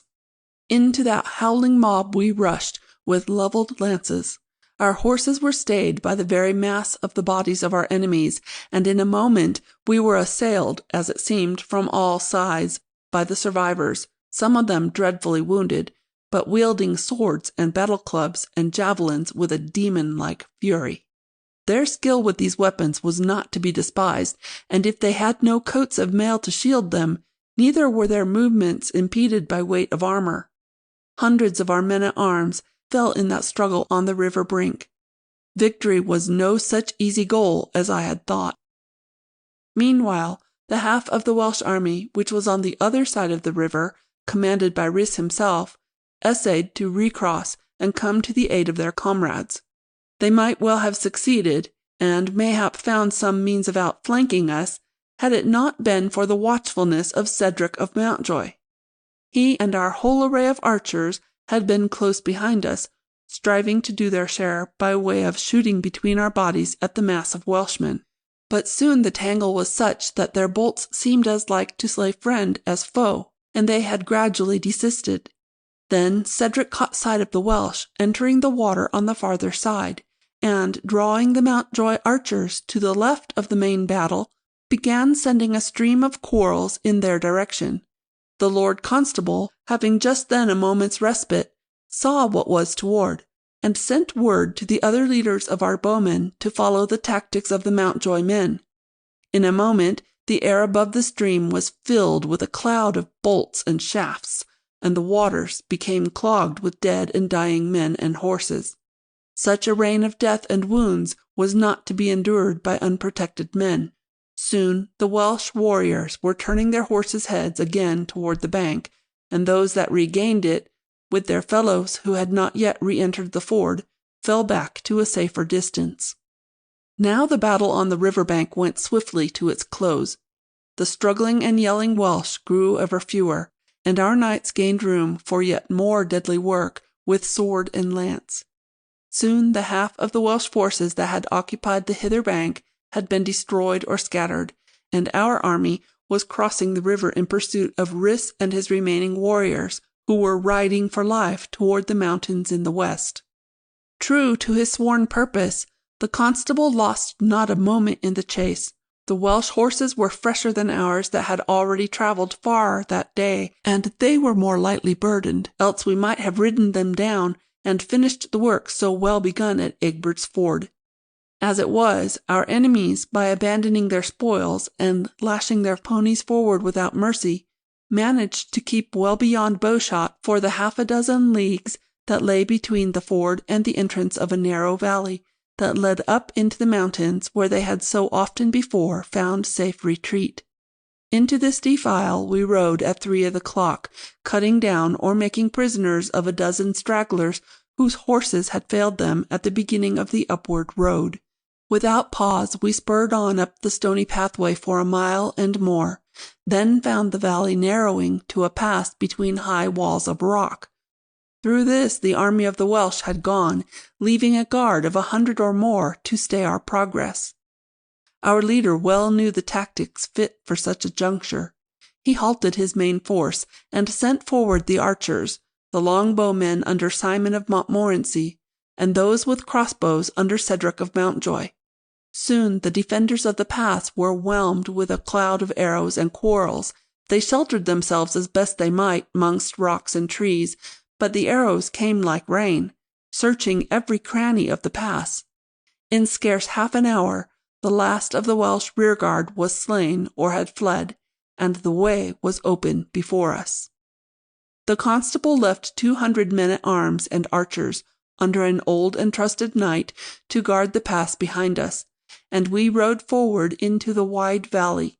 The day was now far spent, and the sun had passed from sight behind the mountains that rose ever higher toward the west.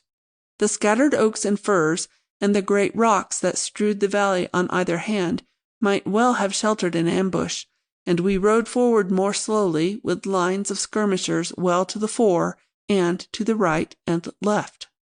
And now it seemed that Fortune, who with the sun had smiled upon us all day long, withdrew her favour also, for we had traversed scarce a league of the rocky track along which Rhys and his army had fled. when thick clouds obscured the narrow sky above us, thunder roared and rumbled in the mountain passes, and torrents of rain began to fall. The darkness swiftly enclosed us, and we had perforce to halt lest we should lose our way amongst the woods and rocks. There, drenched and chilled and worn with a day of riding and battle, we made bivouac and ate of the food in our pouches. Mindful of the skill and daring of the Welsh in night attacks, the Lord Constable posted double lines of sentinels, and we seized such sleep as we might, wrapping in our dripping cloaks and lying upon the grass and leaves. At last, I, for one, slumbered heavily, and it seemed but an hour ere our leaders roused us, and we saw the black shadows of the mists around us turning grey with morning light. While we ate again of the bread and meat we carried, the constable dispatched 2 riders with a message to Sir Guy Baldiston at the pass, with commands to send back word to Walsingham of our whereabouts and our intent to pursue the ravagers still farther. In half an hour we were again in saddle, and De Lacy was giving directions for our better ordering to guard against surprise upon the march, when one descried our messengers returning at full gallop and lying low upon their horses' necks, as if in fear of arrows that might come from wayside rocks and trees. They rode indeed not like the soldiers of a victor's army, but like men who are hunted and flee for their lives. In a moment more they had attained our lines, their horses loudly panting with the labour of such galloping over rough and stony paths, and the foremost rider cried out to the commander, "Oh, my lord, Sir Guy and all his men are slain, and the Welsh have the pass again. We but narrowly escaped being taken ourselves." The constable sat on his great war-horse, gazing and frowning at the messenger for a length of time that an arrow shot strongly upward might have needed to come again to earth. Then he said sternly, "And how closely didst thou see all this?" "My lord, we rode within the bowshot. 'Twas something dark and misty, and we knew not what was toward. The pass is filled with Welshmen, and they raise the skull-bone banner. 'Tis an army such as we encountered yesterday." De Lacy glanced about him at his leaders. "My lords and gentlemen, you hear what has chanced. Shall we attack again from this side, or fare onward?" "We must ride onward, my lord, and that quickly," answered Lord Mountjoy. "We cannot force that narrow pass against such an army as our messenger describes. Doubtless they hold also the crags above, and from thence they can roll down rocks that would fell and crush any force that attempted it." "We saw many hundreds of them on the crags above," put in the messenger. "And what if we ride forward?" demanded the constable. "Have we a clearer road on that side?" "Ay, my lord," returned my father. "Once, years agone, I rode through this valley a hawking. There is another gateway, called the Pass of the Eagles, 3 leagues farther west. It is much broader than the other, and if we hasten, risk can scarcely gather a force that can hold it against us. Then beyond is the good wide valley of Owain, adown which, in 10 hours' hard riding, we may gain the marches once more." The Lord Constable gazed at the ground before him for a moment. Then he lifted his head and spake so that all around might hear. "My lords, this Welsh freebooter hath shown himself a better general than I. He hath enticed us into this valley, and then hath closed the gate behind us, as one entraps a bear or wolf. The storm, it seems, hath given him respite.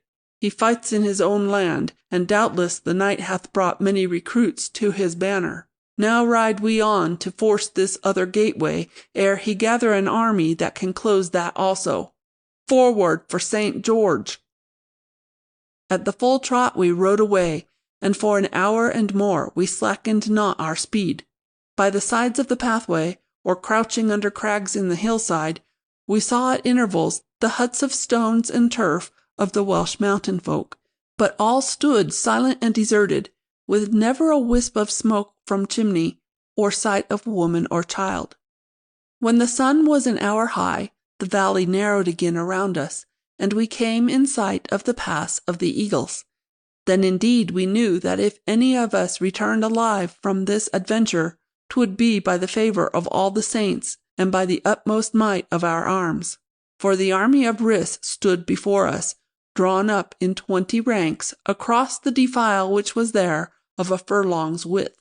In the front rank stood the spearmen, with the butts of their weapons firmly planted in the ground, and the points held at the height of a horse's breast. In the next, the king and his sons, the leaders of tribes and of all those who bore the heaviest arms and iron shields. Behind them, rank after rank of swordsmen and javelin throwers, and rearmost their archers with bows in hand and arrows ready notched. The flanks of the Welsh array were protected by high and rocky slopes, where scrubby oaks and thorns found scant foothold amidst the crags, and where no horse could tread. On both sides of the valley, where it narrowed to the pass, were broken cliffs that not a mountain goat could scale. Beyond these lay the heather-covered mountainsides and far-away rocky peaks where already snow had come. At the word, our men wheeled into line of battle, the armored knights in the van, in 2 open ranks, then the men-at-arms in 3 more of closer array. The archers were not to charge with us, but, with a dozen knights and 100 men-at-arms under Lord Mountjoy, were to form a rear-guard, lest other bodies of the Welsh close in upon us.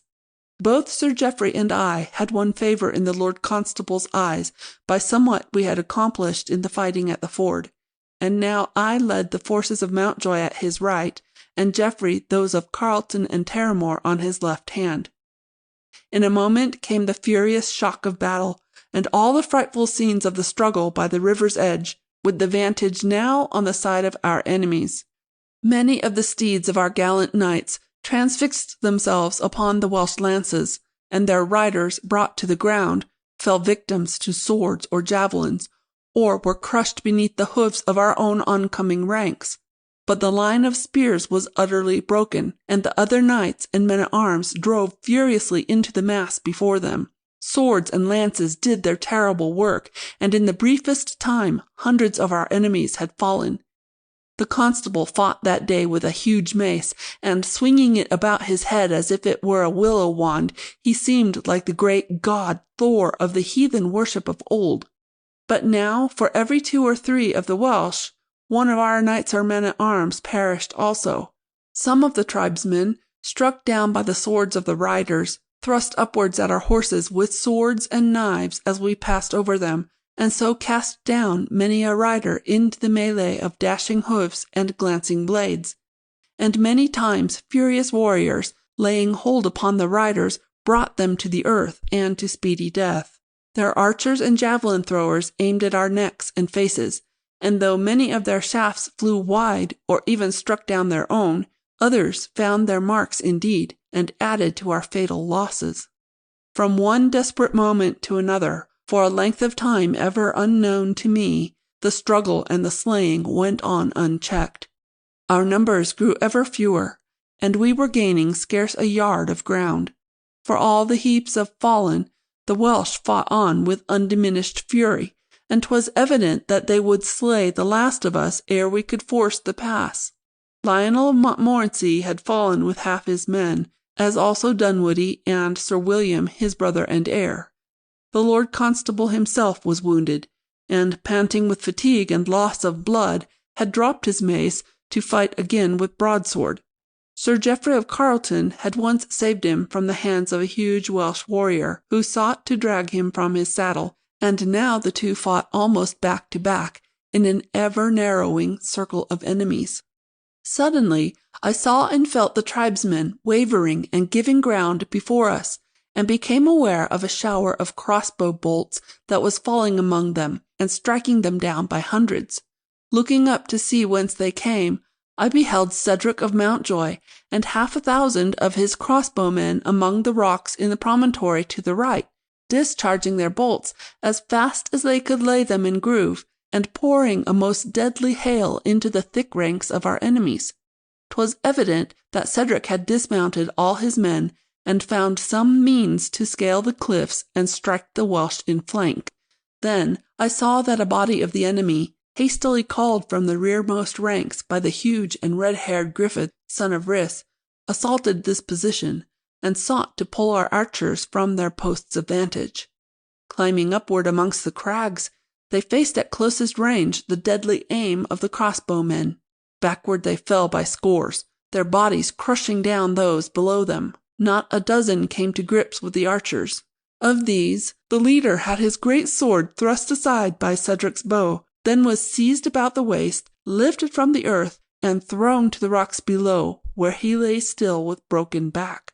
With the fall of Griffith, our men set up a mighty shout, and pressed the Welsh ever the harder. The deadly bolts still poured down from Cedric's vantage ground, but shifted ever their direction as we drove the enemy before us. The yells of the Welshmen, which had been those of victory and triumph, now changed to cries of despair. Hundreds turned and fled, and of these many cast down their weapons that they might run the faster. Soon the downward pathway ahead of us was filled with fugitives, and only a few bands of desperate warriors fought on, preferring death to such a defeat, after victory had been almost within their grasp. With the pass open before us, we paused not to pursue the Welsh into the rocky and wooded fastnesses where they had fled. Taking up our sorely wounded in such litters as we could hastily form, and those with less grave hurts behind the other horsemen, we reformed our column and rode away down the broad valley toward the marches and the goodly fortress of Wenderley that Sir John Clarendon held for the king.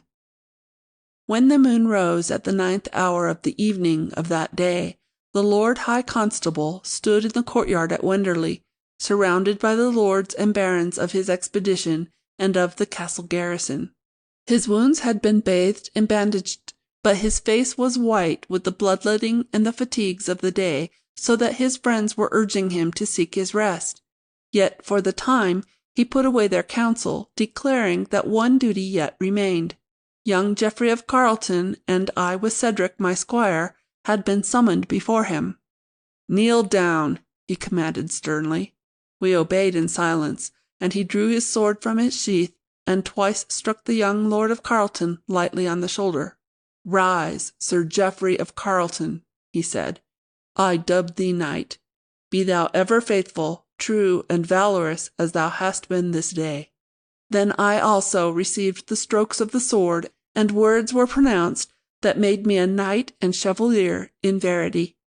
Lastly, and to my great amaze, I heard the words, "Rise, Sir Cedric de la Roche. I dub thee Knight of the Crag. The device on thy shield shall be an eagle, in token of the spot where thy resource changed defeat to victory. Be thou ever faithful, true, and valorous as thou hast been this day, and England hath gained a stout defender, and King Richard of the Lionheart a worthy support to his throne." End of Chapter 10. By Kimberly Mote. After the Battle of the Pass, we had a season of quiet at Mountjoy. King Richard had sailed on the Great Crusade, leaving his brother John as regent, and the people of England, nobles and commons alike, learned that there was a far worse rule than that of stern old Henry of Anjou, for John Lackland, his younger son, had at once the greed of a tiger and the meanness of a rat. Many of the high places of church and state were filled with his favourites, miserable creatures for the most part, whose only merits were a ready complaisance to the wishes of their master and a measure of craft and subtlety in furtherance of his schemes. Sheriffs and bailiffs of a yet more contemptible strain hurried to do the bidding of these velvet-clad beggars and thieves, and honest and forthright men led a hard life indeed, unless they were themselves high in power and of numerous following. Among these last might be reckoned the Mountjoys and their friends and allies, the Carletons of Terramore. We were too strong and too valuable in the defence of the western marches to be meddled with, save for the greatest cause, so the land for some leagues about us was in a measure free from the ills which now and again brought other portions of the kingdom to the verge of rebellion. Sir Cedric, as now we gladly styled him, was high in the councils of Mountjoy. My father consulted him as often as myself on the gravest questions, and Lady Mountjoy willingly spent uncounted hours in bettering his knowledge of polite and courtly ways, and of those divers little matters of knightly bearing, to which in our rough western land we give mayhap too little heed. At the books, to her amaze, he soon had far outstripped her. An uncle of his was one of the monks at Kirkwall Abbey, and a famous Latin scholar. For a year past, Cedric had been making frequent journeys to the abbey, and once we had old Father Benedict at Mountjoy for a month or more. For hours together they would pore over dusty and ancient tomes that made me ache with weariness but to look upon them. The first we knew, our Cedric was better at the Latin reading than any layman we had seen or heard of. History and chronicles were good meat and drink to him, and often, with his head between the covers of a book, his dinner would be quite forgot but for my lusty calling. Withal, he was no pale bookworm, but a lusty and rollicking lad, who in rough and tumble play could lay me on the broad of my back with scarce a minute's striving. At the sword play I was ever his best, but his mastery of the crossbow grew yet more wonderful as the seasons passed. Even the oldsters admitted that he equalled Marvin at Marvin's best. Already he had the name of the best crossbowman in England, and I found that strangers to our county, who had heard nothing of the deeds of my father and all our noble forebears, had knowledge, nevertheless, of Mountjoy as the house to which Sir Cedric gave allegiance. But I think the thing that warmed me most toward my former squire and constant comrade was the loyalty he ever had to the class of folk from which he sprung. Lord Mountjoy often gave to him authority over working crews at some necessary task on farm or highway, or scouting parties of swordsmen and archers that rode the marches to guard against the Welsh marauders. It would have been no wonder had such a sudden rise to title and preferment bred in a youth who had been born in a forester's cot a certain arrogance of manner, and an overweening confidence in his own worth and deserts. But, by his own desire, the archers and men-at-arms of Mountjoy still addressed him as they had when his station was no higher than theirs, and though he could be quick and firm on occasion, he was never above listening to and profiting by the counsels of the elder men in Buckram or in Hodden Gray. Nor did he forget the cottage in Pelham Wood which housed his old father and his small, tow-headed brethren. Since he had dwelt at Mountjoy Hall, scarce a month had passed without his riding thence and leaving with them some share in any guerdon he had won. It was after such a journey that Cedric returned to the hall one autumn evening in such a mood of silence and depression as I had never seen since those sad days when he quarrelled with my father over the punishment due the churls of Delancey Manor. At his supper he spoke no word, and ate and drank but little. My lady mother did anxiously inquire if he were ill, for we knew him well as a valiant trencherman, and he had ridden far in a frosty air. He put away her questionings with his usual courtesy, denying that aught ailed him, but me he could not so easily check, for I followed him to his room, and, finding him sitting with his face in his hands, demanded to know as friend and comrade what had turned his world awry. "Sir Richard," he replied sadly, "hast ever had friend of thine flung into dungeon cell, there to die at the pleasure of some low living scoundrel?" "Nay," I answered quickly, "this evil I have thus far escaped, though I well know 'tis common enough in these days, and many there be that suffer it." "Of those I am one," replied Cedric, "and now I rack my head to know whether or not there be any possible help for it. Wilfrid, son of the farmer of Birkenhead, was my comrade and playmate since ever I can remember.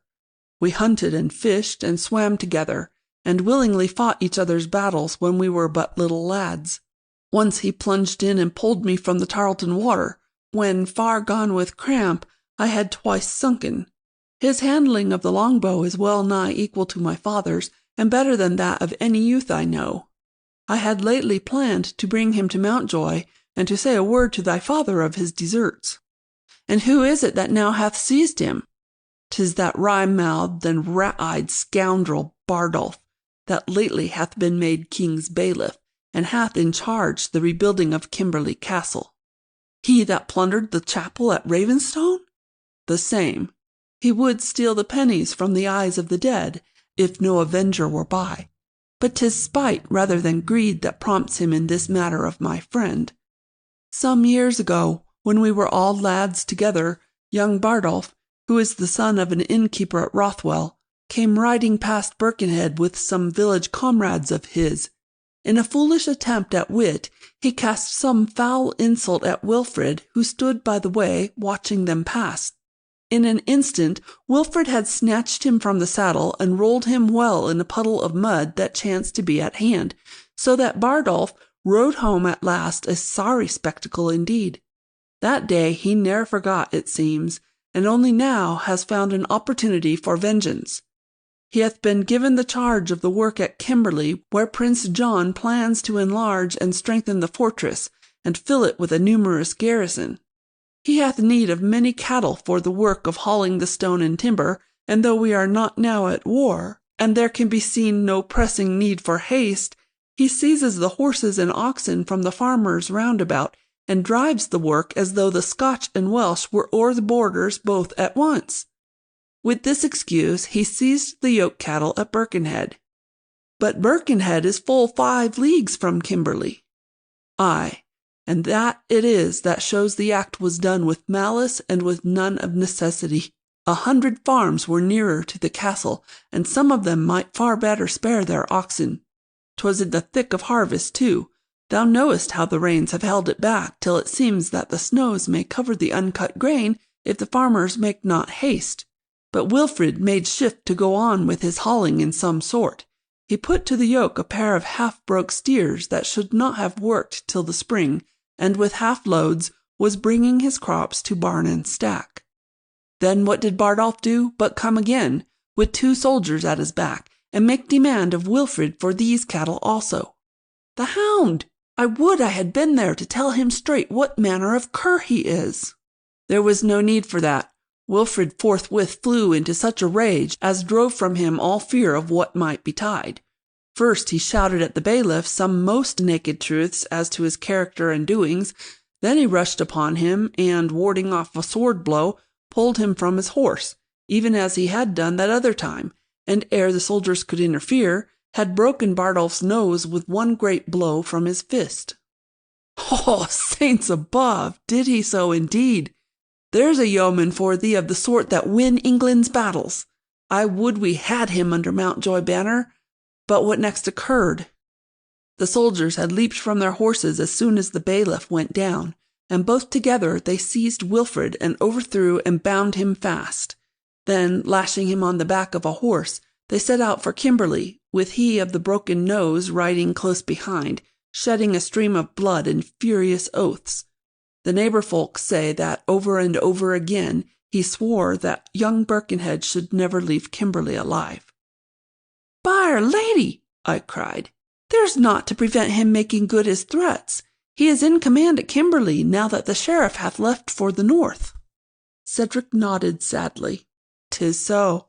He dares not put him to death openly, but he may starve him in his cell, and report that he died of a sickness. And if the sheriff returns, I doubt of much betterment for one in Wilfrid's plight. Thou knowest well that throughout England at this moment there are lying in dungeons, with chains on their limbs, full many honest men who are as innocent of any crime as thou or me. I know it well indeed, and of these there are many as to whom their very jailers know not the charge against them, for their accusers are long ago dead. 'Tis a hard world we live in, Cedric, but I see not how we may better it." Cedric sprang up and faced me with high-held head and blazing eyes. "Sir Richard, if thou'lt help me, we may better this hard world for one luckless man. It has come to me how we may take Wilfrid of Birkenhead from the very walls of Kimberley." "Help thee? My word upon it, I will help thee if it can be done at all. Say on." "My thought is this," answered Cedric quickly, whilst tears of joy sprang to his eyes at my hearty seconding. "One that came from Kimberley, even as we talked at my father's today, hath told us that Wilfrid is confined not in the castle dungeons, since those are in some way concerned in the present changes, but in a strong room in the tower, some 40 feet above the moat. The window is not barred, since the apartment was never meant to serve for prison. but the wall is sheer below it to the cliff that steeply slopes from thence to the moat. 'Twould be sure death to fling oneself down, since the rock at the base is after all too wide to be passed by a leap from the window. But with a stout rope now, and with friends on the farther side with horses not far off. But the sentries on the battlements would surely spy him as he descended. Not on a moonless night, and especially if he knew the moment when the sentry had just passed overhead and therefore would not soon return.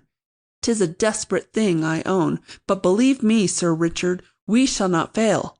Already I see the way to take the rope and our messages to Wilfrid in his cell. There is a group of trees which in the last score of years, while the castle has been little used as a stronghold, has been allowed to grow on the hither side of the moat, just opposite the tower. There we will hide and do our part in the venture. Tomorrow night will be moonless. What sayest thou?" The next day at noon, soon after Bardolph of the Broken Nose had ridden away from Kimberley on some necessary errand, a stout old monk, in the flowing robe of his order, with hood and cowl closely drawn about his face, and bearing a basket on his arm, appeared at the gate of Kimberley.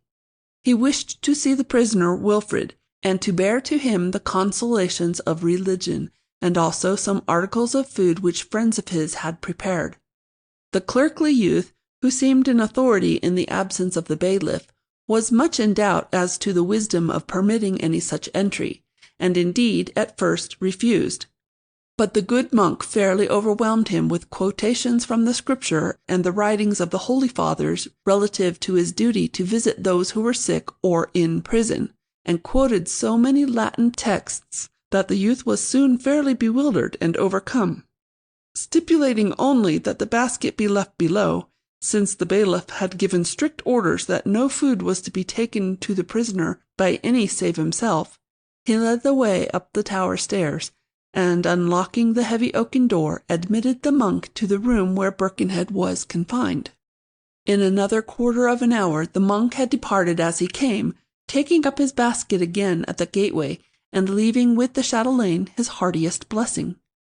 To me, who had been anxiously watching from one of the village houses, a furlong from the walls, it seemed that he walked with much firmer and more vigorous step as he returned o'er the drawbridge than he had when first he crossed it.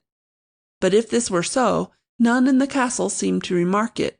At any rate, the monk's departure was not interrupted, and he passed out of the village, looking neither to the right nor the left. Soon after I followed, and overtook him after he had entered a thick copse of yew and hazel half a mile away. Beneath that leafy screen, Cedric flung off the monkish gown and hood, dropped the basket on the ground, and stood gazing at it gloomily. "Sir Richard," he said at length, "Wilfrid of Birkenhead hath been for 3 days close shut in that tower room, and no least morsel of food hath been given him. Bardolph verily means to compass his death by starving." "The miserable hound!" I answered between set teeth. "'Tis a pity Wilfrid did not strike a thought harder and break his worthless skull." Cedric's face was wryed with pain and wrath. He stamped upon the ground in bitter impatience. Then, pulling from the basket the huge meat pie which had formed the greater part of the provision he had sought to carry to the prisoner, he dropped it before him, and struck it with most vicious kick before it reached the ground.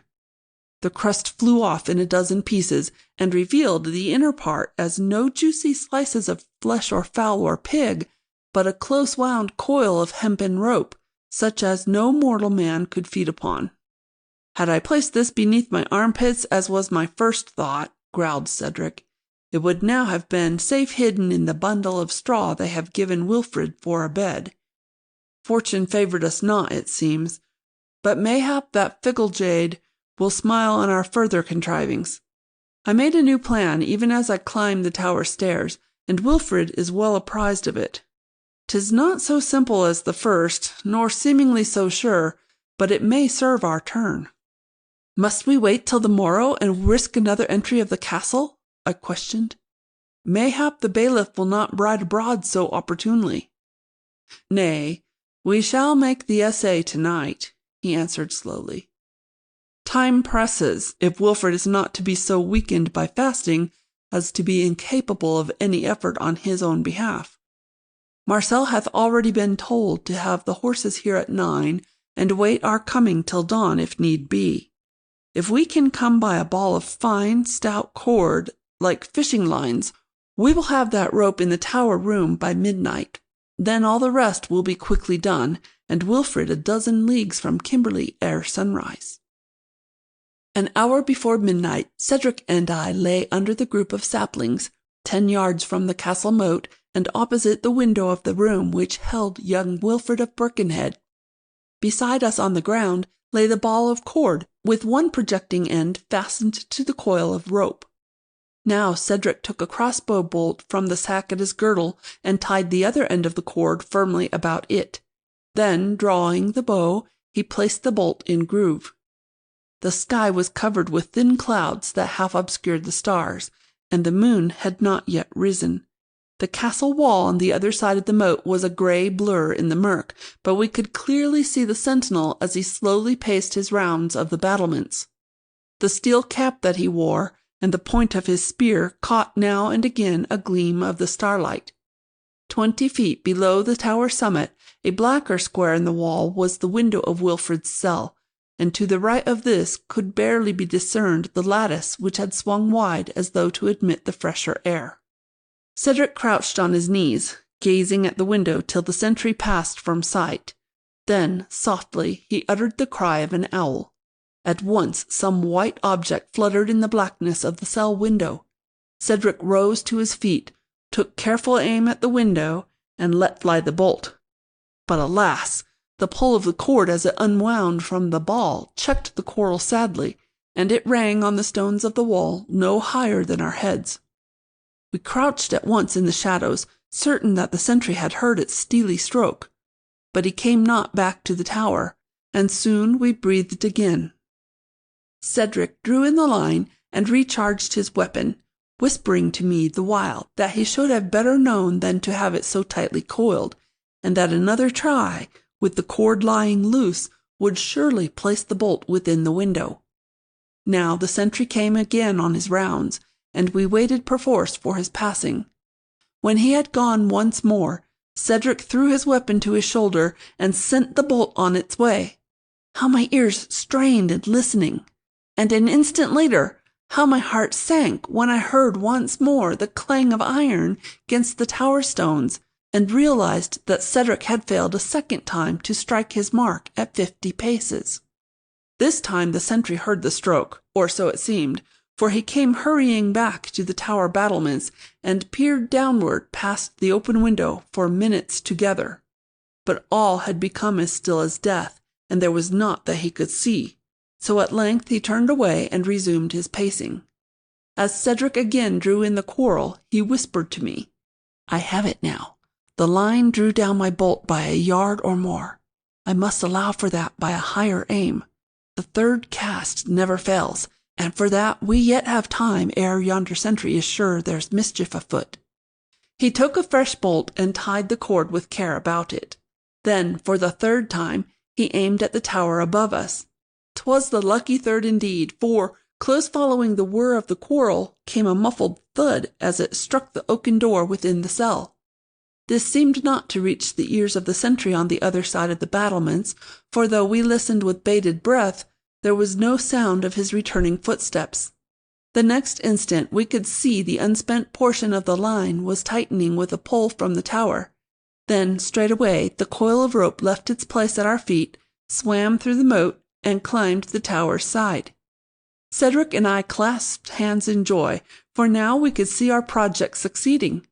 In no more time than he needed to descend from the window, swim the moat, and reach the horses in the hazel copse, Wilfred would be safely away from Kimberley. Once more the sentry made his rounds, and once more passed regardless of what was going forward 6 yards below him. Wilfred appeared at the window, and, lowering himself hand over hand, came swiftly down the rope to the cliff below.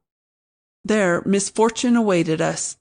As he dangled from the rope, with his feet seeking a hold on the sloping cliff, he loosened a bit of rock the size of a man's head that lay near the tower base, and this accursed stone slid and rolled noisily down the crag and struck the waters of the moat with a hideous splashing. At once the sentry, whose ears mayhap had been sharpened by the other noise for which he had found no reason, came running again to the tower. Peering into the darkness below, he spied the prisoner just as he leaped down the rock and plunged into the moat. The sentinel was a ready man and determined, such an one as might well have served a better master. Setting up a lusty shout of alarm, he turned at once to a pile of the stones that were kept on the battlements for the repelling of besiegers, and began hurling these into the moat. The water's surface was in shadow, and we could not see the head of the swimmer, nor could we tell whether any of the soldiers' wild-flung missiles had found their mark. A minute passed wherein my blood seemed to freeze, and my limbs to lock themselves fast like those of one who perishes from a mad dog's bite. The stones still followed one another in vicious plunges into the black waters, and the soldier continued to halloo for the guardsmen at the gate to lower the bridge and search the farther bank. Then Cedric broke away from me and plunged into the moat. Forgetting all else, I followed him to the water's edge, stood peering vainly into the blackness, and might have dived in also had he not speedily returned. He was swimming lustily with one hand, and with the other bearing up his comrade. I seized them both as they came within reach, and hauled them ashore. Cedric joined with me, and we drew Wilfred up the bank and halfway to the group of saplings. There Cedric stopped with a groan of misery, and fell on his knees by the limp body of his friend. The wind had brushed the clouds from the sky, and by the starlight I saw that Wilfred's head had been crushed by one of the stones from the battlements. Cedric rose to his feet and shook his fist in frenzy toward the king's stronghold. But already the bridge was down, and the guard was pouring across. I plucked my comrade by the sleeve. "Come, Cedric, come! Our friend is past all help. Let us away ere they slay us also." He turned to me with a face of deathly whiteness, and for a moment I thought he would refuse. But I seized his hand, and he let me hurry him to the shelter of the trees. Through these we quickly passed, and then raced down the dim-lit field to a hedgerow a furlong away. Running behind this, we soon distanced our pursuers. In half an hour we had come by roundabout ways to the hazel copse where Marcel and the horses awaited us. In silence we mounted, and in silence rode through all the hours of darkness, Cedric sitting with head bowed forward, enwrapped in gloomy thought as in a sable garment. The way was rough and weary, and we found no solace in the fragrance of the harvest fields and leaf-strewn woods, or in the song of the night wind. As the sun rose behind a veil of grey and chilling mists, we climbed the slopes of Rowan Hill and sighted the towers of Mountjoy. End of Chapter 11. The Iron Collar.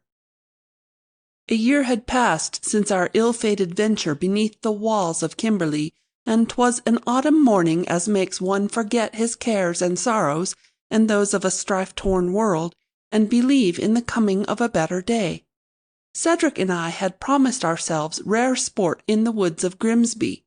The sky overhead was of brightest blue, and the sunlight filtered sweetly through the boughs of oak and beech that now had dropped the half of their leaves to make a rustling carpet underfoot. In the tree-tops the birds sang lustily, making the best of the smiling time that comes before the winter's winds and snows. Now and again a wood-mouse scampered on fallen log, a hare sprang away from her form, or a moor-fowl scuttled to cover in the bracken. To me there were never sweeter sights and sounds and fragrances than those of autumn woodlands, and to Cedric, the son of a Pelham forester, they were as native and joyous as the brown brook waters to the speckled trout, or the green hill pastures to the Mountjoy kine. Since my comrade and former squire had been knighted at Wenderley, after the victory over the Welsh at the Pass of the Eagles, we at Mountjoy had grown well used to think of him as Sir Cedric de la Roche, the name conferred by the Lord High Constable when he made him knight and chevalier. But a newer honour had come to him but 4 months past, and though 'twas well deserved, and most gracious act of our liege lord the lion-hearted Richard, we yet could scarce conceive of its reality. De Lacy, the High Constable, who, with the backing of all the Mountjoys and Carletons, had well served the king in the western counties in the struggle against his usurping brother John after the king's return from the German captivity, had told to him the tale of the Welsh battle and something of Cedric's more recent services. Then he had hinted that the fee of Grimsby had been vacant, save for the royal stewards, ever since Sir James Dunwoodie and his brother had perished in the battle at the pass. Forthwith the king summoned secretaries to write at his bidding, and shortly a herald arrived at Castle Mountjoy with letters patent, making our Cedric the Knight of Grimsby, and conferring on him in fee the land and manor house and all the rights Dunwoodie had before. At the royal assembly at Shrewsbury, Cedric had appeared with his due quota of 6 mounted men-at-arms and 50 archers, and no knight or baron in the whole array looked a better captain of his forces, or held himself in more manly fashion as the king rode down the line to view us. Truly my heart swelled that day with gladness at the recognition that had come to so brave and so true a man without awaiting the silvering of his hair and the bowing of his shoulders with years. Lord Mountjoy was mightily proud of Cedric, as I well knew, and had stinted not to boast of him on occasion as a Mountjoy lad with a head as well as hands, and, however he might wish to check o'erweening youth and confidence, my father might not gainsay that he, that had long been famous for his swords-play throughout all our countryside, had much ado to hold his own with foil or quarterstaff against me, now that my strength and reach did equal his, or that Cedric of the broad back and oaken thighs could lift breast-high a weight that neither of us could stir. Now Sir Cedric de la Roche and I adventured through the Grimsby woods, afoot, clad as huntsmen, and carrying only our crossbows and poniards. For the most part, those that hunt in greenwood choose the longbow with its cloth-yard shafts. But from a child Cedric had displayed a wondrous skill with the other weapon. It was ever his favourite, and I followed his humour. Already he had struck a fine moorfowl that ran amongst the gorse, and I a hare that sat upright beneath a leafy beech, thinking himself well hidden. We talked full loud and gaily as we made our way through bush and brake, or along the woodland paths, for truly it was the sunlight and the comradeship and the smell of the fallen leaves that had brought us to the forest, rather than any wish for heavy game sacks. Already we had meat enough for the roasting at our noontide campfire, and we little cared for more.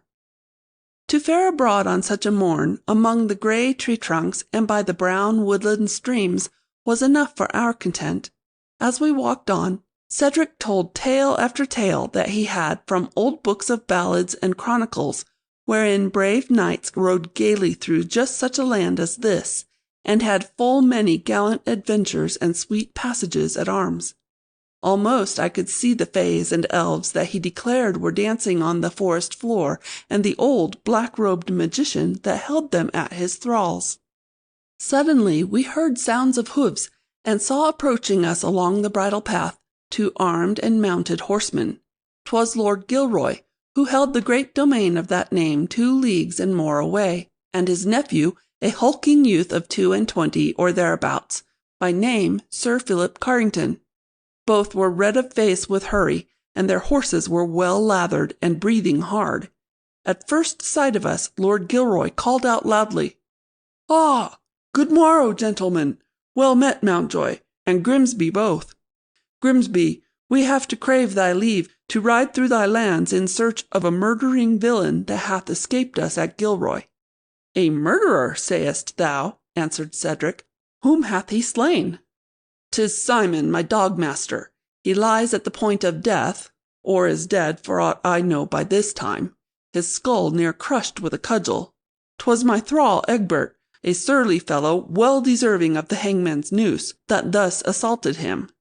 It seems the dog-master had found him sore abusing one of the best of our hounds, and had rated him soundly, threatening a report to me of his actions. I saw but the end of the matter, and that from a distance, and with Philip here have ridden hard after him. The varlet made at once for the woods and has thus far escaped us, but we will run him to earth if it take the whole of Gilroy." "A surly fellow indeed!" exclaimed Sir Cedric. "'Tis well that he be apprehended quickly, else he'll join some outlaw band, and bid us all defiance. Thou mayst ride through my lands at will for his capture, or we may chance upon him in the wood. How may we know him?" Lord Gilroy smiled, but in a hard, grim way he hath, that is more menacing than any frown. "'Tis easy knowing him. He wears an iron collar, like all my thralls, bearing his own name and mine in graven letters. It makes the hunting of them far easier when they have done some violence, or if they attempt to fly from my lands. But give you good day, messieurs. We must fare on. If so be you get sight of him, a crossbow quarrel would not be amiss if he stopped not on order. And if you take and send him to me, I will be much beholden. Our thralls must be kept well in leash, e'en if that leash be on occasion a hangman's knot. Come, Philip, ride to the left, I pray thee, while I follow this path through yonder thicket." Cedric and I walked on, talking of this bloody mischief, and of the chances of the thralls' recapture. Somehow the brightness had gone from the sun-glints, and the woodland seemed no longer a forest enchanted, where nymphs and elves might dance away from hollowed tree, or the grey-haired wizard Merwin be seen upon a mossy rock, summoning by magic spells a troop of Arthur's chivalry. "'Tis true, this fellow must be taken," said Cedric sadly, "for such as he make up the outlaw bands that now and again give trouble sore to honest men. But I know not for the life of me why men that are born and die upon this green earth like any others, and that have as good a wish to live unhampered as you and I, should wear upon their necks collars of iron that mark them forever as slaves and bondmen. I have little wonder that such at times break forth with violence. Nay, I have the more that ever they remain quiet like oxen in a paddock, awaiting the ploughman's yoke." Cedric had stopped short in the path, and was facing me. Upon his broad and comely face was the same stern look he had worn that day he withstood my father in the matter of the churls at Delancey Manor. "Why, God have mercy, Cedric," I protested. "I see no need for all this heat. These thralls have never known other condition, and 'tis like they live the more in comfort for a master's guidance." Cedric's eyes blazed at this, and he spoke full loudly. "Look thee now, Sir Richard, hast ever asked of thrall whether or not he would have his freedom if he might? If ever thou dost, thou'lt find that there's never a villain or thrall in England but would prefer himself as master to the kindest and best of lords that ever lived." "How knowest thou that?" I questioned sharply, being myself somewhat kindled by the heat with which he spoke. "Hark thee, Sir Richard, thou hast on Mountjoy lands no thralls, for that thy grandfather made free men of them all. But when I came to Grimsby, there were here a dozen or more that wore the iron collar, and might not leave the land. I had not been here a fortnight ere I loosed the collars from their necks, and bade them go or stay as pleased them, for that now they were free men. Some were youths like ourselves, some strong men of middle age, and others old and white-haired. But every one of them fell down before me and wept for very joy that they and their children after them should be free. Forsooth, I liked it not that men with sons older than me should pay me homage as I were a heathen caliph on his throne. 'Tis nearly 4 months since, and not one of them has left the lands of Grimsby, and every one would fight for me against any man on earth. Hadst thou seen their faces on that day I threw their collars to the smith to beat into bush-cutting hooks, thou'lt never question more whether men would choose to be men rather than cattle." "Ah, well," I answered, "mayhap it is as thou sayest. Some of the best men under the Mountjoy banner are sons of those my grandfather loosed from bondage. But this is a question too great for our settlement, and this too fair a day for argument. What if we make our fire and dress this meat for dinner? Verily, I am already sharp set with this autumn air."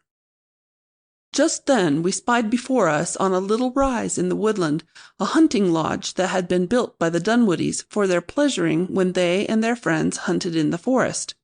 Cedric remembered that he had the key to the great lock in the door among those that hung at his girdle, and we advanced to enter and examine the place, I, for one, being glad enough of any happening that should cause us to forget the matters of which we had been talking. Soon we were inside the lodge, and found it clean and comfortable enough, it being furnished forth with a table and benches of logs, split and hewn, and a good broad fireplace with spits whereon to hang the roasting. "Ah!" cried Cedric in a voice far other than his last speaking. "What sayest thou? Shall we not roast our meat here rather than among the leaves in the wood, where a fire in this dry time may go beyond our holding?" "Surely," I answered. "'Twill be better far to-day. Come, I'll flay and dress the hare, while thou makest ready the fire. Thou art ever skilful at the kindling."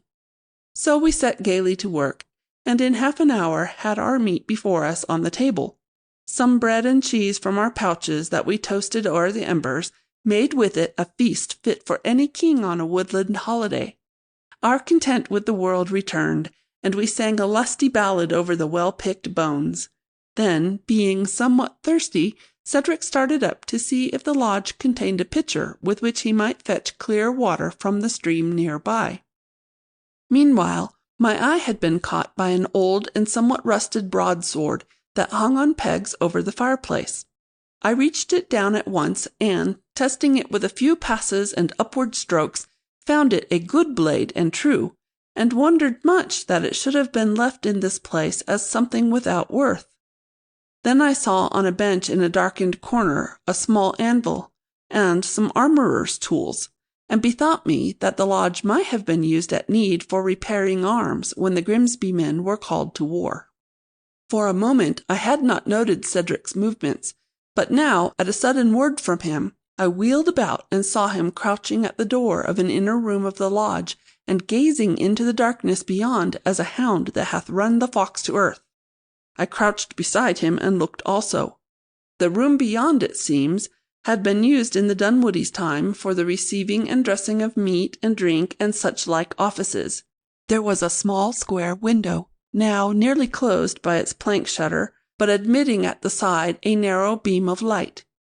For a time my eyes could make out naught, but after a little I saw, beneath a bench or table in the farthest corner, first 2 glistening eyes, then, dimly, the form of a man. Cedric took down his crossbow and laid a bolt in groove. "Come forth from there, my man," he shouted. "We have thee fairly caught." No answer came, and for a moment I doubted if we had seen aright. Then Cedric called out again. "Come forth, I tell thee, else I'll fairly send a quarrel through thee." There came a low groan from the darkness, and words that seemed made with labour. "Strike, then, I care not." "What sayest thou?" called Cedric. "Seest thou not I can strike thee with bolt fairly in face?" "Strike, then, 'tis better so." Cedric turned to me with blank amaze upon his face. "Heard thou ever the like? The man defies us to the death." Then, quickly thrusting his bow into my hands, "Hold this against mischance. There's more to this than we know. I will fetch this fellow forth." "Hold, Cedric," I cried. "Beware lest he stab thee." But my comrade had already advanced into the darkened room. He sprang beneath the table like a boar-hound in his prey, and in an instant emerged at deathly grips with a man as broad and heavy as himself, who fought with tooth and nail and heel, and with the fierceness of a cornered wolf. E'en in that moment I noted the iron collar on his neck, and knew we had to do with Egbert, the Gilroy thrall. Round and round they whirled in desperate wrestling, the while I tried in vain to be of help.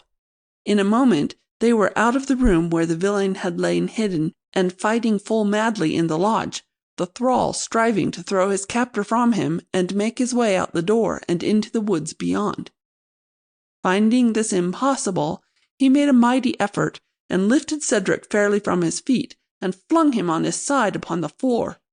For an instant it seemed he would win away unless I drove a quarrel through him, but Cedric twisted instantly and rolled the other on his back. Then in a flash he had pinned him down and had his knee on his breast. "Now yield thee," Cedric panted. "Thou seest I can slay thee if I will." "Slay me then," gasped the other. "'Tis better than Lord Gilroy's branding iron or hanging noose." "Ah, then, thou'rt Egbert that murdered the dogmaster?" "No murderer am I, but that would serve me not. Lord Gilroy will have me flayed alive with ne'er a chance to tell my tale." For a moment Cedric gazed into the bloodshot eyes beneath him.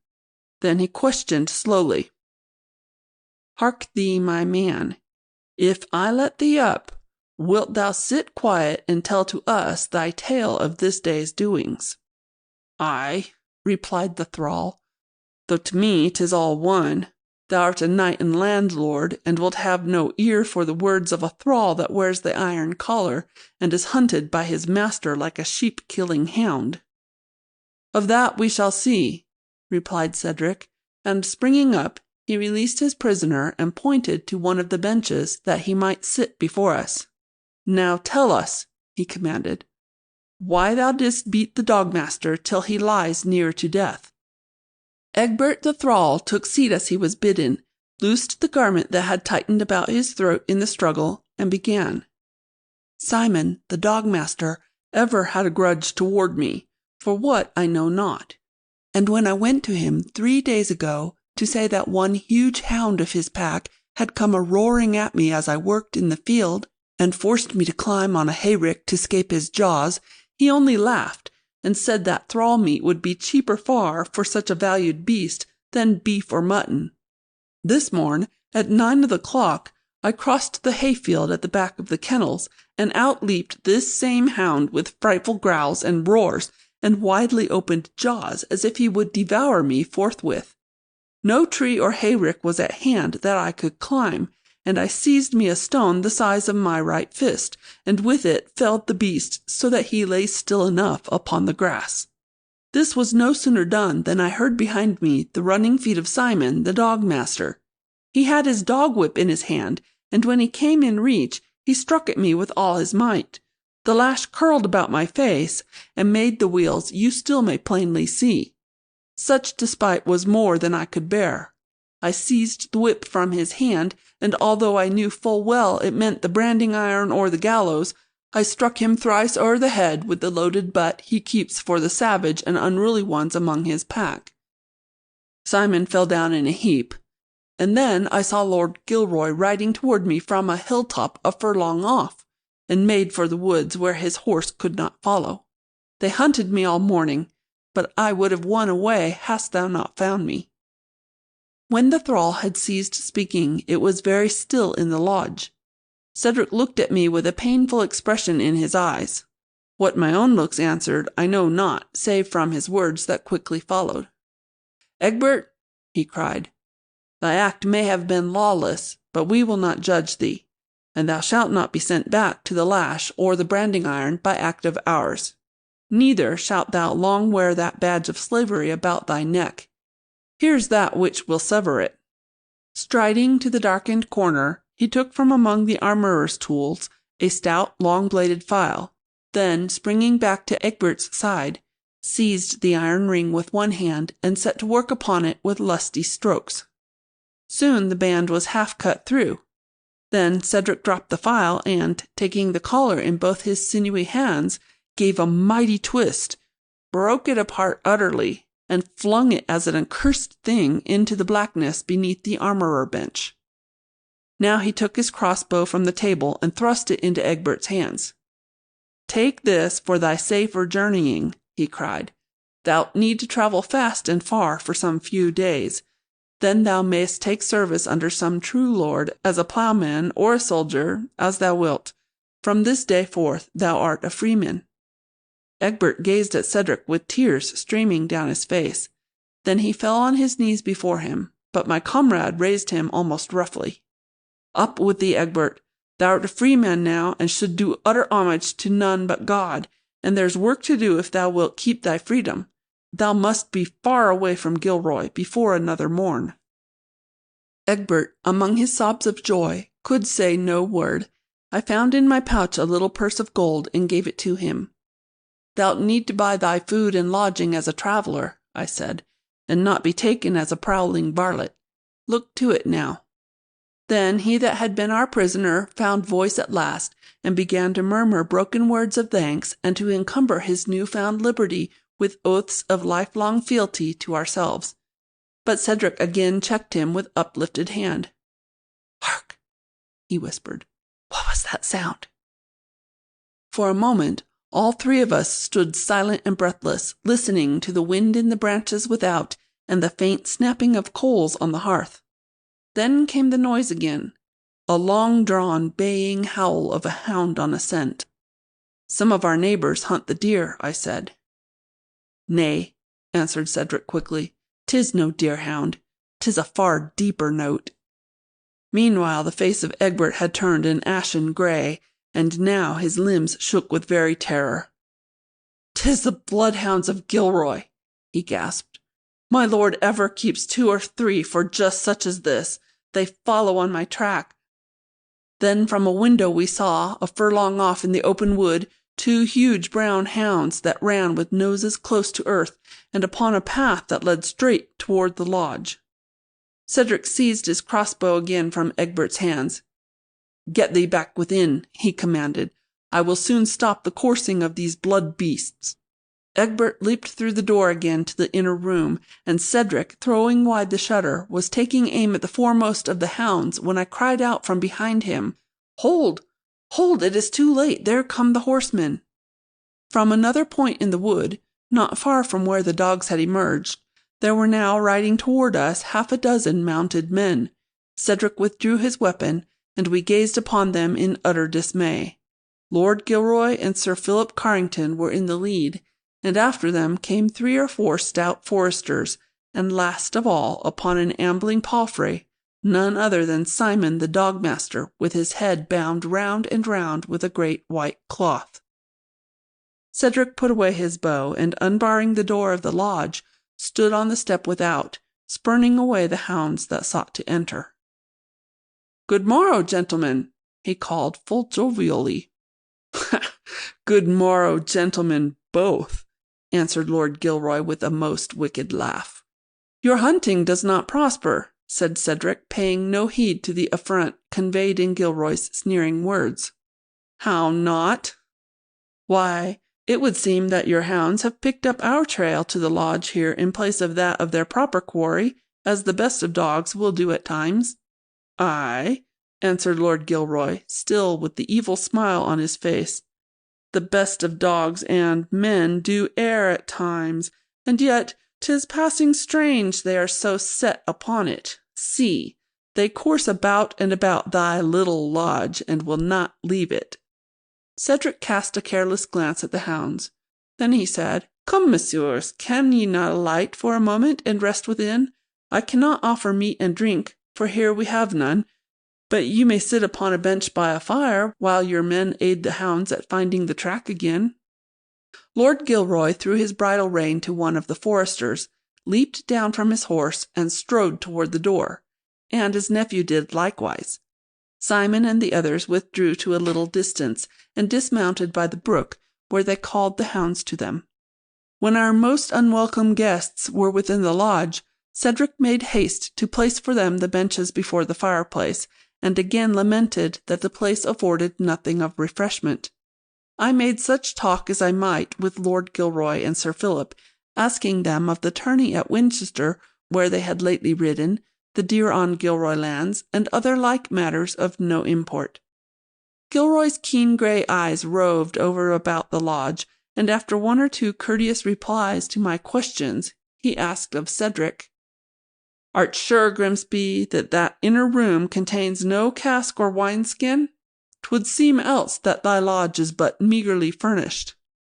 "Aye, 'tis so," answered Cedric at once.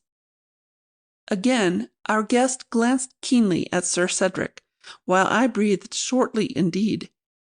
But he said no more, and now I made diversion by asking Sir Philip if 'twas true that the Carringtons are Welsh descended. I knew full well 'twas not, and was hugely pleased when he denied it hotly, and went on at greatest length to prove his family of pure Norman blood by reciting all the quarterings on the Carrington shield and their origins in the days before the Conquest.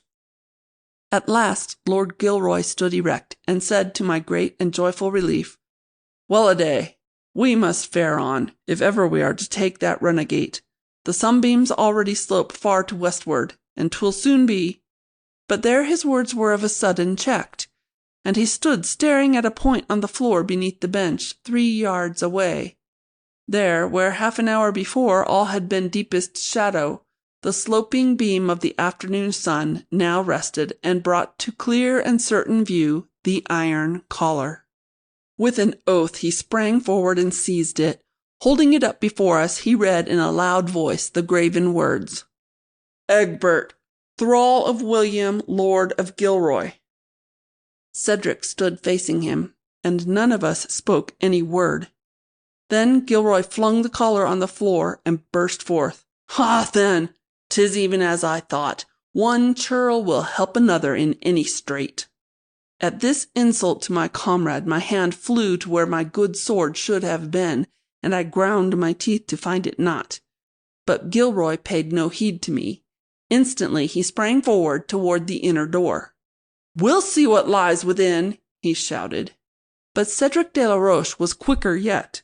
He leaped before the door, and with a mighty push sent Lord Gilroy half across the room. Then both Gilroy and Carrington drew swords and rushed upon us. By this time I had gathered my wits, and recalling the goodly weapon at my very back, had turned and seized the rusted broadsword from above the fireplace. I was but just in time to receive the attack of both of them at once, for Cedric stooped to reach his crossbow, which rested against the wall, ready drawn, and with the bolt he had meant for the hound still in groove.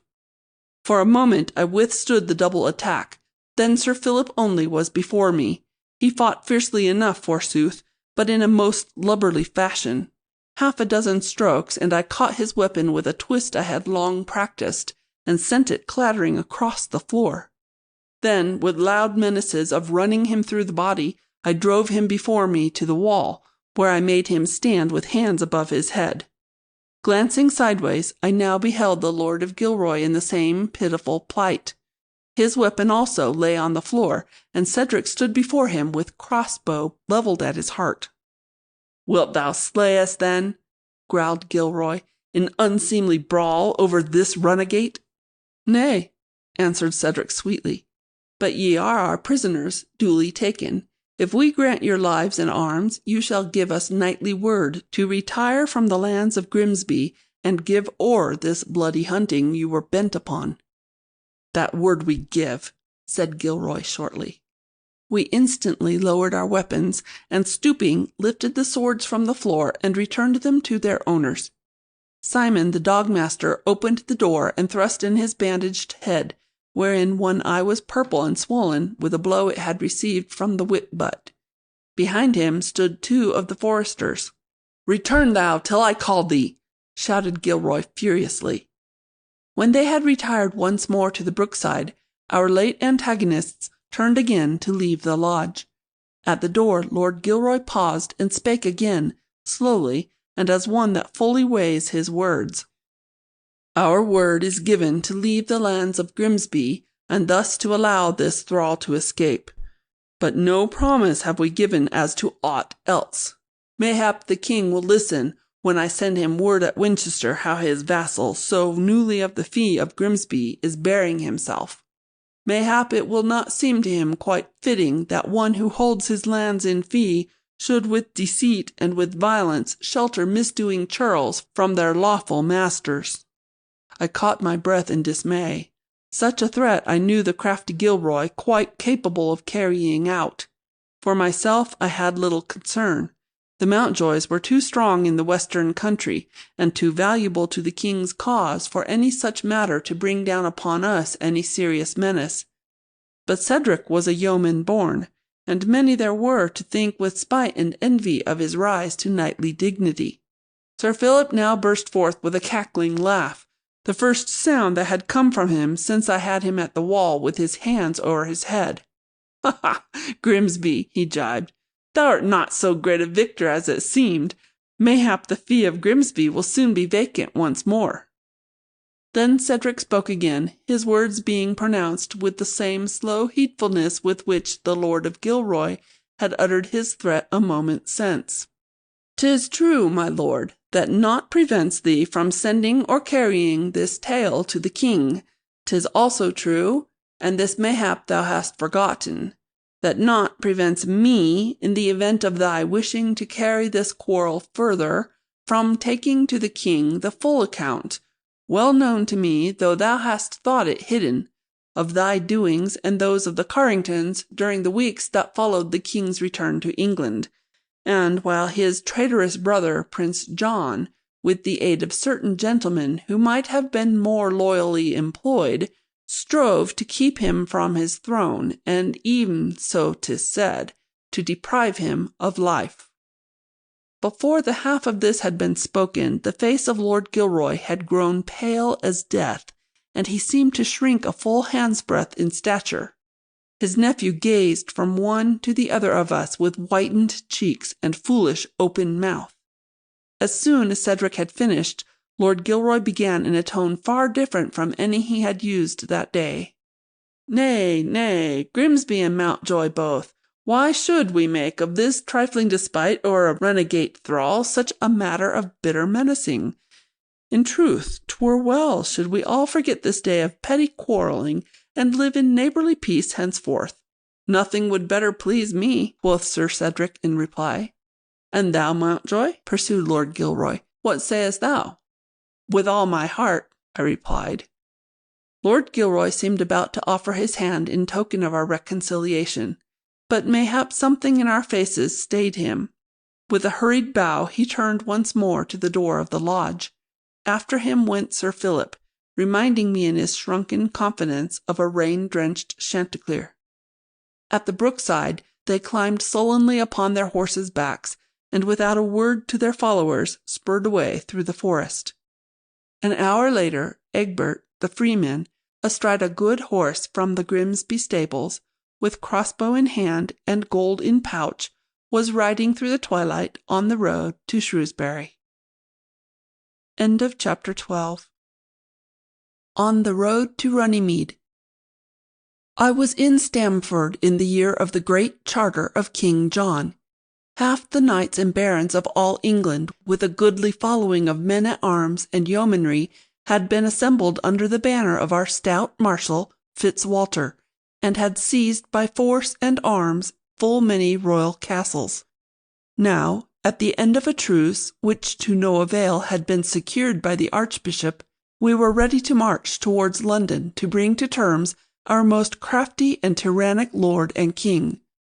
For years he had dealt in plots and scheming to overreach the great and strong among the baronry, and from the weaker seize their lands and goods at will, and oft threw their persons into durance to further his gross ends of gain or vengeance. Now some hundreds of the barons of the north, with a dozen or more of us from the west counties and the Welsh marches, and a sprinkling of churchmen, who no less than ourselves had suffered from the king's o'erreaching, were gathered in Bermondsey Hall to agree, if we might, upon a scroll of the grievances that the king must remedy when our further assaults should have forced him to sue for peace.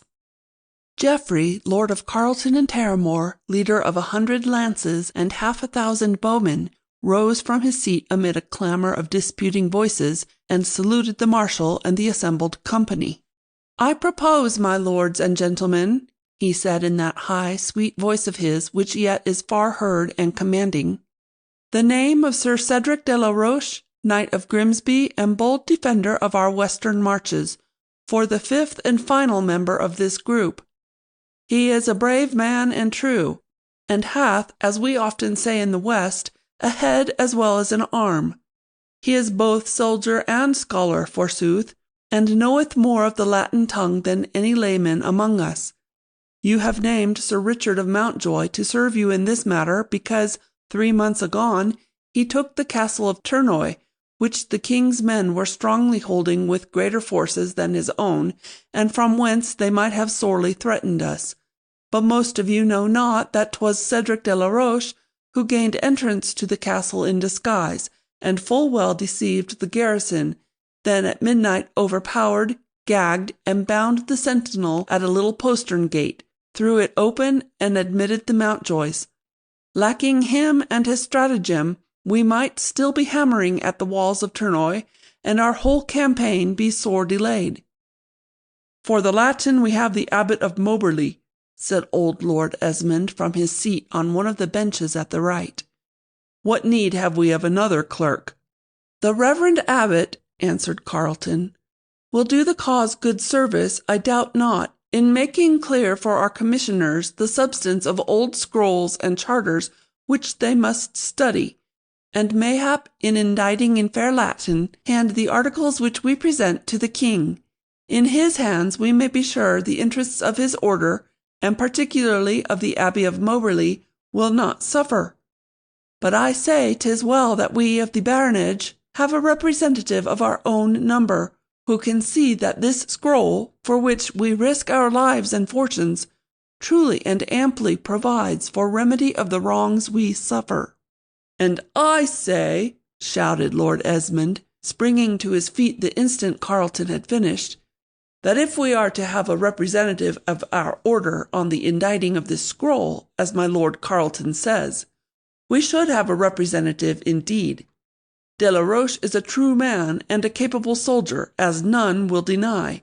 But we have here many lords and gentlemen of longer service and of purest Norman blood. The Knight of Grimsby, as all may know, is yeoman and Saxon born. Such a man, be he never so learned, must ever think as the folk from whom he sprung, and can never rightly guard our rights and privileges. For an hour we had debated of our wrongs and the measures that should put an end to them, each speaker being fiercely bent upon the thing that should lift the oppression that had borne most heavily upon him, and caring little for aught else. But finally 'twas seen that the whole assembly could accomplish naught but argument and loud bickering, and that the writing of the scroll must be done by a few chosen men, who should later bring their work before the whole body of leaders for their assent and undertaking. Two of the oldest of the northern leaders, the Baron de Longueville and the Lord of Esmond, had been first named. Then the learned and courtier-like Abbot of Moberly, who was beneath the insurgent banner because of the king's high-handed procedure in the matter of Moberly Abbey, where, during the absence on pilgrimage of the rightful holder, he had declared the abbacy vacant and conferred it with all its lands upon one of his shameless favourites from Normandy. A moment before, my own name had been added to the list in recognition of the services of the western lords that had well broken the power of the king in all their countryside. Following Lord Esmond's bitter speech came shouts of approval from some of the other northerners, and it seemed like my old friend and comrade would be deprived of the honour which Geoffrey of Carleton had sought to have conferred upon him. But the venerable de Lacy, long the Lord High Constable of England, and still a power in the land, though bent and snowy-haired with age, rose slowly to his feet and addressed the marshal and the company. My lords, 'tis well for those to talk who know whereof they speak. Years agone I knighted Cedric de la Roche for knightliest service at the Battle of the Pass, where verily he changed defeat to victory. Since that time he hath many a time, and oft, served under me and others, always to the welfare of the kingdom and the enhancement of his name. Lord Esmond says that Cedric de la Roche comes not of noble family. I ask of you, my lords, who made our families noble, but some hard-smiting ancestors we had that served not better, I warrant you, than this man of whom we speak? And I have seen his lands of Grimsby, and the stout and loyal men who do willingly follow him, and know full well he can think and plan as well as strike. Finally, my lords, 'tis not the tale of his father's or his grandfather's deeds, but of his very own, that should guide the choosing of a man for a time of need. At this, still louder shouts burst forth, especially from the younger men, and some did loudly call Sir Cedric's name, insisting that he serve. When partial silence came once more, The marshal brought all question to an end by announcing all the names of the group and ending with that of Cedric de la Roche. Then, it being near the supper hour, the company broke up amid cheering and noisy overthrow of benches and the clamour of many voices in eager talk of the day's events. The meeting next day of the group that should do the writing of the scroll was scarcely better than that of the whole assembly. Esmond and de Longueville disputed long and loud over exemption from the tax levied for the French war, and some suggestions that we others made for the kingdom's better ordering went all unheeded in the din. The abbot, smiling and crafty as always, patiently awaited the time so sure to come when noise and clamour should exhaust itself, and his own smooth-spoken counsel should prevail. He had with him a copy of the old charter of the first Henry, and Cedric a draft of some of the laws of Edward the Confessor, which he believed should be included. At last, when 'twas seen that we made no headway, my own voice was for a moment listened to, and 'twas agreed that our two scholars, the abbot and Cedric de la Roche, should work together, making from the ancient laws and grants, with such additions as were found needful, the articles we should put before the king. With all my comradely thought for Cedric, I could but smile as I thought of the task that now confronted him. I knew well that he had certain cherished plans with regard to these articles, whereby he hoped to gain for the commons some of the privileges and immunities which he regarded as the natural rights of free-born men. Often and often he had declaimed to me of these things, and with such eloquence and conviction as well nigh made me a convert to his party, if that could be called a party which had no leaders and no programme, and scarce a voice save his own. The commons knew no other way of protest against the wrongs they suffered than such violent and fruitless revolts as that of the churls of Delancey Manor, with mayhap the killing of a tyrannous noble, and the later hunting down and hanging of the leaders of the mob. Cedric had for years maintained that their natural rights should be assured to them by charter, and not left to the caprice of some careless or greedy overlord. But the abbot of Moberly was allied by blood and by early training to powerful Norman families, and 'twas likely that he had but little sympathy with any such ideas. Handsome, learned, and eloquent, he was accustomed to win his way among rough and heavy-handed lords and barons, and the little better schooled officials of the royal courts, by the skill and grace of his address, and yet more, if all rumours were true, by a readiness to shift his allegiance to any cause in accordance with circumstance and his own prevailing interest. In truth, he had been bred for the law as much as for the church, and his great services to his order, which had been amply rewarded with power and place, were those performed in court or council rather than in church or monastery. At this very time, Lord Geoffrey of Carleton, Cedric, and I had reason to suspect the abbot of secret communications with the archbishop, who was still nominally of the king's party, and who would perhaps have much to do with the final shaping of our articles if ever we should force the king to consent to their sealing. 'Twas evident that the rights of churchmen would not be overlooked in the final treaty, and although this too had our approval, we were the more determined that those of other estates should also be well guarded. On the morrow, nevertheless, it seemed certain that this co-working of two such diverse men would be effective, and that we would soon be prepared to take before the assemblage of leaders the completed scroll. The abbot and Cedric de la Roche came late to our meeting, and still debating hotly on the way. But they brought a list of articles they had most cunningly devised for the remedy of the ills of which we most loudly complained. The abbot read them to us clearly and with most just accent, like the learned speaker that he is, and I think the two old northern lords were mightily impressed with the power and worth of words so skilfully marshalled. When he had finished, we might have then and there adopted the articles and ended our labours.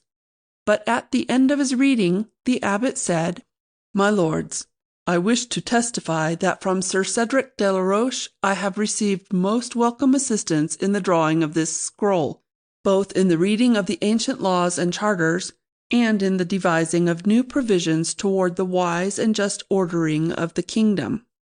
Nevertheless, upon some minor points we have not yet agreed, and upon these he wishes to address you." Sir Cedric rose to his feet, and for a moment looked from one to the other of our company. His fine and open countenance and clear blue eyes, and the martial squareness of his broad shoulders, would have won him high regard in any great assembly. It seemed to me at that moment that the youth whom I had first known as a forester of Pelham, and whom I had seen rise to knightly dignities, well deserved, was at the summit of his career when those whose decisions were weighty in the affairs of our time awaited his words on a matter of such moment. Baron de Longueville was looking at Cedric with no unfriendly eye, but the Lord of Esmond, who had wished to adopt the articles at once, frowned with impatience at the end of the abbot's speech, and now gazed moodily at the floor. "My lords," began Cedric clearly, "we have as the 20th of these articles, 'Let no sheriff or bailiff of the king take horses or carts of any free man for doing carriage except with his own consent.' Upon the next page we have the provision, 'Let not the body of a baron, knight, or other noble person be taken, or imprisoned, or disseized, or outlawed, or banished, or in any way destroyed, nor let the king go or send upon him by force, except by the judgment of his peers or by the law of the land.' These things are just and right, but to my thinking they go not far enough. Why should we not deserve the good wishes for the triumph of our cause, and the strong right arms not only of the baronage, but of all the freemen of England? Why should not these provisions be altered to guard their rights also?" Lord Esmond raised his head and gazed sharply at Cedric's face. "And how wouldst thou amend them?" he growled. "I would say, in the first instance, 'Let no sheriff or bailiff of the king, nor any other person, take horses or carts of any free man for doing carriage except with his own consent.' And in the second would have the words 'a free man' in place of baron, knight, or other noble person, so that it would read, 'Let not the body of a free man be taken, or imprisoned, or disseized, or outlawed,' and the rest." "Mayhap these churls have made thee their spokesman," sneered Esmond. "Nay," replied Cedric, "I speak for no party, whether high or low, but for the common good of England." Lord Esmond turned with sour and vinegary look, first to de Longueville, then to the abbot. "What did I say in the assembly? This man hath no conception of the rights of our order. All his concern is for churls and clowns." Cedric grew very red, and his hand went to his sword hilt. I sprang up to address our chief, de Longueville, and placed myself between the Knight of Grimsby and the fiery old lord from the north. "My lords," I cried, "we gain nothing by arguments that speedily pass into brawls. Come, let us vote upon these provisions. 'Tis the rightful way. Tomorrow, or the next day at the furthest, we must take our report to the assembly, and we should come to agreement." "'Tis so," replied de Longueville. "We waste our time in bickering. Come, Esmond, what say thou as to these amendments?" "I say nay," shouted Esmond. "Let the articles even stand as they were." "And thou, most reverend abbot?" "I say nay," replied the churchman quietly. "And thou, Mountjoy?" "Aye," I answered loudly. "These changes seem to me to take naught from us, and to be well conceived to gain us many friends." "De la Roche?" "Aye." De Longueville gazed first at the floor beneath his feet, then at the ceiling overhead, and bent his brows in a painful frown.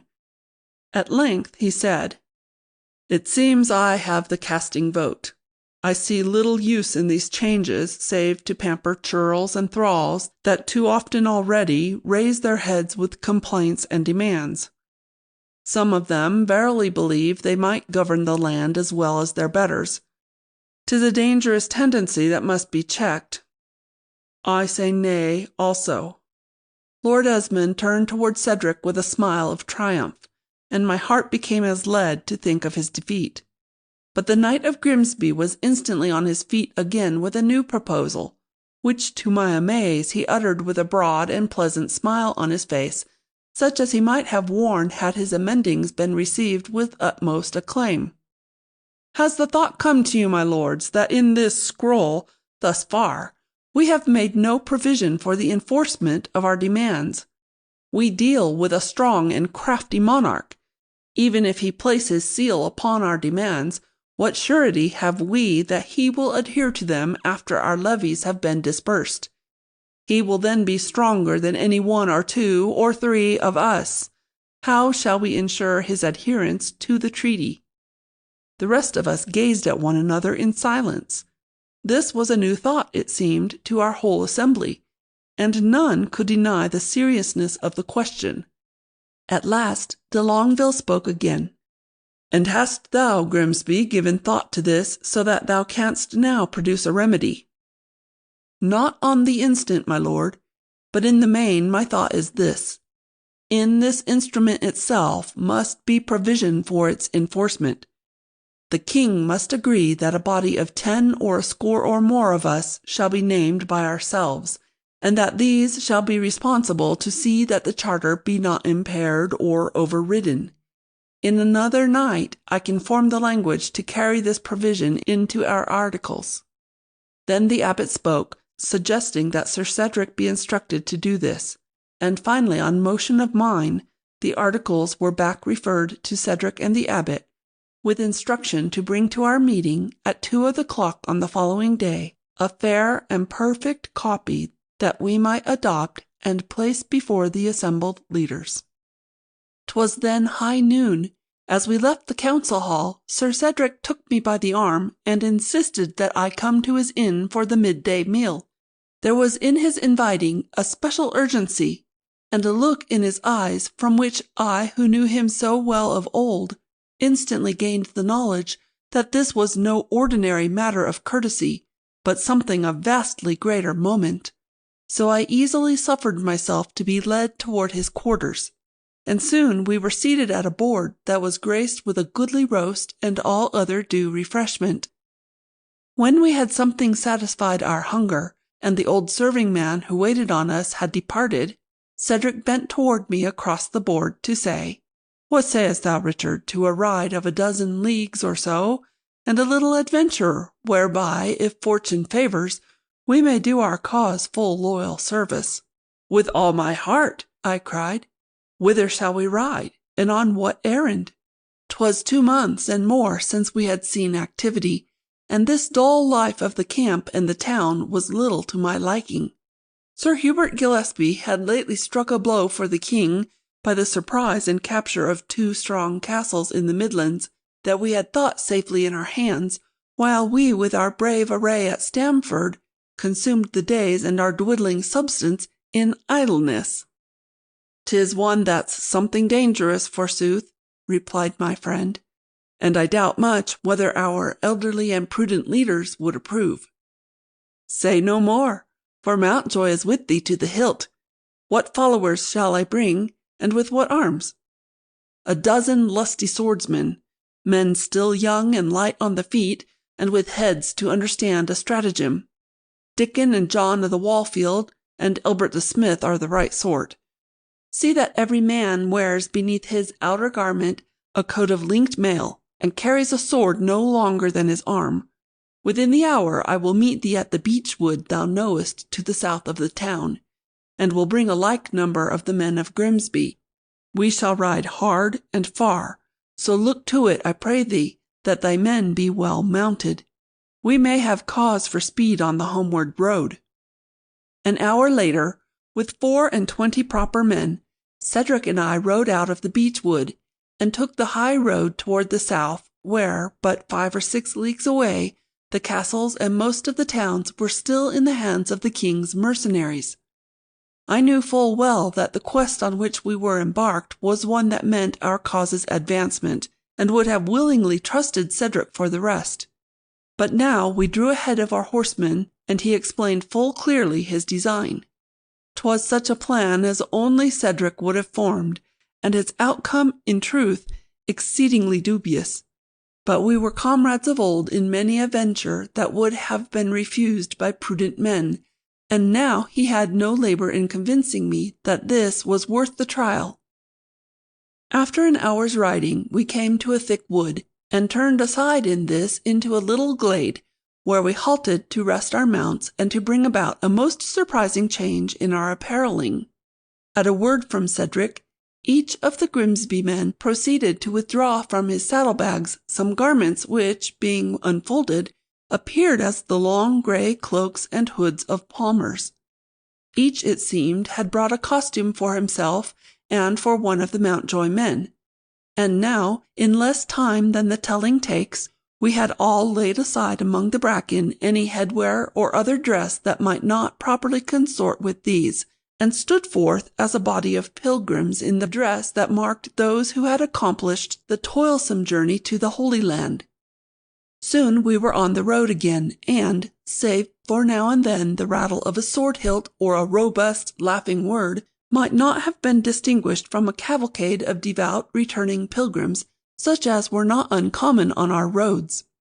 Without mishap, we pursued our way into a region where all the points of vantage were held by our enemies, and where armed parties, far too strong for our gainsaying, patrolled the roads or watched them from the hilltops.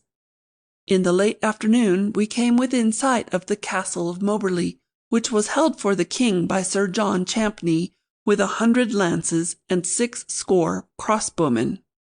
On the left, and but half a mile from the castle, lay the abbey where William de Bellairs, favourite of the king, renegade cleric and forsworn crusader, held usurping sway over the monks and lay brethren, and the fields and vineyards that had been the rightful domain of our associate at Stamford, whom we still greeted as the Abbot of Moberly. At a like distance from Moberly Castle was a fork in the road, just beyond a timbered bridge or a stream. There the left-hand track led to the abbey, and that on the right went straight to the castle gates. At the full trot we took the former turning, and soon were calling for admittance at the abbey doors. This, to a devoted band of pilgrims, was not long denied. The gates were thrown ajar, and, leaving 2 trusty fellows to care for the horses in the outer courtyard, we passed into the refection hall of the monastery to pay our respects to this venerable seat of piety and learning. Our worthy palmers scattered themselves about the great room with its timbered ceiling and mighty fireplace, and engaged in talk with the monks, or in reverent examining of the painted series on the walls, the work of an earnest, though not too highly skilled, lay brother, and setting forth the story of Joseph and his brethren. After a little, Sir Cedric, acting as our leader, sent word to the abbot, whom we had not yet seen, that here was a group of 80 and more of palmers, who now paid their first visit to the far-renowned Abbey of Moberly, and who wished to have speech with the reverend master of the house ere they departed. This message, with its accompanying compliments, accomplished its intent, and soon William de Bellairs, in all the robes of his office, entered the hall from an inner door, and seated himself in his great chair on the dais. If ever the character and history of a man were written on his face, 'twas so with the false Abbot of Moberly. My gorge rose within me at the sight of his red and bloated countenance, that told so plainly of a life the very opposite of that led by a true monk and churchman. His mean and shifty little grey eyes were all but covered with folds and wrinkles of fat, yet quite sufficiently revealed a nature compounded of fox and pig. De Bellairs was one of a group of dissolute Frenchmen who had won the favour of the king and the hatred of true Englishmen by supporting our lawless and grasping sovereign in all his schemes for the seizure of power and wealth. It was against them, nearly as much as the king, that our banner of revolt had been raised, and in our articles of Stamford we had already named 6 of the worst of them, who must be deprived of all offices and banished from the kingdom. 'Twas no blame to the church that such miscreants profaned some of her holy offices. In defiance of her rites of ancient usage, They had been thrust by their royal master into the places they disgraced, oftentimes in reward for services which would not bear recording. "Reverend Father," said Cedric, bowing low, "we congratulate ourselves upon our visit to this ancient and honourable abbey, and we have here some gifts and tokens to bestow upon thee as the head of this worthy brotherhood." De Bellairs bowed deeply in acknowledgment of this greeting. When he raised his head again, what was his amaze and horror to find that he that had addressed him so respectfully had sprung upon the dais, pulled from his shoulders the palmer's cloak, and now rushed upon him as a hound upon his quarry. In an instant the long grey robe was flung o'er the abbot's head and arms, and despite his struggles and cries, a rope was speedily bound about his middle, pinioning his hands to his sides. Then he was lifted bodily and hurried toward the courtyard door. Some of the monks set up a hideous outcry, and one or two sought to intercept those who carried the bound and struggling abbot, but where they thought to deal with unarmed pilgrims, they found themselves confronted with 22 stout fellows, each of whom had drawn from beneath his flowing cloak a short-bladed sword, and flourished it in most menacing way. They fell back before us, overawed, and understanding nothing of what had passed. Only one of the monastery people did preserve his wits at this amazing juncture, and this an acolyte youth of 16 years. Slipping out of the hall and through the rear of the abbey, he ran, as we afterwards learned to our cost, with might and main to take the news of this mad foray to the castle's governor. In the outer yard we spent some time in adjusting more firmly our captive's bonds, and in cutting slits through the cloak that bound his head, so as to allow him to breathe, but nowise to see, and scarcely to make himself heard with calls for help. Then, hoisting him with difficulty, for he was a gross fat man, upon a stout charger whereon one of our own men rode behind him, we turned away from the abbey, and rode at such speed as we might on the road by which we came. Our progress was slow at the first, for our prisoner sat most unevenly in his bonds, and we had no mind to let him fall by the way. And we had no more than fairly set out on the road when he began to shout and halloo, in such wise that Dickon of the Wallfield, who rode behind him, was fain to bring him to understanding of his hopeless plight by a sharp prick from his poniard's point. Thereafter he was silent, and we made better way, but withal most precious time had been lost. The night had already fallen, and with another quarter hour we might have won safely away. But as we approached the fork of the road, we heard a thunder of hoofs coming from the castle. The riders were nearer the joining than we, and ere we could gain the bridge, we heard their horses upon it, and knew that Sir John Champney's men were drawing up in battle array to meet us. As we surmised even then, Sir John had divided the force that he so hastily summoned to punish the supposed outlaws who seized the abbot for a ransom, and had sent one party straight to the abbey, and led the other to this point to intercept us. In the light from the great moon now rising, we could see that their numbers were more than twice our own. They were variously armed, as was to be expected with men who had been so abruptly summoned forth, but there were lances and steel caps enow, and some had coats of mail. We sorely wished for the good broadswords we left behind at Stamford, or the crossbows with which a dozen of our party were so skilled. But now was not time for hesitation or for choosing of courses. Well we knew that in a trice the other party, riding from the abbey gates, would be on our track, and we would be taken in front and rear. With a mighty shout we rode down upon the bridge, trusting all to the darkness and the fury of our attack. In a moment we were in the midst of a bloody melee on the bridge. Our men thrust back their hampering robes, and hewed and slashed with deadly effect, but those opposing us were no weaklings nor novices in war. Sir John Champney slew 2 of our men with downright broadsword strokes, and another was pierced through throat by a lance. I rode in a closer press of fighting than I had seen since the Battle of the Pass, and once or twice was near beaten from my horse, though some of those that rained their blows on me fared worse indeed. Then Cedric came face to face with Sir John Champney, received a broadsword stroke on his uplifted, mail-clad arm, and countered with a blow that sent his enemy to earth. Instantly the cry arose that Sir John was slain. Most of his followers were French and Flemish mercenaries, and now they melted away before us, fleeing to the fields on either side of the bridge, or leaping to the shallow waters below. We paused long enough to learn that our men who had fallen were past all help, then rode forward at a gallop up the moon-lighted way, with our prisoner still safely bound and in our midst. By the 11th hour we entered again the wood where we had transformed ourselves to palmers, and 'twas the work of but a moment to change us back to knights and men-at-arms. By midnight we were safely in the town, and had our prisoner properly bestowed. Then Cedric and I parted for the night, I to go to my bed, and he, as the morrow showed, to labour by candlelight all through the hours of darkness.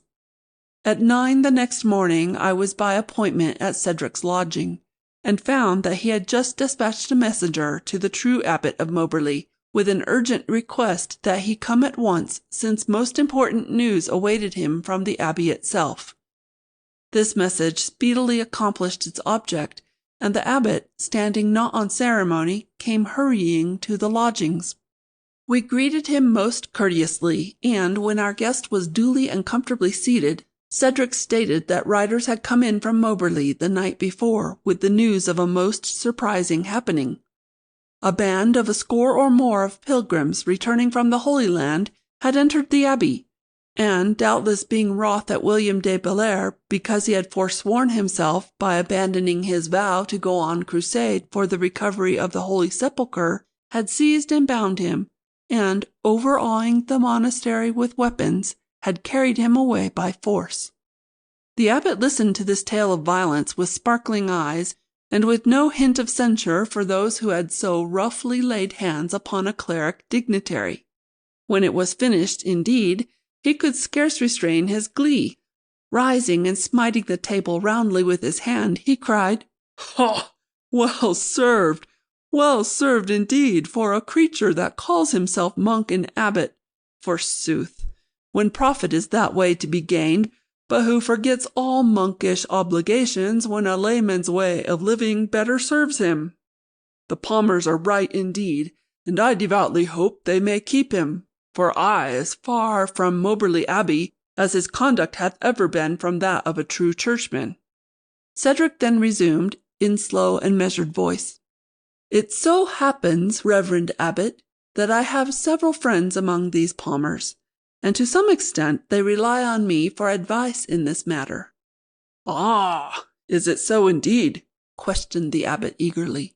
"Then I trust that thou, as a true friend of the church and her rightful servitors, hast given advice to hold this fellow they had taken, at least till the king be brought to terms and our brotherhoods be free again to fill their offices without dictation." Cedric slowly shook his head. "Nay, my advice has not yet been given. 'Twill require some further meditation to be sure that 'tis wisely bestowed. But, reverend abbot, if thou wilt but climb the stair that I shall show thee here, and apply thine eye to a hole in the wall at the right, near the top, I warrant thee a sight well worth thy pains." So saying, Cedric rose, and throwing open a small door at the rear of the room, indicated a dim and curving staircase that rose beyond it. The abbot, after a searching glance at his host, as though he feared some stratagem, quickly mounted, looking eagerly the while for the eye-hole in the wall. Both of us remained below, and Cedric, turning to a cabinet, withdrew from it and placed upon the table a huge scroll of many sheets of freshly written parchment. A moment later the churchman returned with brightly glowing face and twinkling eyes, and when the stairway door was closed again, exclaimed, "Sir Cedric de la Roche, thou art a true friend to the church, and thy services shall be well remembered. 'Tis William de Bellairs, beyond all doubt, who sits in yonder inner room, and 'tis 2 archers of Grimsby who guard him. Full well do I know who led that band of palmers, and I say again, thy fortunes shall not suffer for it." Cedric bowed and smiled. "Ah, well, 'tis neither here nor there who led the palmers, or whether they acted wholly of their own impulse. The thing of greatest moment now is this scroll of the articles which I have here in fair copy. Read it, I pray thee, and see whether thou wilt give thy voice for its adoption. Thou wilt see that I have introduced the provision for 25 barons who shall enforce the charter, and also have written in some other matters that seem to us of moment." The abbot took the scroll and quickly conned the pages whereon he and Cedric had on the first day of their labours come to full agreement. Then he came to the 20th article, and, ceasing reading, looked up at Cedric sharply. "Thou hast here the wording for which thou didst argue yesterday." "Aye, 'tis so," answered Cedric grimly. "Read on." The abbot complied, but quickly came to another stop. "Let not the body of a free man be taken or imprisoned," he read. "That again is the very language that was yesterday rejected." Cedric nodded in assent. "Read on," he said. For some pages the abbot went on in silence. Then he uttered an exclamation of surprise, and paused to read again, this time aloud, an article that appeared near the end of the scroll. "All the aforesaid customs and liberties which the king hath conceded, to be held in the kingdom as far as concerns his relations to his men, all in the realm, as well ecclesiastics as laity, shall on their part observe toward their men." The abbot leaped to his feet, his face red with wrath. "What means this, Delaroche? Would thou have all these things for which we risk our lives and lands extended to every churl and varlet in the kingdom?" "Aye," answered Cedric steadily, "and if thou'lt look abroad through our camp, thou'lt see some thousands of those same churls and yeomen that do risk their lives in this cause as much as thou or me." The abbot shook his head with impatience. "'Tis beyond reason, Delaroche. I cannot give my word for it." Cedric for a moment gazed out of the window. Then he said to me, "This keeping endurance of an ecclesiastic who was appointed to his place by the king, and moreover stands high in his favour, is a difficult and dangerous business. 'Twill be better if we take him to the town's edge and turn him loose to find his way back whence he came." The abbot gazed at Cedric with parted lips and bated breath, while one might have told 20. Then of a sudden he flung the parchment on the table and laughed full loud and long. "Thou hast won, Delaroche. I yield me. Thou hast won, and fairly. Thou'rt a most persuading speaker, I'll be bound.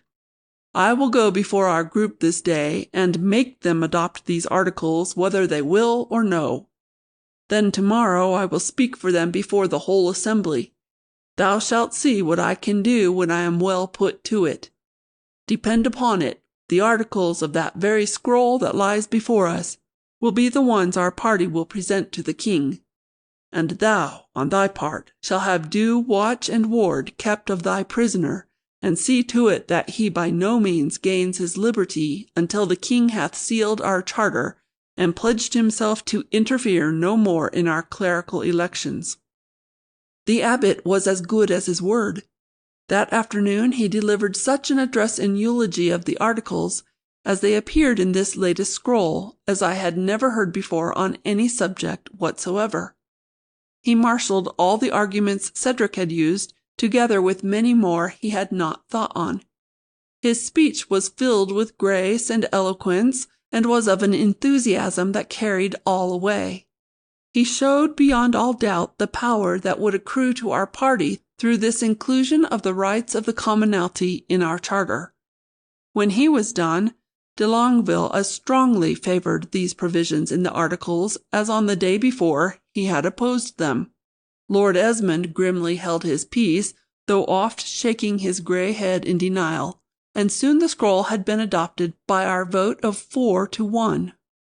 The following day our ardent champion made a yet more eloquent speech before the full assembly, and the articles were approved by acclamation. All know the remainder of the tale of Magna Carta, How the king, 3 days later at Brackley, where the articles were read to him, refused them with an oath, furiously declaring that the barons might as well have asked of him his kingdom. How we resumed the war forthwith, and the taking of his castles. How the gates of London were opened to us, and the king was at length brought to terms at Runnymede. There again 'twas Cedric de la Roche and the Abbot of Moberly who conferred with the archbishop and the other commissioners of the king, and satisfied themselves and us that the completed scroll that received the royal seal was to the same effect as our articles of Stamford and Brackley. And now King John is dead, and little lamented, and a wiser sovereign rules the land. Already men begin to see how great a thing was done at Runnymede. 'Tis said that the Great Charter will be for centuries to come the basis of our English law, since it affirms with equal voice the rights of all our 3 estates, the nobility, the clergy, and the commons. It seems to me that later generations will find in its provisions the authority and the suggestion for many a reform that we dare not yet attempt, and that freer and happier men may date the beginning of better things to our bitter struggle with King John. If so be, may they think not overmuch of us that were noble born and fought for lordly privilege, but may they never forget that in our day there were true men of lowly birth who risked their all for the rights of their fellows.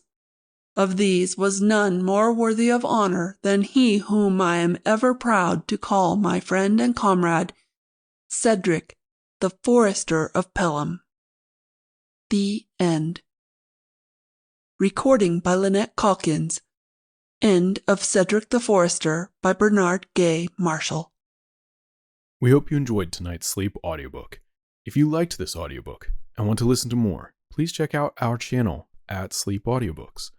And if you prefer to listen to each story individually, they will also be uploaded to our secondary channel at Sleep Chapters. You can access our entire catalog of bedtime story audiobooks through our web app, which can be found at sleepaudiobooks.com. There, you will also find our suite of sleep tools, including a complimentary Better Sleep Quick Guide if you sign up to our mailing list. Links are in the description below. All likes, comments, and especially subscribing help this channel grow so that we can reach more night owls in our quest to help as many people sleep easier so they can live their lives more fully during the day. We appreciate your support and wish you a very excellent night's sleep. This is Sleep Audiobooks.